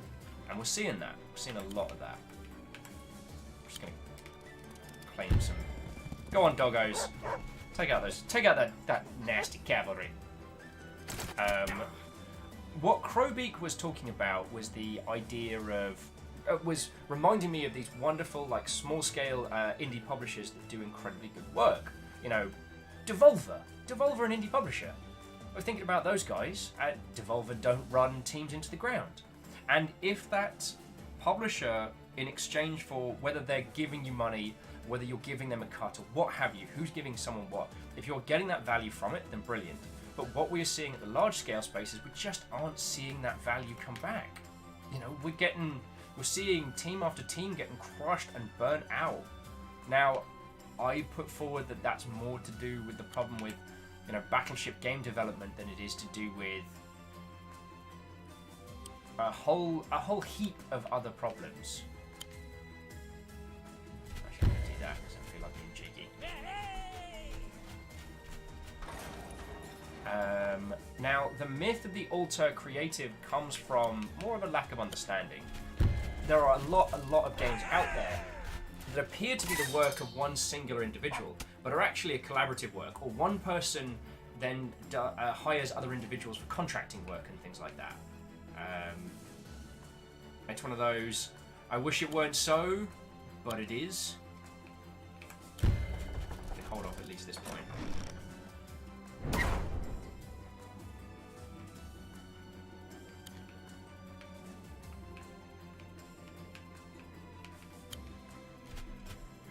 Dear expendable troops.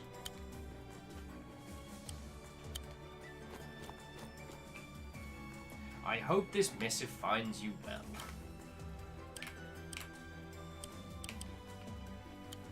I need to gum up the wheels of progress. I should have dog spammed Crowbeak with "You've been trapped!" A shade. Nice, right? I thought it was funny. But then I consistently think I'm funny, which is both a blessing and a curse. Trebuchet, more like Trebuchet, am I right? Boof!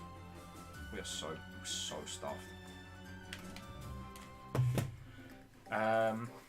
Anyway, this is, I guess, one of the reasons why I didn't want to get too much into this as a topic. We've seen Activision mishandling a lot of its properties, and I know I'm not the only one that would have been interested to see what Destiny and Destiny 2 might have looked like without their involvement. There are some cheeky things worth talking about, like even though the banter has essentially been Bungie buying back its freedom from Activision, in truth, they had a timed contract and they chose not to renew. Which is a very, very different narrative. Anyway, I'm happy to see what Bungie are going to put forward next. Of course he's going for the NTA.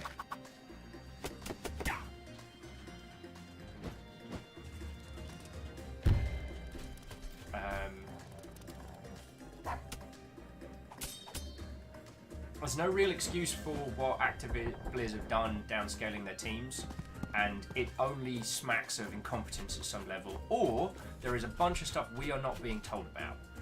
And, like, come on people, this isn't a new game. We've been doing this for a while now.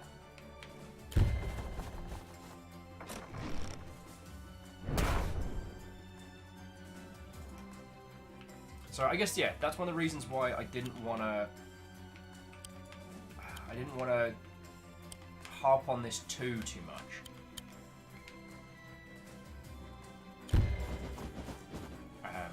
I'd prefer to go back to chatting about, like, yo, what about when you peeps are ready to release your games? You know what I'm saying? Bring them down! Yeah! Killed one unit out of a lot.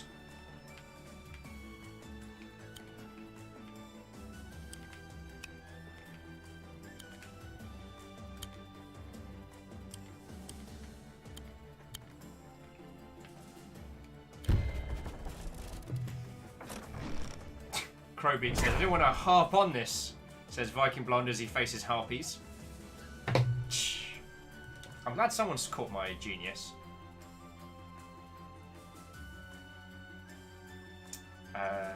Mycin saying, I don't know what Thor's call to arms is, but I can only be disappointed by finding out.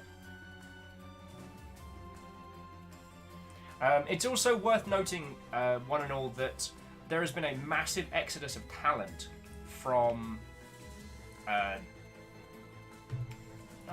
cheeky deal on this guy. There has been a massive exodus of talent from Blizzard over the last few years.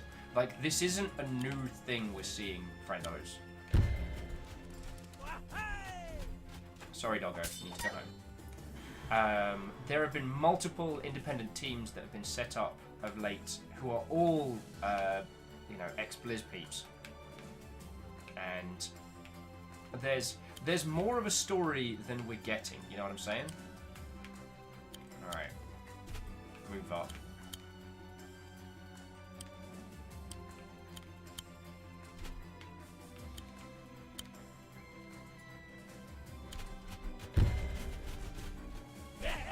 Oh, Crowbeak's asking, by the way, and completely unrelated, have you watched The Dragon Prince? Season 1, yes. I haven't started on Season 2. How are you? Wait, they said no fightsy backsies! Back in life.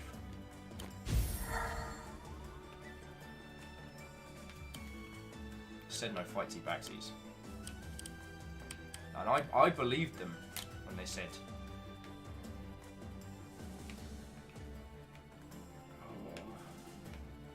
If we survive this, it's going to be by purely gumming up the walls of...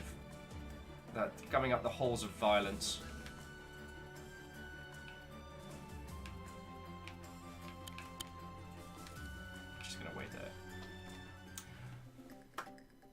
Dragon Prince was exceptional, and I will say that there were a few elements in Dragon Prince where the animation, the frame rate of the animation was choppy to the point of making me feel a little bit uncomfortable. But when they cut loose, that show was amazing.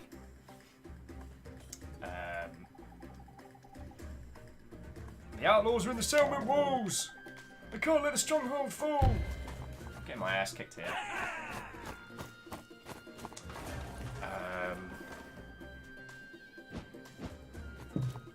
Damn it. See, Activision have successfully done the thing I was hoping they wouldn't do, which is subvert our good chats today. Those bad words. Zap them.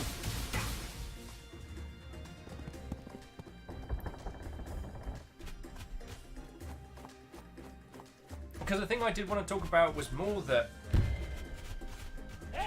it is now currently more viable than it has ever been for people to create their own titles. And with this huge mass exodus of talent from ActiBliz, there are so many people now who, and I'm sorry that it's been forced upon them, but they are now going to be able to create the kinds of titles that they want to. The tools are there, the stuff is there. Like, how do we help them do that? A Charalan saying Devolver Digital literally tweeted out one word, unionize. Yeah, that's going to come up a lot. That's going to come up a lot. Because the unionization talks really got kind of put on the back burner last GDC, and everyone was a bit heckin' grumpy about that.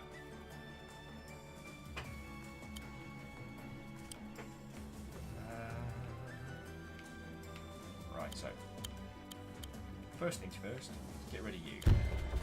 You're not invited. Get stuffed.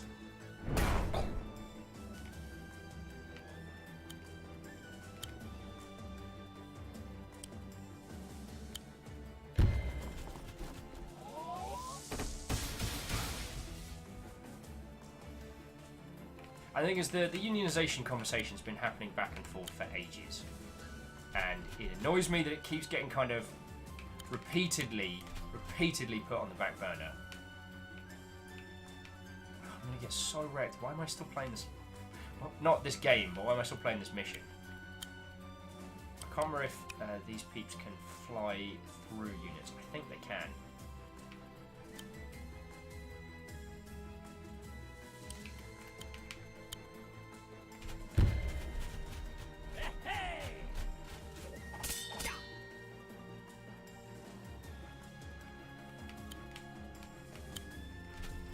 I think I can afford a alchemist. Yes. So whatever they do next, they're gonna get some anti-air up the gabber.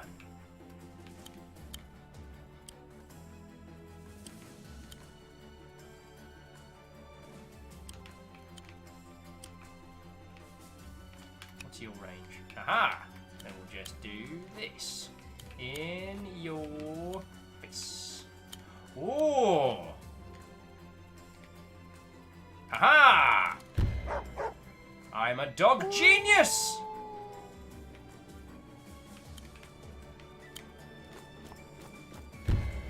Or a genius, if you will.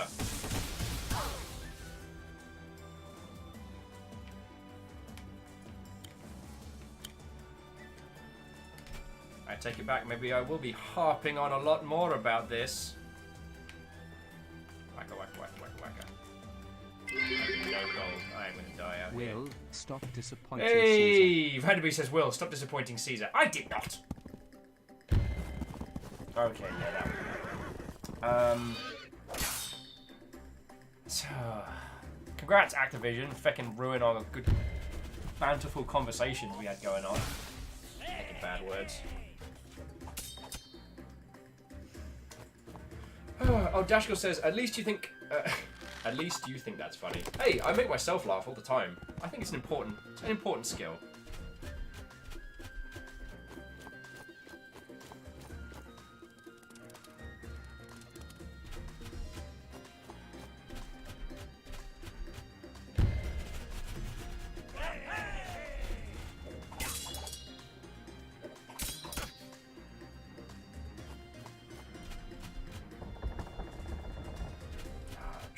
range. I like it better when I'm the one with the trebuchet, you know what I'm saying? Okay, they are bringing giants. Fecking... God darn it. Hooray! Walking castles! Iron Imp, thank you for throwing those in. That's sincerely appreciated. You could just... How is it you're doing 11%, but they still do damage to you back? They have one unit. Fucking game. G-Man! What ho, friend? We have been talking about a whole bunch of game devery today. So...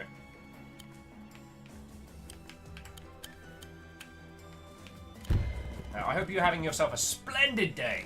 I had to check out the UI screenshots you put over on Discord, and they are feckin' cool.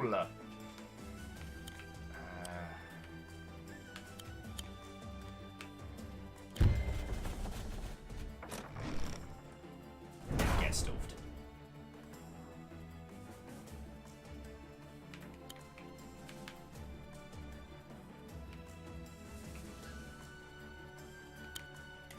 Also, confession time. I've been playing a lot of Apex when we've been off screen.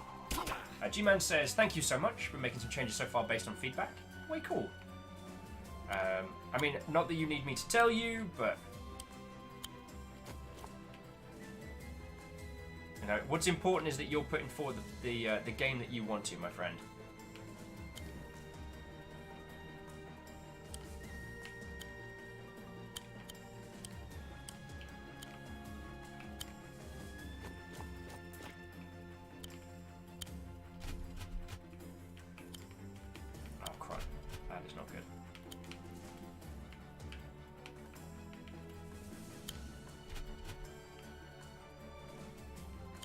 So I have an idea.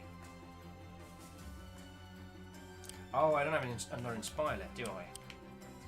That's problematic. That's exceptionally problematic. I've really stuffed this mission up, friendos. But as I said, I'm having fun talking to you lot, and honestly, that's why I do all this mischief. And to Pluswick Plus, did I say thank you for you throwing that follow at? Because I might have missed that, and if I did, I sincerely apologise. So I tell you what, if any of you have a new banterific topic to throw at us, I would be wholeheartedly welcome of it. Because I don't think there's anything else we can have to add. Whilst another topic is being cooked up, I think the reason that I'm enjoying Aspect so much is just speed and ease to get in. It's a free title, and it's a lot of fun to mash on it. I've played with a lot of different friendos, and it's been good. It's been some nice kind of light, sugary battle royale for the evenings. As someone who is very good at... who am I kidding? I'm terrible. I'm terrible at Overwatch, but I like it as a game to play. Battle royale games are great for me because I feel like less dead weight. In Overwatch, you only have so many slots per team, and I'm shite at Overwatch. And it's taken me a while to get back into Overwatch after the before times, which shall not be mentioned. I thought I was done with Overwatch forever and ever. Alright, we've got to get Doggo in here.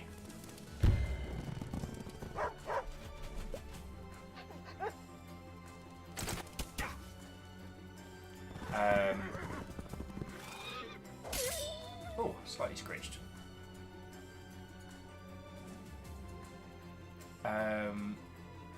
Oh, okay, so Geraldine, bunnies and why they are good.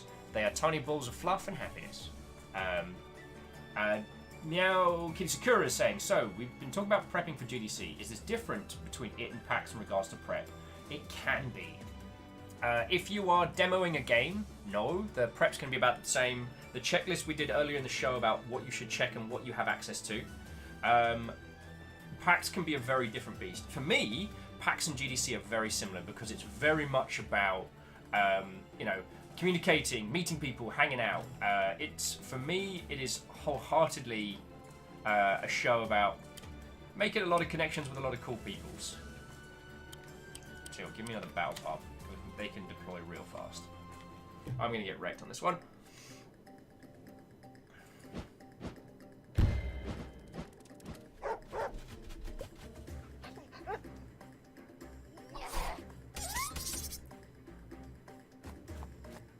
Wait, but I've got crossbows. How come I can't shoot back?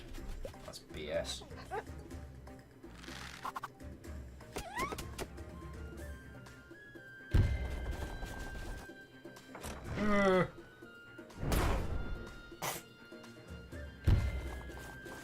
Don't worry, one person who's left alive on that team. I believe in you.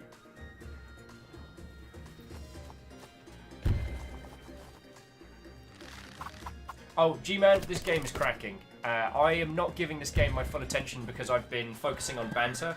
This game is amazing, and I can't recommend it enough. So, yo. Absolutely lost the front. Should've just bunkered down. Wall after wall of pikes, backed up by archers. Why did I try and be clever? Why did I try and meet them? It was a dumb move on my part. And now I'm paying the price.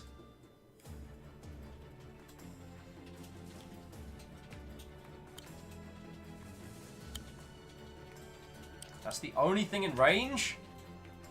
Feck all kinds of feck.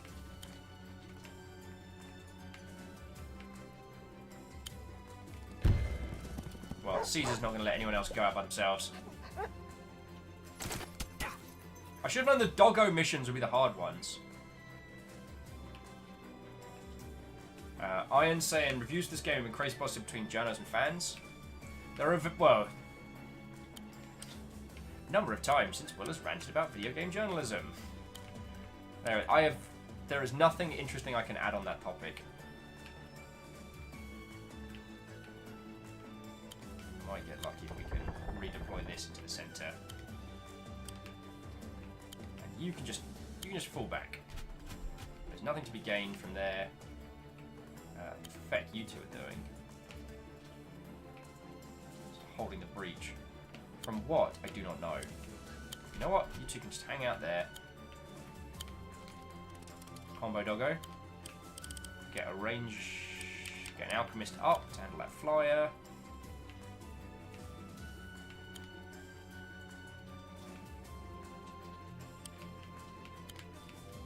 Just please kill that thing.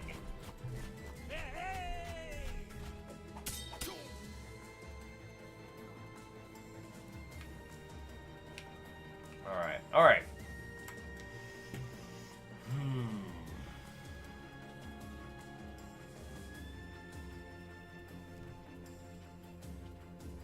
Is there any way we can pull this back? I don't think we can.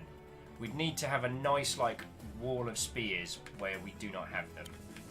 And this flyer is causing undue stress in that regard.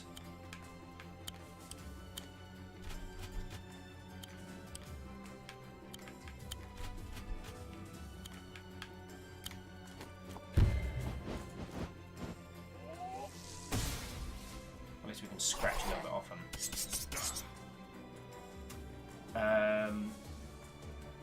God, it's turning into the Umanar show. An exciting adventure through Will's linguistic nonsense. Let's have some bickies. So on the question of like PAX versus GDC, PAX.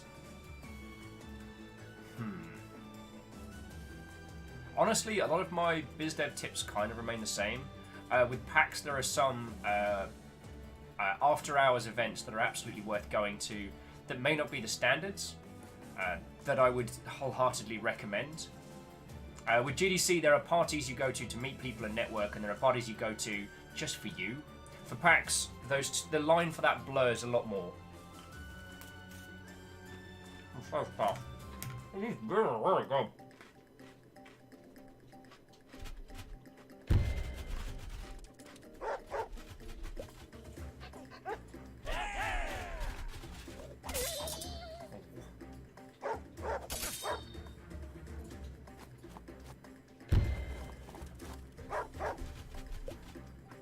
He's such a good boy.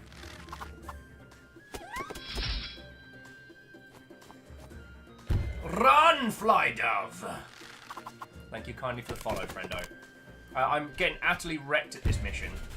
But to be honest, Wargroove today has been a vehicle for us to talk about video gaming, which has been very cool. Oh, of course. Let's take out the RT.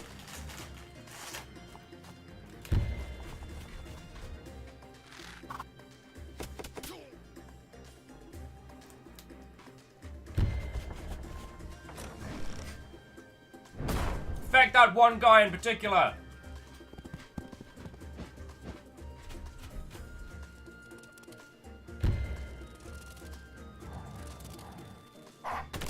Bork, bork, bork, bork, bork, bork, bork.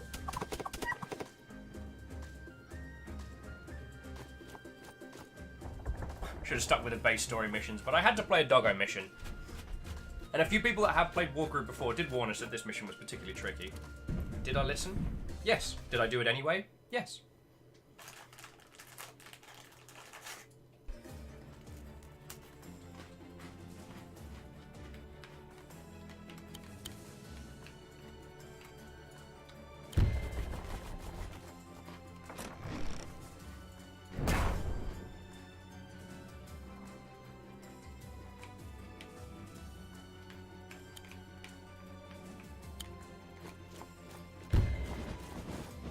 Could this be the glorious recovery? Probably not.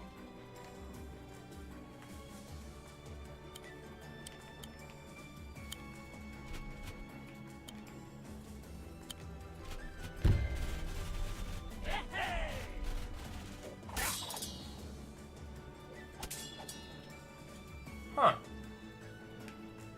I thought we had them there.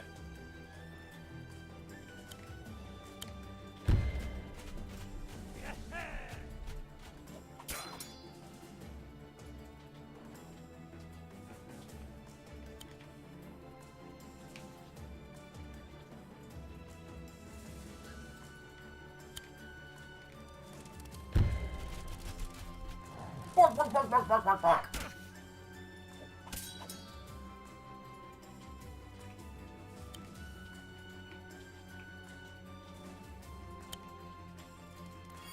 We've got to reinforce the doggo, otherwise we don't have the doggo.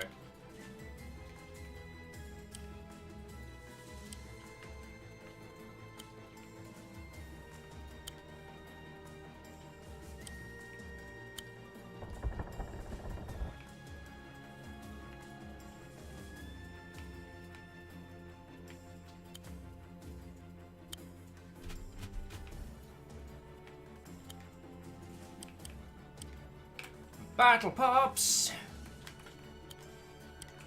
Expendable Swordsman! We're so not having a good time with this. But I can bring you lot back. What's that? It seemed like something good. Didn't mean to do a thing, but alright.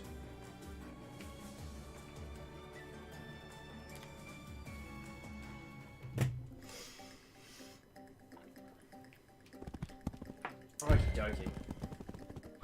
So yeah, I think that is all that's worth bantering on the subject of BizDevery today. I cannot recommend GDC enough.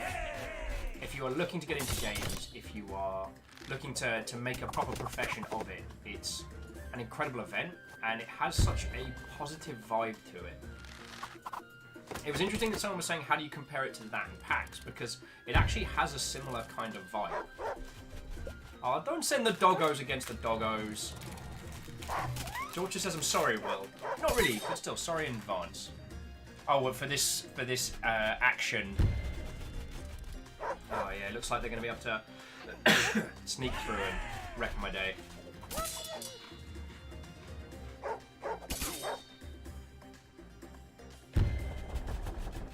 Oh, Soviet saying a 40k game in the style of Valkyrie Chronicles would be great. Yeah, I'd be down for that. I think it was Slytherin, or however you pronounce them. A strategy team did like a hex grid 40k strategy title, which I'm told is very good.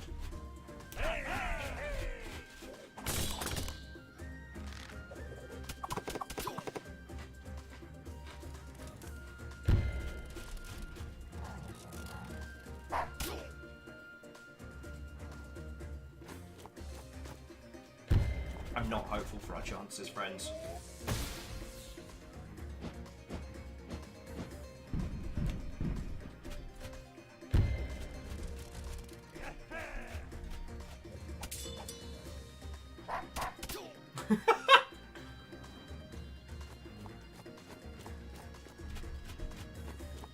I mean, we've done more with less, right, friends? He thinks he's so tough just because he's all majestic and magnificent. We'll show him. How do you have more units, you piece of sh...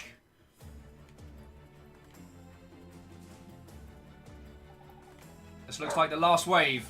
Let's take him out and save the settlement. Shut up.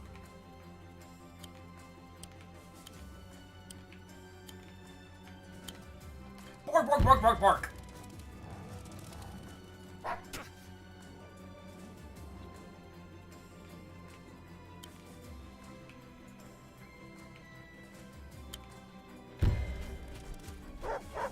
Bork, bork, bork.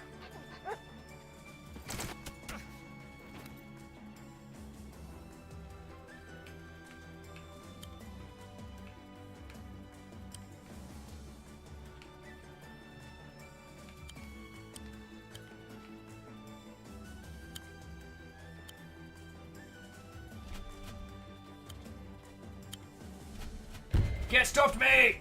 Stab him with a bunch of spikes! Oh, come off it! The amount of times it's like, yep, no, don't worry about it. 100%. 100% chance. Can't fail. Can't fail. Not as good as a wink. I was at Violet's funeral. Handle it, doggos. Yeah.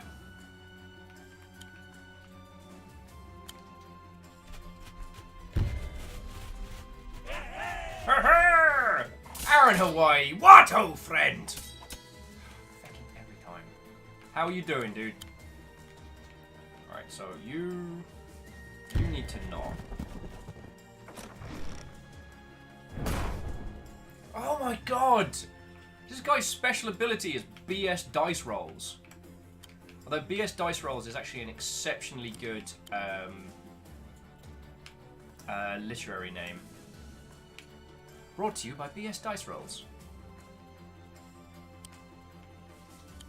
Actually, you being more centralized makes me happier.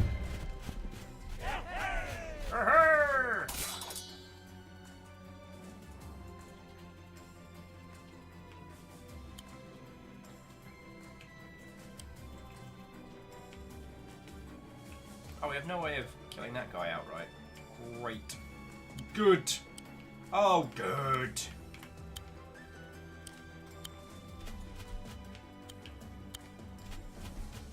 How are we doing for resources? 500. So you get another spearman there, another doggo here. Might not be a bad shout. Get you out the line of fire.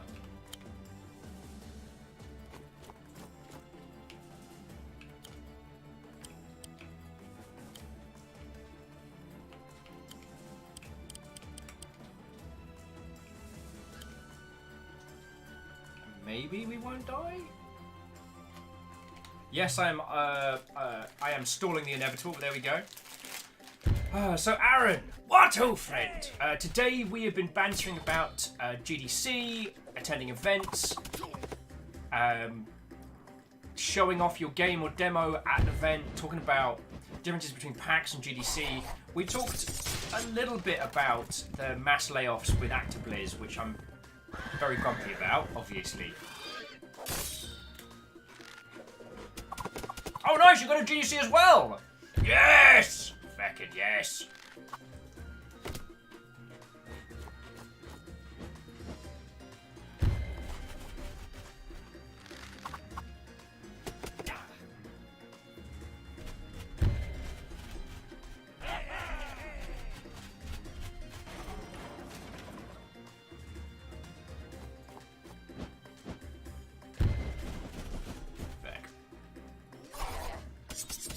Cool, I didn't need those pikemen anyway. It's fine.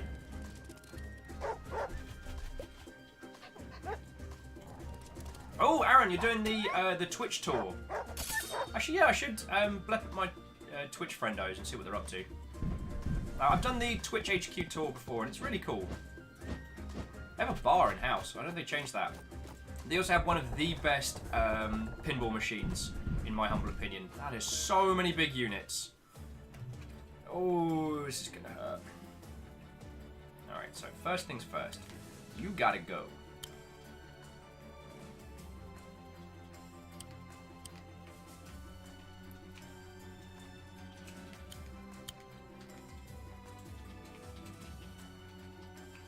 Alright, yeah, so...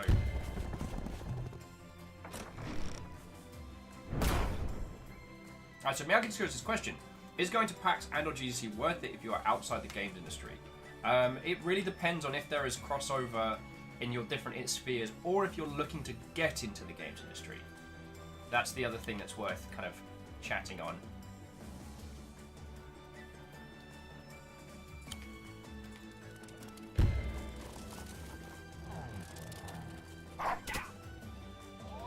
Because I see there as a massive value.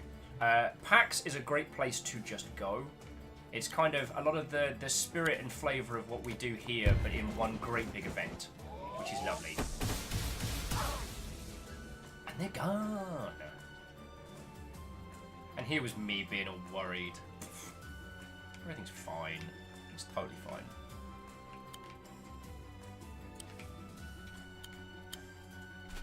I have an idea.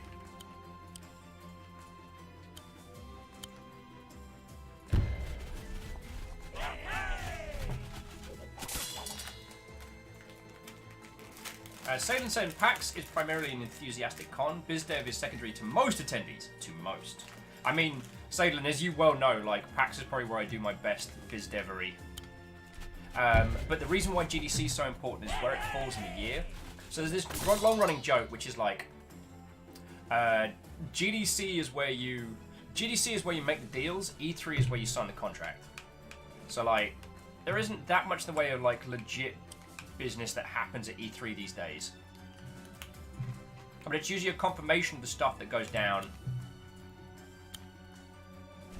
Reactor online. Sensors Hey! online. Weapons online. All systems nominal. Honey droplets! What, oh friend? We are having ourselves a day of banter.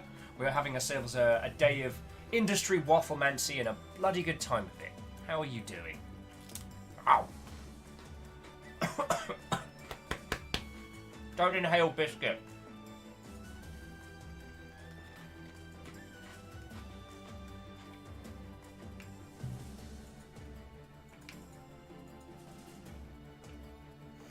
Who needs an extra turn?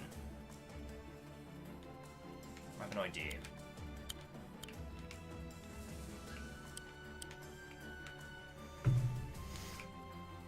God, we need more RT. We're not going to get enough of it in time.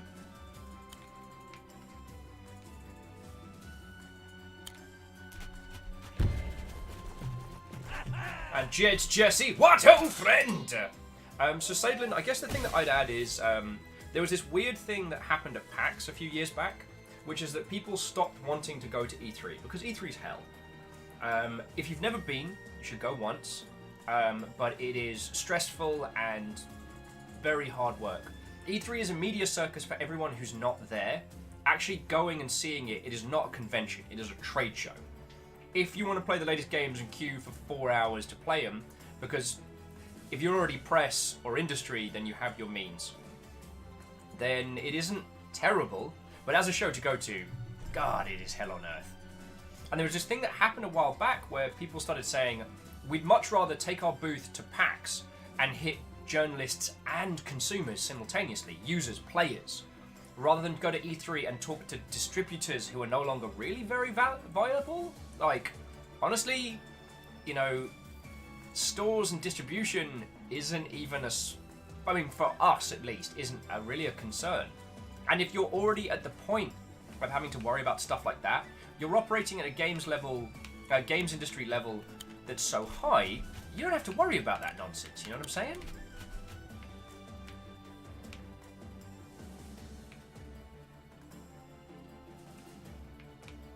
How am I still alive in this game? Alright, just give me more pikemen. The infinite pikemen of this world shall save us.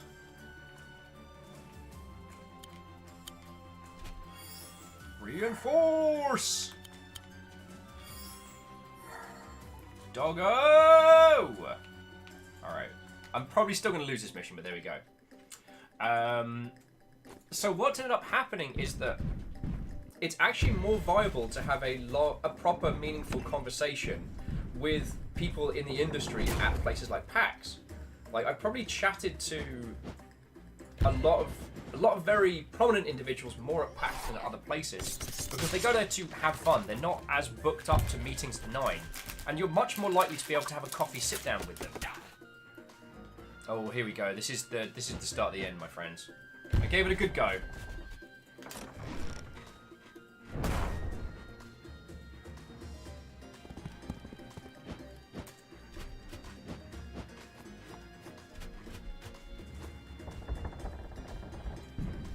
Let no one say that I just out and out quit.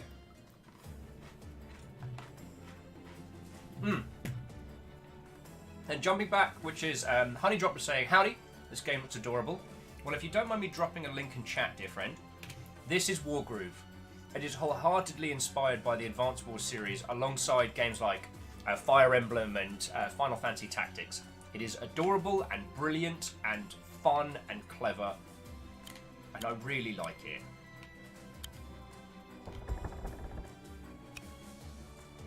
Crap.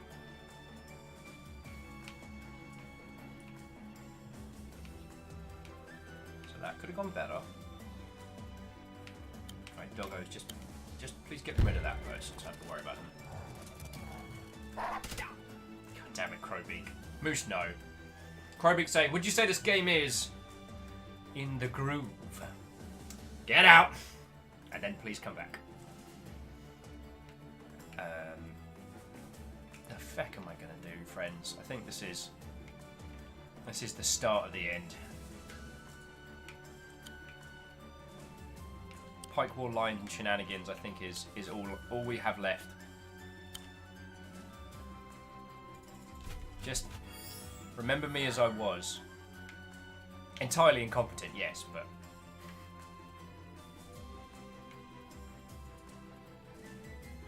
gonna have a bad time.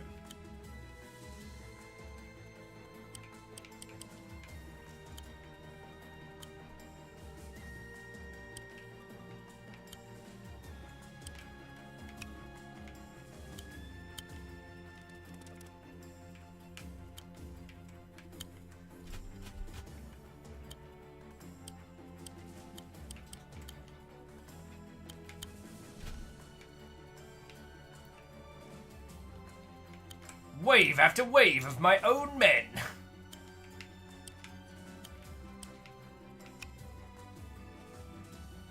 Oh, this is gonna end so badly.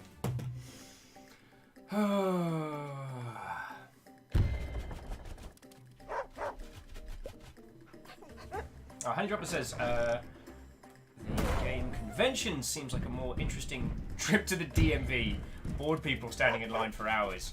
Oh, honey, that... sorry, I didn't mean that in the patronising, oh, honey. I meant that in... Oh, that hurt a lot. I would say that in terms of, like, E3 and stuff like that, you're entirely right. I can't recommend as a consumer that you go to E3, and as a creator, like, unless you're part of one of the big press junkets, you know, the big Microsoft presses and stuff like that, I don't think there's a value in going.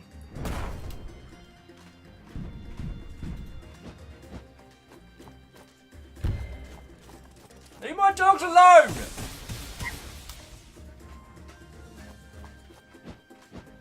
So balked.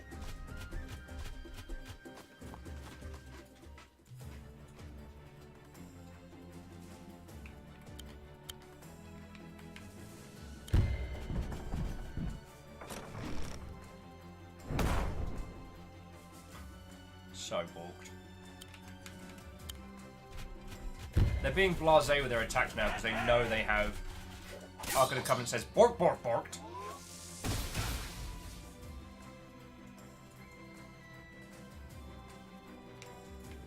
They know. They know.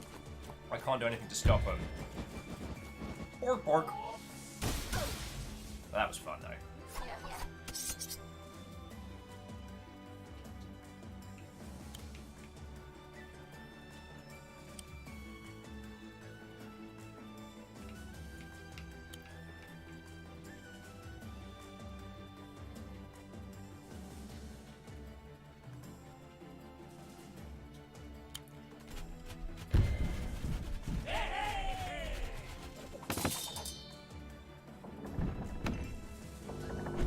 Oh! You ever seen a turret slap someone? I think we just did.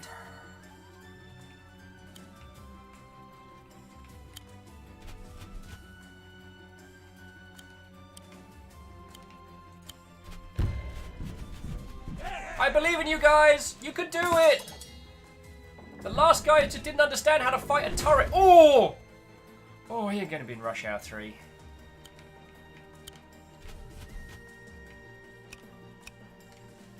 Oh crap, the dog already reinforced, which means that that plan that I had isn't going to work.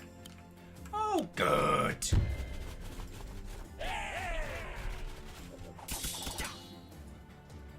Rakitzko says, the dog shall go home for treats and belly rubs. Yes, they shall. Cryostic says, this is the most tortured one and takes some phonetical shenanigans, but what's the most immature doggo submarine?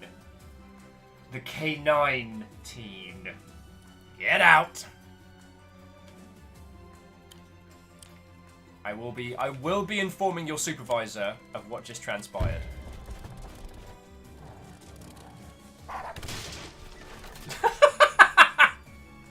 So 3 corgis wreck a trebuchet. Go. I don't think we even have enough really to gum up the wheels of this machine. How much have I got left? Not even enough to summon 2 rounds of pikemen. Well, it's been a good run. I think this is going to be their victory.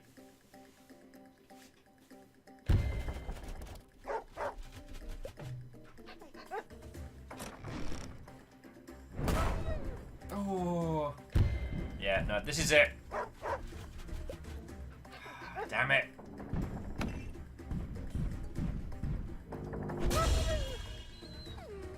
So the dog is fine. The helpers are wrecked.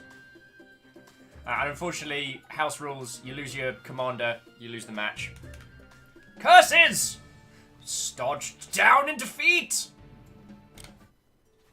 I don't think we're going to be clearing that one anytime soon, my dear friends. Okie dokie Lokis. So I must apologise, dear friends, that today is going to be a shorter stream than usual, only a casual 5 hours. Well, 5 and a bit. We'll start this one and we'll kind of have a little faff around. I'm going to quickly just nip to the loo, and then we'll start a little bit of this mission, and then we can banter on with whatever we might like. I also want to say a huge thank you to Runfladove and Please Work Please, who threw follows while I was bantering on. If I didn't say thank you for those, then I'm being a terrible host. And also, everyone has been throwing bits today. Like, I know we've got really, really into the weeds about video game, like BizDev talk, and I know that's not the most exciting and most glamorous element of game creation, but I guess the thing that I want to say again and again is that for all these tips, for all these like, well, here's how you want to be at an industry party, here's how you want to operate, these are the different meta tips, pow pow pow, bang bang bang, I'm gonna be cool over here, I'm gonna be cool over here, yeah, let's do lunch, let's do coffee. No. The reason why I love that sphere of the industry is that what you end up doing is being in an environment where you're talking about business with loads of other people who love games as much as you do. There will be people at GDC who don't love games. You know what? They stick out like a sore thumb. They almost always drink at the W as well. Oh, FYI, so the hotels, the Marriott Marquis, that is the BizDev hotel. The W, that's where, hey! Honey Droplets, that's fucking cool of you. Thank you for the 100 bits.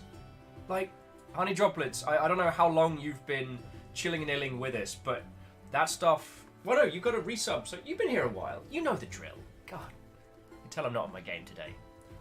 Thank you for the bits. It keeps this operation running. So sincerely, thank you. The W is a nearby hotel to the San Francisco Convention Center. That is where most of the PR and like orbiting body projects hang out. So like if someone's trying to sell you like a payment plan middleware for your mobile sales platform, they're gonna chuckle themselves silly at the W. Sorry, I said it. It's also worth saying that there are some cool people that stay at the W because it's affordable. But a lot of the times, a lot of the horror stories happen there. So people getting mugged. One guy got run over outside. It's, yeah. W's, you may need to go to the W to meet people. That's fine. A lot of the recruiters hang out there. And half of the recruiters in the industry are really good. The other half are fecking terrible scumbags, just as an FYI. You won't know if the recruiter you're talking to is good or ill until you've spent a little bit of time with them. And it's, then it gets into the classic things of like, people will promise you the earth whilst they're having a pint with you and nothing is in writing. It counts for naught until they've literally written it and given it to you. If someone doesn't want to meet at the W or at the Marriott and they want to meet at one of the other nearby hotels, Google it because there's quite a few in close proximity and some of them are crazy high money. So Google the hotel before you go in. I'm not saying you need to smarten up your appearance or anything before you stroll in. It's GDC week. Some of the most powerful people walking around that space will be in a jeans and hoodie. And it's when you go to the meetings at some of the really fancy hotels, it's lovely because you have their normal clientele who are wearing more than I will make in several years. And then there's me, and I'm talking with someone who will make more than any of us will ever make in a lifetime. And we're both just in like grungy ass jeans and a hoodie. You know what I'm saying? So that's always fun. Anyway, I'm gonna nip to the loo. Oh, Camille says I've made it home with edibles. Oh my. Camille, you're going to have a fun evening. Camille, I was just going to take a quick tea break. As we're probably going to roll for another, 40 minutes, half an hour. We'll do 5.5 hours. Do 5.5. And then we'll continue from there. So you've still got my banterificness for a little bit longer. So if there's any questions you lot have, if anything you want to chat and banter about, we've talked a little bit about the Actabliz nonsense today. I'd kind of like to avoid going back to it because it's just me wanting to get angry at gigantic, mismanagement of corporations. And that's why I keep trying to focus on events. Events are great and just... the vibe at GDC is so similar to the vibe at PAX. You can't know until you're there. And it's feckin' lovely. It refuels my fire and my passion for gaming. Even at my darkest, going there and seeing so many brilliant people, those who've been in the industry, those who are getting into the industry, those who want to be, and everyone coming together to celebrate this industry is feckin' special. See? Leave me talking nonsense and I will waffle on ad infinitum, dear friends. But I did say that I was going to get a cuppa. So look, I'll be back with you all in just a sec, alright? So don't go anywhere, because you've only got me for another 40 minutes or so. So yeah. But still, thank you all. I'm having a feckin' great day and I hope you are too. Alright, tea!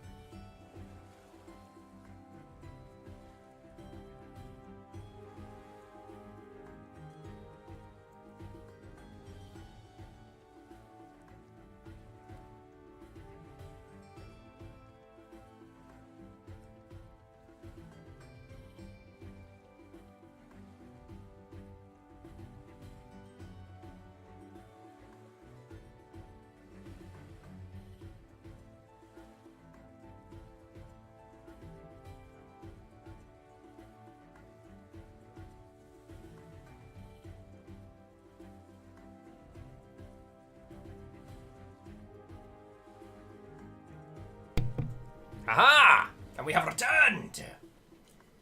Will you indulge me, just while I'm sipping on my tea, just a teeny tiny bit, just a teeny bit of Twitch bitching. A small one.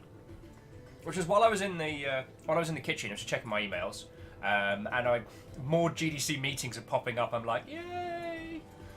And the other thing is I got an email from Twitch, and it said, your favourite Twitch streamers are playing together, and I'm like, oh, Thor's gonna be playing something? I checked it, and it informed me that Shroud and Dr. Disrespect are gonna be playing Apex Legends. I'm like, none of these people are my favourite streamers. You have falsely sold me an email. I am disturbed. Also, I would love to have a Go Pirate crew ridiculous. Because I don't think Apex Legends is gonna let us do like custom games or anything. But the idea of like me, Jolt, Thor, like all the different Go Pirate streamers together in a battle royale would be fecking hilarious. And it would just be this cavalcade of nonsense and chaos. Thor would probably win, but I like to think that it would be very silly in the process.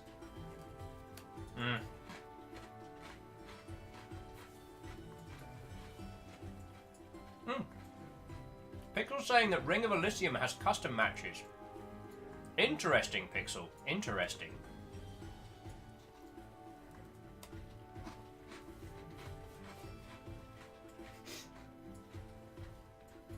And Isocrid, I would love and ignore this.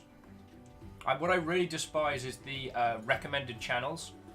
There are some that keep recommending me that I just wish it would just never discuss again. But there we go. That's just how it is. And see? Alright. And that's it. I just... Thank you for indulging me that. It was less about the complaining and more about the idea of doing like a big event style thing like that.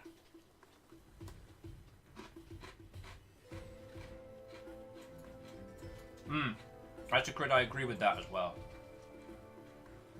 But that's another story. So, let's start another mission. What would you all like to natter on?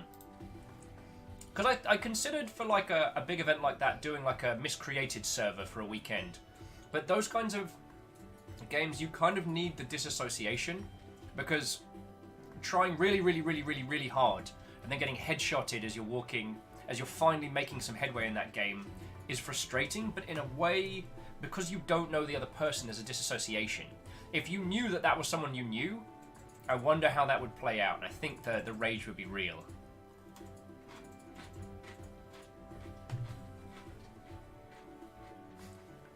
Kroby, I'm on fire today, and you are the only person who seems to keep noticing this. Thank you. This is why I like having you around. Also, Crow, I don't know if we mentioned, if you are going to be at GDC, blep at me via the DMs and whatnot, because it'd be lovely to hang out. We're thinking of doing kind of like a Friends of the Longship, like coffee meet, or I don't want to say pub meet, because as you rightly said, we should not go hard early in the week, and yeah.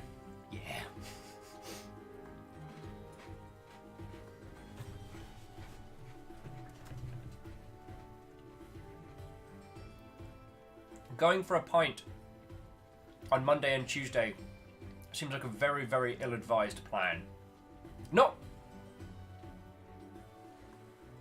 Karbik says, I'm hoping to start actually nailing down times of people this weekend. Okay. We could go for a pint of tea. Says, oh, why coffee meat? Why not tea meat? Oh! I wonder if there's like a tea shop. Well, I'll have a look into it, Crowbeak. I'll have a look into it. I'm doing this event off my own dime, so I can't take us to like a fancy tea shop and then be like, dear tech budget, please just pay for this. I miss that. Did I tell you all one of the reasons why I'm such good friends with the Chuckleflish lot is we did an indie dev mixer at GDC one year, and we drank 1,000 English pounds of gin. We had a bar tab. 1,000 quid. We did that on gin. That was a good time. Oh, Crow, you're also doing it on your own. Okay, that makes me feel better. Okay, so we're gonna start old friend mission. My queen. I need to request something of you. Huh? Request something? Go ahead. These marshlands have an unusual property. A property we may be able to take advantage of. The barrier between the world of the dead and the world of the living is particularly thin here. We can use it to have them make us food. If I invoke certain kinds of magic, it may allow me to speak with those who have passed. Sounds a lot like necromancy, dude. As such, I am asking you, both as my queen and as my daughter, and as his daughter, if I may attempt to reach King Merciful. Father. Father! Sorry. Pixel says, I thought you were going to say 1,000 pounds of gin.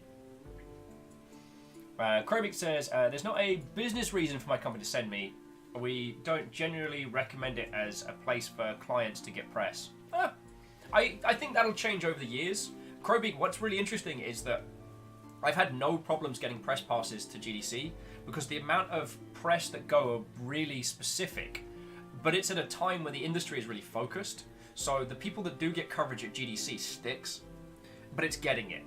So I agree that you are correct that it is not currently a great idea to send medium to small sized projects there to get coverage, but it will be.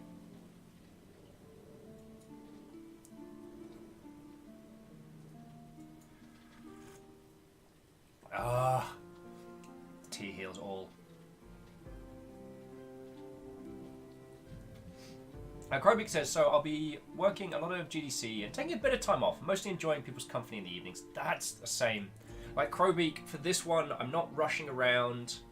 I'm not running someone else's schedule, which was feckin' brutal. Oh yeah, Krobik, I should do the GI.biz. I should do the GI.biz. Just remind me to sign up for that one.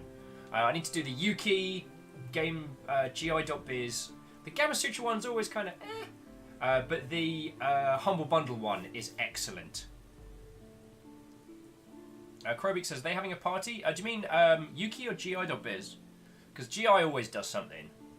Yuki do a real good piss up as well, which is the UK independent games. Long word? It's the British game dev lot. And Greenfire, you have nothing to apologise for, friend. Knowing you're here chilling and dealing with us makes me very happy. As Greenfire was saying, sorry for being silent in chat. I was making a D&D one-shot campaign. Just need to edit it, add some info. Way cool.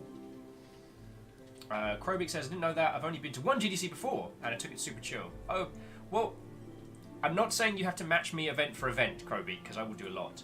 But the really good ones are the Humble Bundle Party, the Yuki drinks, the GI Biz mixer can be real good. Although last year, I ended up going to an impromptu mixer for people who'd, for individuals who were doing licensing deals with Games Workshop, which was really cool. I won't name any names, because some of them are from unannounced projects, but yeah. The Games Workshop crew that go to GDC are an excellent bunch.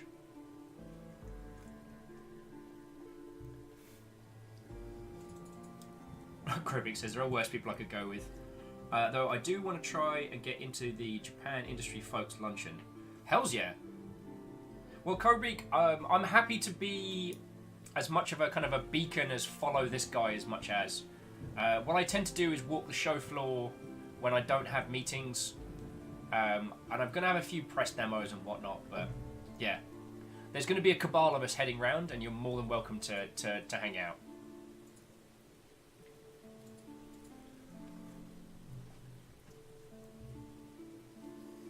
Alright. Mercy says, can I talk to him too? It's time to talk to Dad. I'm afraid that would be impossible. Only the one who cast the spell is able to see and speak with the spirits. I'm sorry. I'm so sorry. Well, maybe you could ask me for him, you I understand. You've talked to him for the both of us. And let him know how much I miss him. Thank you. Please stay in the camp, even if you hear sounds of combat. This is necromantic magic and will draw the undead to me. Okay. Maybe tell me that first next time, asshole. Look at you being all smug for yourself. I have a spell for this. I'll put a spell on you. I can begin the spell using the surface of that pool. Once I start, the undead will sense our presence. They'll be drawn towards our magic, so we must stay alert. Alright. Shackle says, oh, and your father will be stuck forever as an undead ghost, unable to leave or ever rest again. Sorry, should have mentioned that one as well.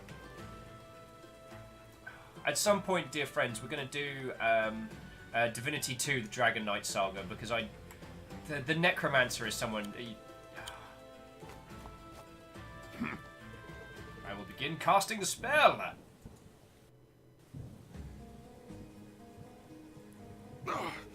Your Highness! Emmerich! Emmerich, the feck are you doing? I'm so glad I've reached you. Listen. And I, Emmerich, listen, we don't have much time. I need you to take my computer and throw it in the bath. Like, seriously. Like, don't even look on it. Just, I need you, it cannot be seen. You're all in grave danger! It isn't safe. Yeah, dude, undead hordes. It's more than the hordes, Emmerich. There's... The undead are approaching! Mate, you're a ghost. Why do you care? Wow, that's a lot of skellies. My magic is so unstable! Alpha says we'll never know what was on that computer. Hashtag reincarnated as a slime. Which I am loving that series, by the way. And if you are down on like game design theory, please give that show a watch. The King Spirit is still close by. We must fight our way to reach him. Once more. How are we gonna do this?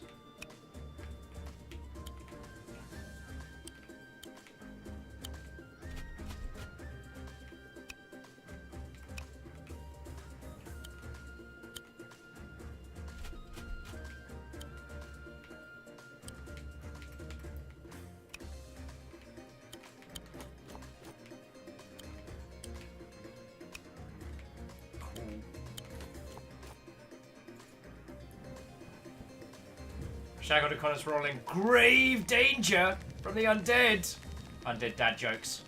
That's the real reason the king has come back, is to bust out some wonderfully terrible dad jokes. Well, we're about to get fecked in the heck. So really, I need you there. Oh, cool. Not today, you skeleton bastards!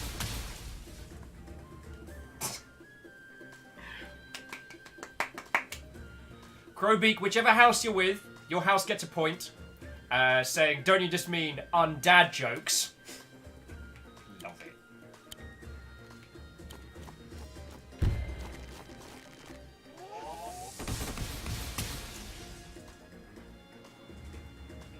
Cool. So, turns out, skeletons, not great. Oh, we can heal.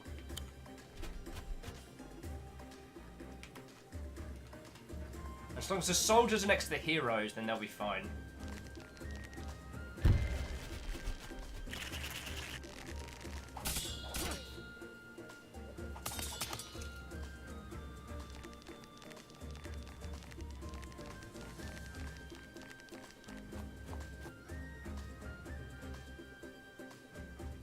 Alright, we got this.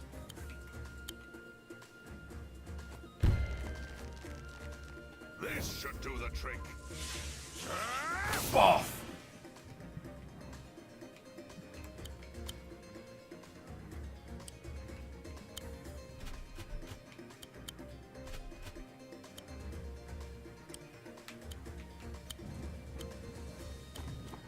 Heal this numpty. Oh wow, I'm kidding about this heal's being expensive.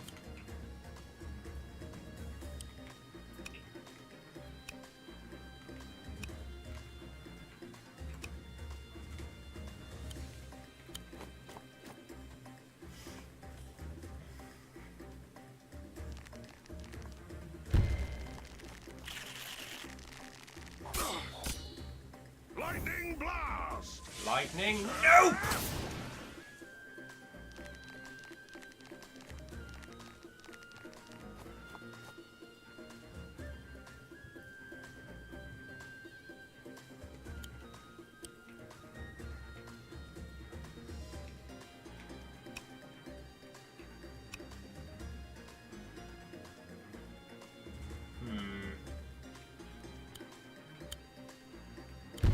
Get stuffed, you skeleton!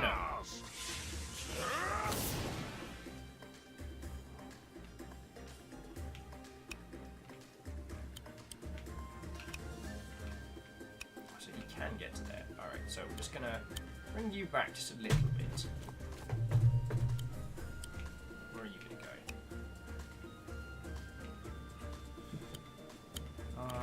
Why not? Keep you kids alive. No.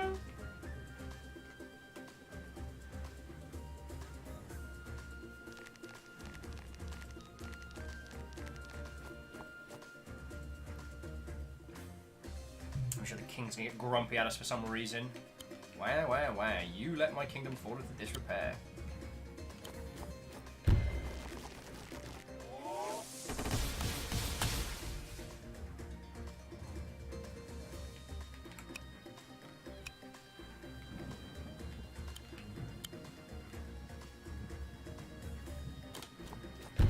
Shock him out in the water. Later! Okay, I still think hitting a pond with lightning should hit the others as well. I'm calling minimal amounts of shenanigans.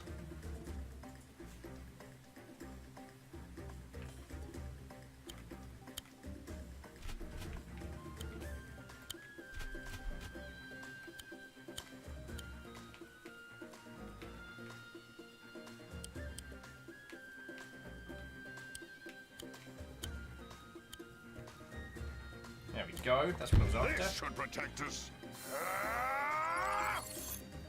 Pink Crystal says yes!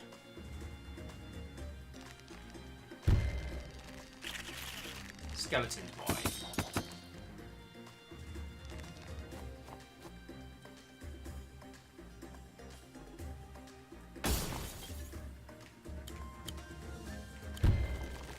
Oh, Jaren's saying, do bones conduct electricity? You might never have hit the pond. I mean, fine, if that's how you want to be. Oh, and to Vagent Zero and Peeps, I apologise. I didn't even think to attempt to explain the madness that is the varying longship houses. I do apologise, dear friends.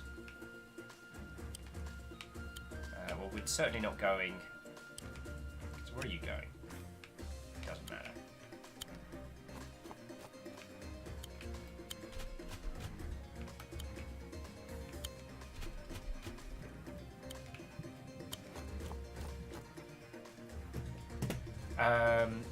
So this is a weird kind of quirk that's popped up from doing all of these streams. Is we've of the Longship crew, we have 4 houses. So originally, when we first got the Bit Cup down there, 2 houses emerged: House Order and House Chaos, and they kind of battled each other for. I'm gonna say it. They battled each other for the Growler. God damn it! That's what you lot do to me. So, the idea was that one house seek to fill the cup with as well ordered a kind of a pattern combo as possible, and the other sought to destroy it, to take a huge fistful of bits and slam dunk them through. I think Tenrin was the first one to drop a red bit in there, which was mind blowing. As Shackle representing for House Chaos, throwing bits into the air with reckless abandon. That's what House Chaos is about. And so these two kind of fought back and forth the weekend we added the Bit Cup, and it was very funny. And then the next house popped up as House Carl. And House Carl are the hunters of the unsolved. House Order. Shackle dancing between both. Also, you don't have to claim allegiance to anyone. You can dance between the houses as you like. Eventually there'll be kind of a cool little design around them, but there we go. So House Carl are the ones that they are the self-designated hunters of the unsolved. When we first got subscriptions on this little operation, a few plucky individuals took it upon themselves to start, aggressively is the wrong word, but gifting subs in a manner which was hecking impressive. And they have done a lot of that. And thank you, Navalis, as well. Krobik's like, let's say my father's from House Carl, my mother's from House Chaos.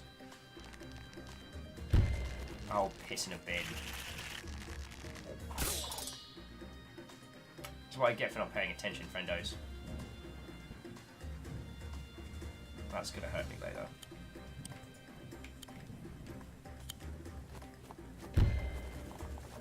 I have a spell for this. He has a spell for it. It's called No. The aggressive spell of No.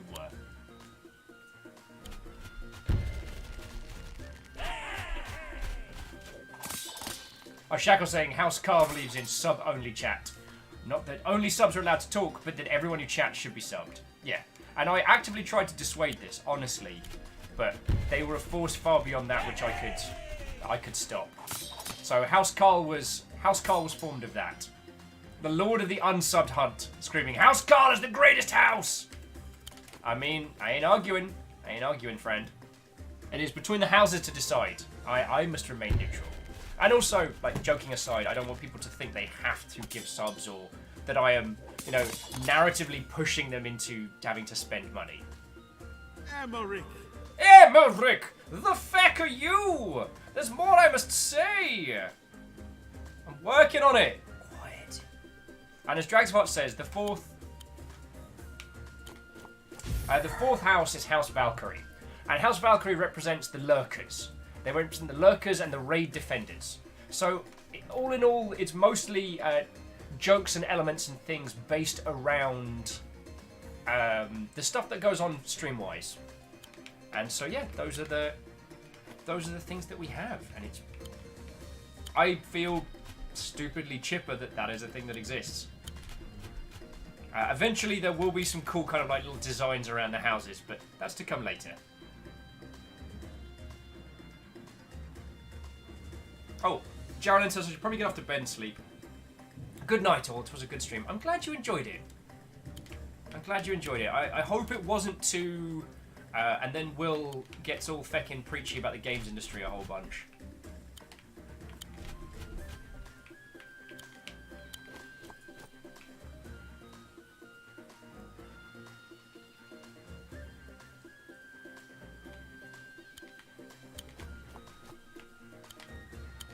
But it was fun being able to help people's.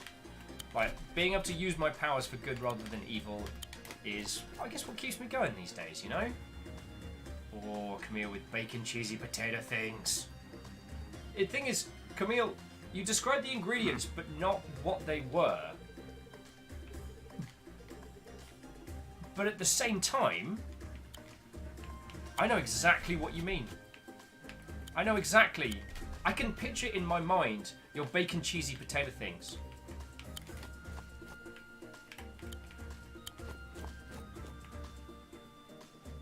Now, losing my other wizard's gonna feck up my D.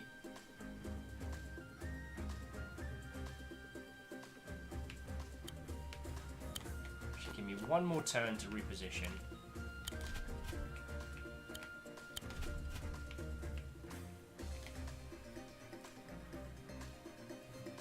Shackle's like, yes, gather all the troops. All the troops we started with. Well, Shackle, considering the amount of undead we're going to be dealing with in this party, I think they're coming back regardless. Let's commune with the dead. Hey, your kingship, stop fecking off.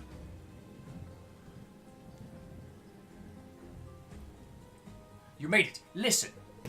What's happening now was begun eons ago. Before Felheim, before Cherrystone. A great war between nations long forgotten. Merciful. Merciful? You must listen.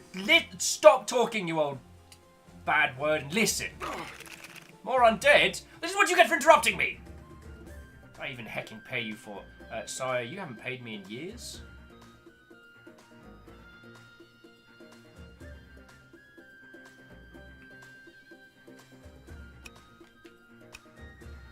Oh, cool.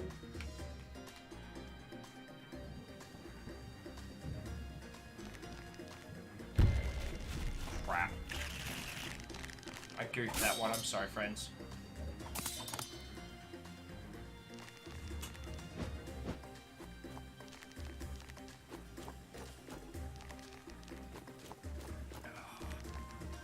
Well, I don't think we'll be finishing this mission anyway in this little stream, because I'm going to need to bring things to a close in just a little bit.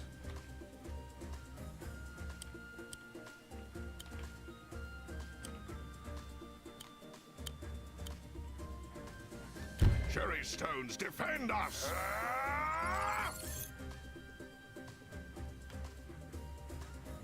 And the whole of chat's just being like, hey, listen! Oh, I hear you. I hear you all. Those very words still haunt me in my dreams. Oh. Okay.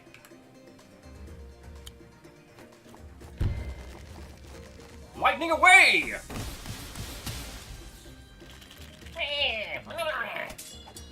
Ow.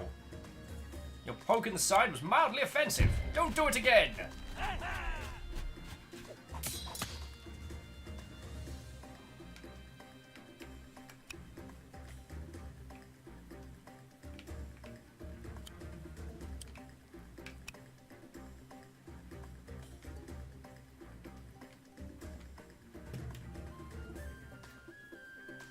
So what was I bantering about before?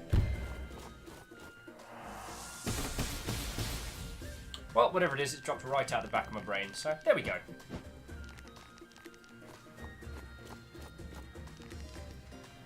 I'll head up into the hills. I'm not killing him off.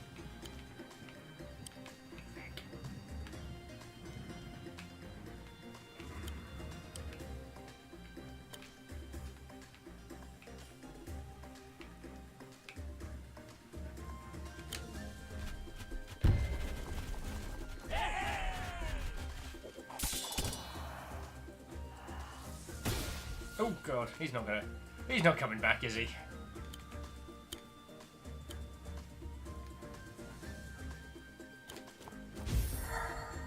Everyone gets a heal! It's funny because it's a wrestling joke.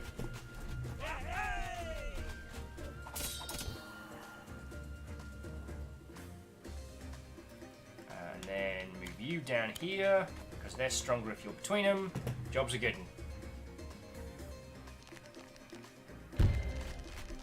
Alright, 3 defense. Come on, you can survive this. And they could not. Oh, piss in a bin.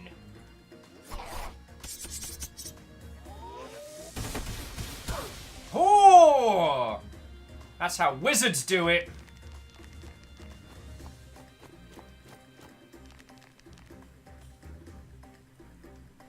Be the wizard you want to see in the world, right?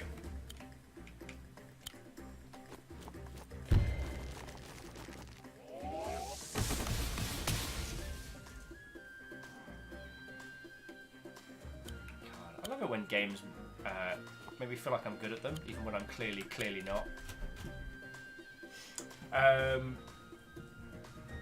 Yeah, I think we hit kind of all the beats. At least for today. So the thing is, we can chat about GDC anyway. The other thing that I do want to say, if someone could link the Discord in chat, I pretty much live on there as much as I can. I am answering an inordinate number of emails and all sorts out of days, and I have not been the most communicative of Mother Hubbards, where I possibly should have been. What's your range? Oh, really strong. Alright, so we need you there. Crap, that was not what I wanted to do. Oh well, it's a good run. It's a good run, my friends. It is also filled with memes, that is certainly true. But if there's anything from there that you wish to... that you want to talk about or plan or discuss, we've got the cons and events channel, so we'll be talking a lot of GDC-ery there. Oh, the GDC-er. That's a great term. Oh yeah, you are heckin' gone. I have a spell for this. Boff! Umric seems to be a lot stronger than usual. Is anyone else noticing that?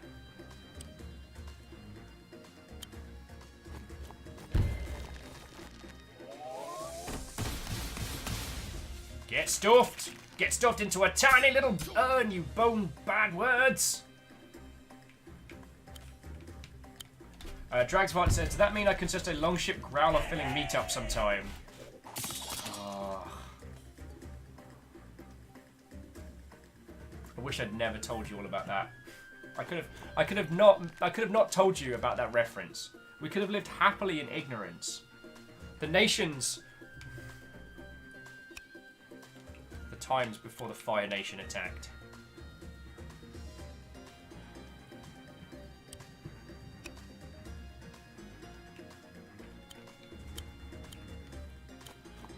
Cherry stones, defend us!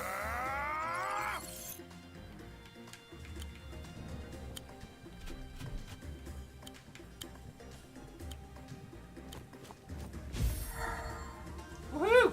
Cheeky heel. If we do a longship meet and people do bring along their own alcoholic beverage containers, known otherwise as growlers, I am not going to be mortally offended, I'll tell you that much.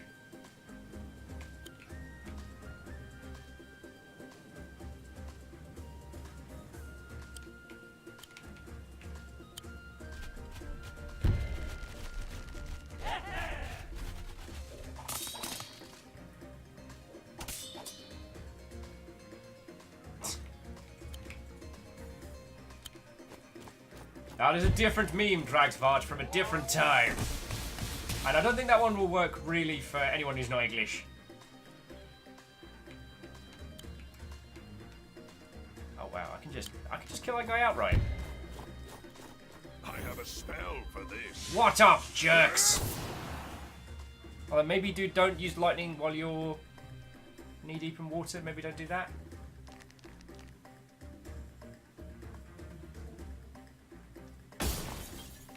Alright, so let's have a look. By the looks of things, we've got to hit 2 more ponds. So I don't think we're going to be finished this one today, dear friends. Alright, or do the thing. I was going to say don't do the thing. But I guess we're doing the thing. Crowbeak says, 2 more ponds, you say? Crowbeak, you heard what you wanted to hear. That was some top tier selective hearing, my friend.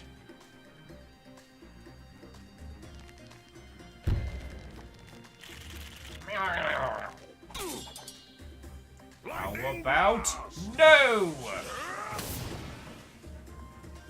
Alrighty. You must listen. I'm trying. Alright, dear friends, we are going to come back to this.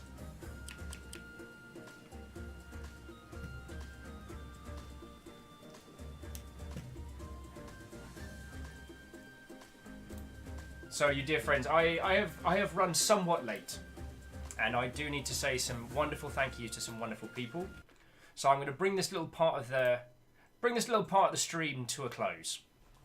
You have all been massively lovely, and I know I've said this multiple times throughout the day, and I know I said this fucking weekly, but today I got to talk about GDC, I got to talk about video gaming stuff, I got to talk about the parts of the industry that I'm good at, and I love enabling other people. I love bringing on stonkingly good guests. But on a day where I actually get to talk to you about the cool stuff, like, that makes me super happy, yo. Because, yeah. I'm just that kind of person, you know what I'm saying? I like talking about video gaming stuff. If you want to know what we've got going on this week, we have so much stuff. Tomorrow, we should finally be finishing Resident Evil 2. It got laywayed last week because of the snow, caused problems with the lines and what we had here, and I wasn't able to stream for you all. For that, I'm heckin' sorry.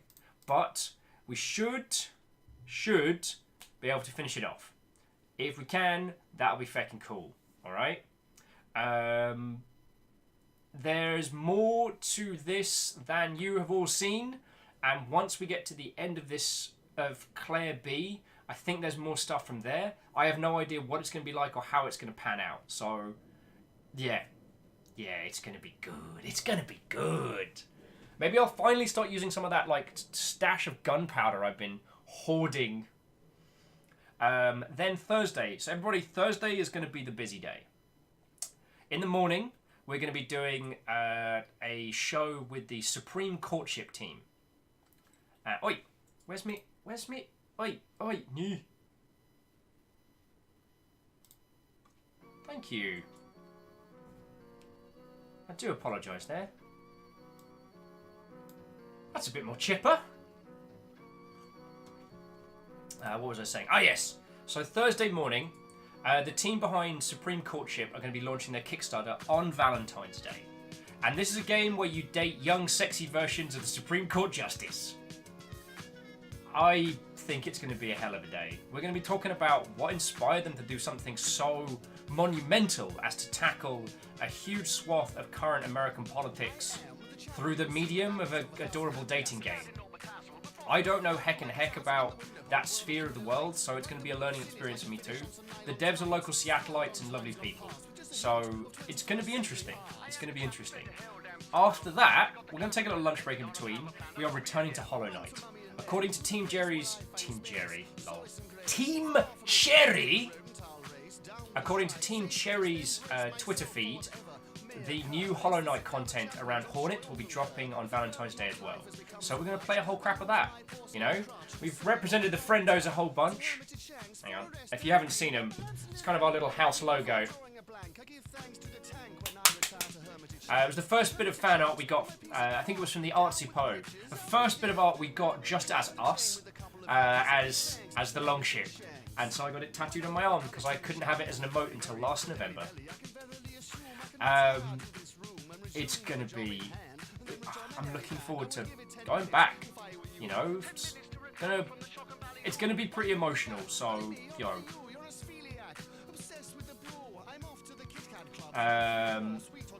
Wait, Dashgull, you still haven't played Hollow Knight?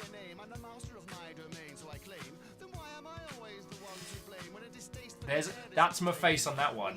We've been spamming Friendos for months upon months.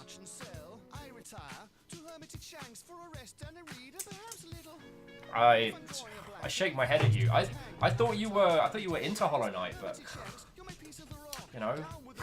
I'm sorry, I'm messing with you now. I'm messing with you. It's entirely fine. Baron says, I'm working through Hollow Knight for the first time myself. It's so good. It's so good. So that's gonna be a big day for us. Hollow Knight was one of the main reasons why we're here. When the before time stuff, when that all exploded, it was you lot. It was you lot saying like, hey Will, you're gonna finish Hollow Knight. It was Thor kicking my ass and saying, if you play Hollow Knight, we'll raid you. And that's why we're here. So this is gonna be, the Hornets DLC is gonna be great, but also might be a bit of a feels coaster for me. So yeah.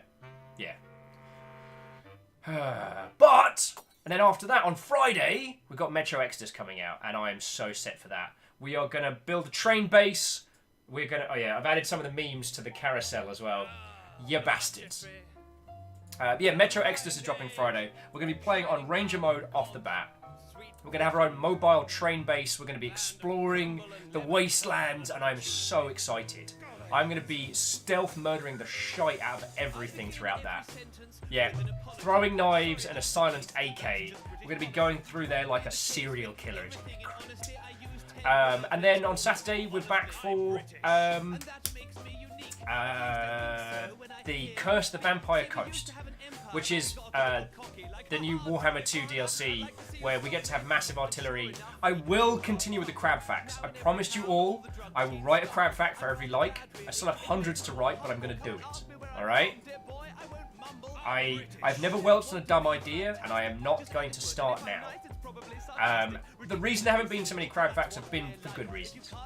But also, February 23rd, mark it in your calendars.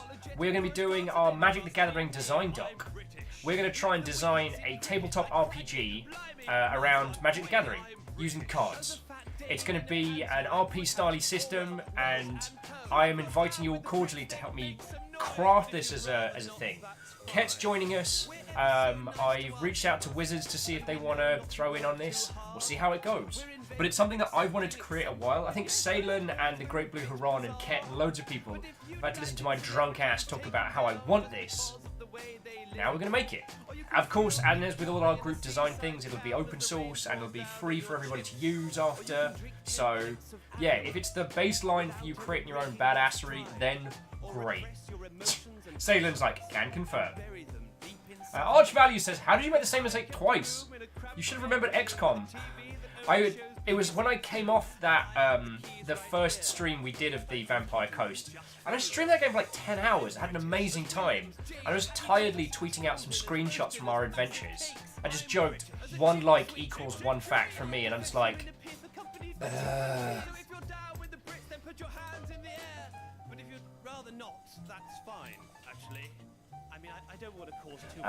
so yeah, those are all the things that's going on. Hang on. Let me just share that once more.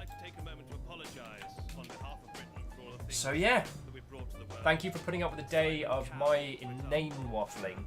A bit of Wargroove played poorly, and discussions about GDC, because I quite like GDC.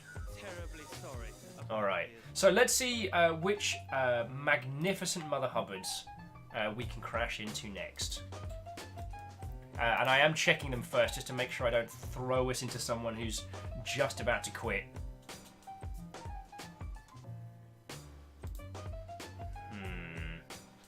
Oh! I know who we need to go crash into. So, some of you might have met the indomitable Oh Hey It's Fiona in chat. She is currently smashing into Northgard, which, if you haven't seen, is a stupendous Viking-themed RTS, which we played a little bit, but but Fiona's been playing a lot more. So I'd like to go jump into a friendo chat, go show some support, and careen in from there. All right. So let us do a thing. Because I think a Viking crew supporting a Viking game over on a local friendo channel, I think that's a pretty good thing to do. So, let us continue. I don't think I have anything else to... Oh shit! No! Cancel! Feckin' hell! Why am I an asshole? So close. I cancelled out of it because I nearly didn't say fecking thank you. As I've said before, if I reaches the point where I become such an arrogant Mother Hubbard as to not remember to thank all you lovely mother... Wait, let's just move that over. There we go. There we go. If I become such an arrogant Mother Hubbard as to actively forget to thank you lot, then you all can start throwing shoes at me. I need to thank you all for throwing a whole bunch of cheers, because they are literally the lifeblood that fuels this operation. So I need to thank Isocrid, Baron Sheep, AR the Man J-Post, Honey Droplets Raving Penguin, DX Johnny XP, Vanderbeast Navala, Shackle Draconis, Tenari Wow, Legend Man, and Iron Imp. Your moderators for today were Caffeine, Lizzie, a little bit of Slifter, and definitely Tarlicus, even though he's not listed there. Our new followers, people who have joined our cabal, our crew. Run Fly Dove, please work, please. Cariel is a panda, if they might be. Doof Master, Myazin, second player, and Wayward Finn. Thank you all kindly. And those that have received subs, those that have resubs, and those that have gifted, I would like to thank Doom Ninja, Alpha the Deluge, Chiat, Beadora, AR, It's DX Man, Amatsu, thank you for letting me use the shoe one, Crowbeak, and Honey Droplets. So there we go. Dragsmart's like, you missed one. You snuck it in. It's not a cult! Stop saying it's a cult! It's not a cult! Alright. So we're going to try that once more with feeling, my dear friends. So we're going to cook up a raid towards Fiona. And yeah, scream at the caps lock of your lungs, Viking raid, and just spam friendos, dear friends. Just spam friendos. Alright? So, I apologise for my slightly discombobulated credit section there. I look forward to seeing you all tomorrow for a spot of the Resident of Evils, and hope that the games industry doesn't set on fire any more than it already is. But from me, have yourselves a wonderful evening, and I'll see you tomorrow. Onward!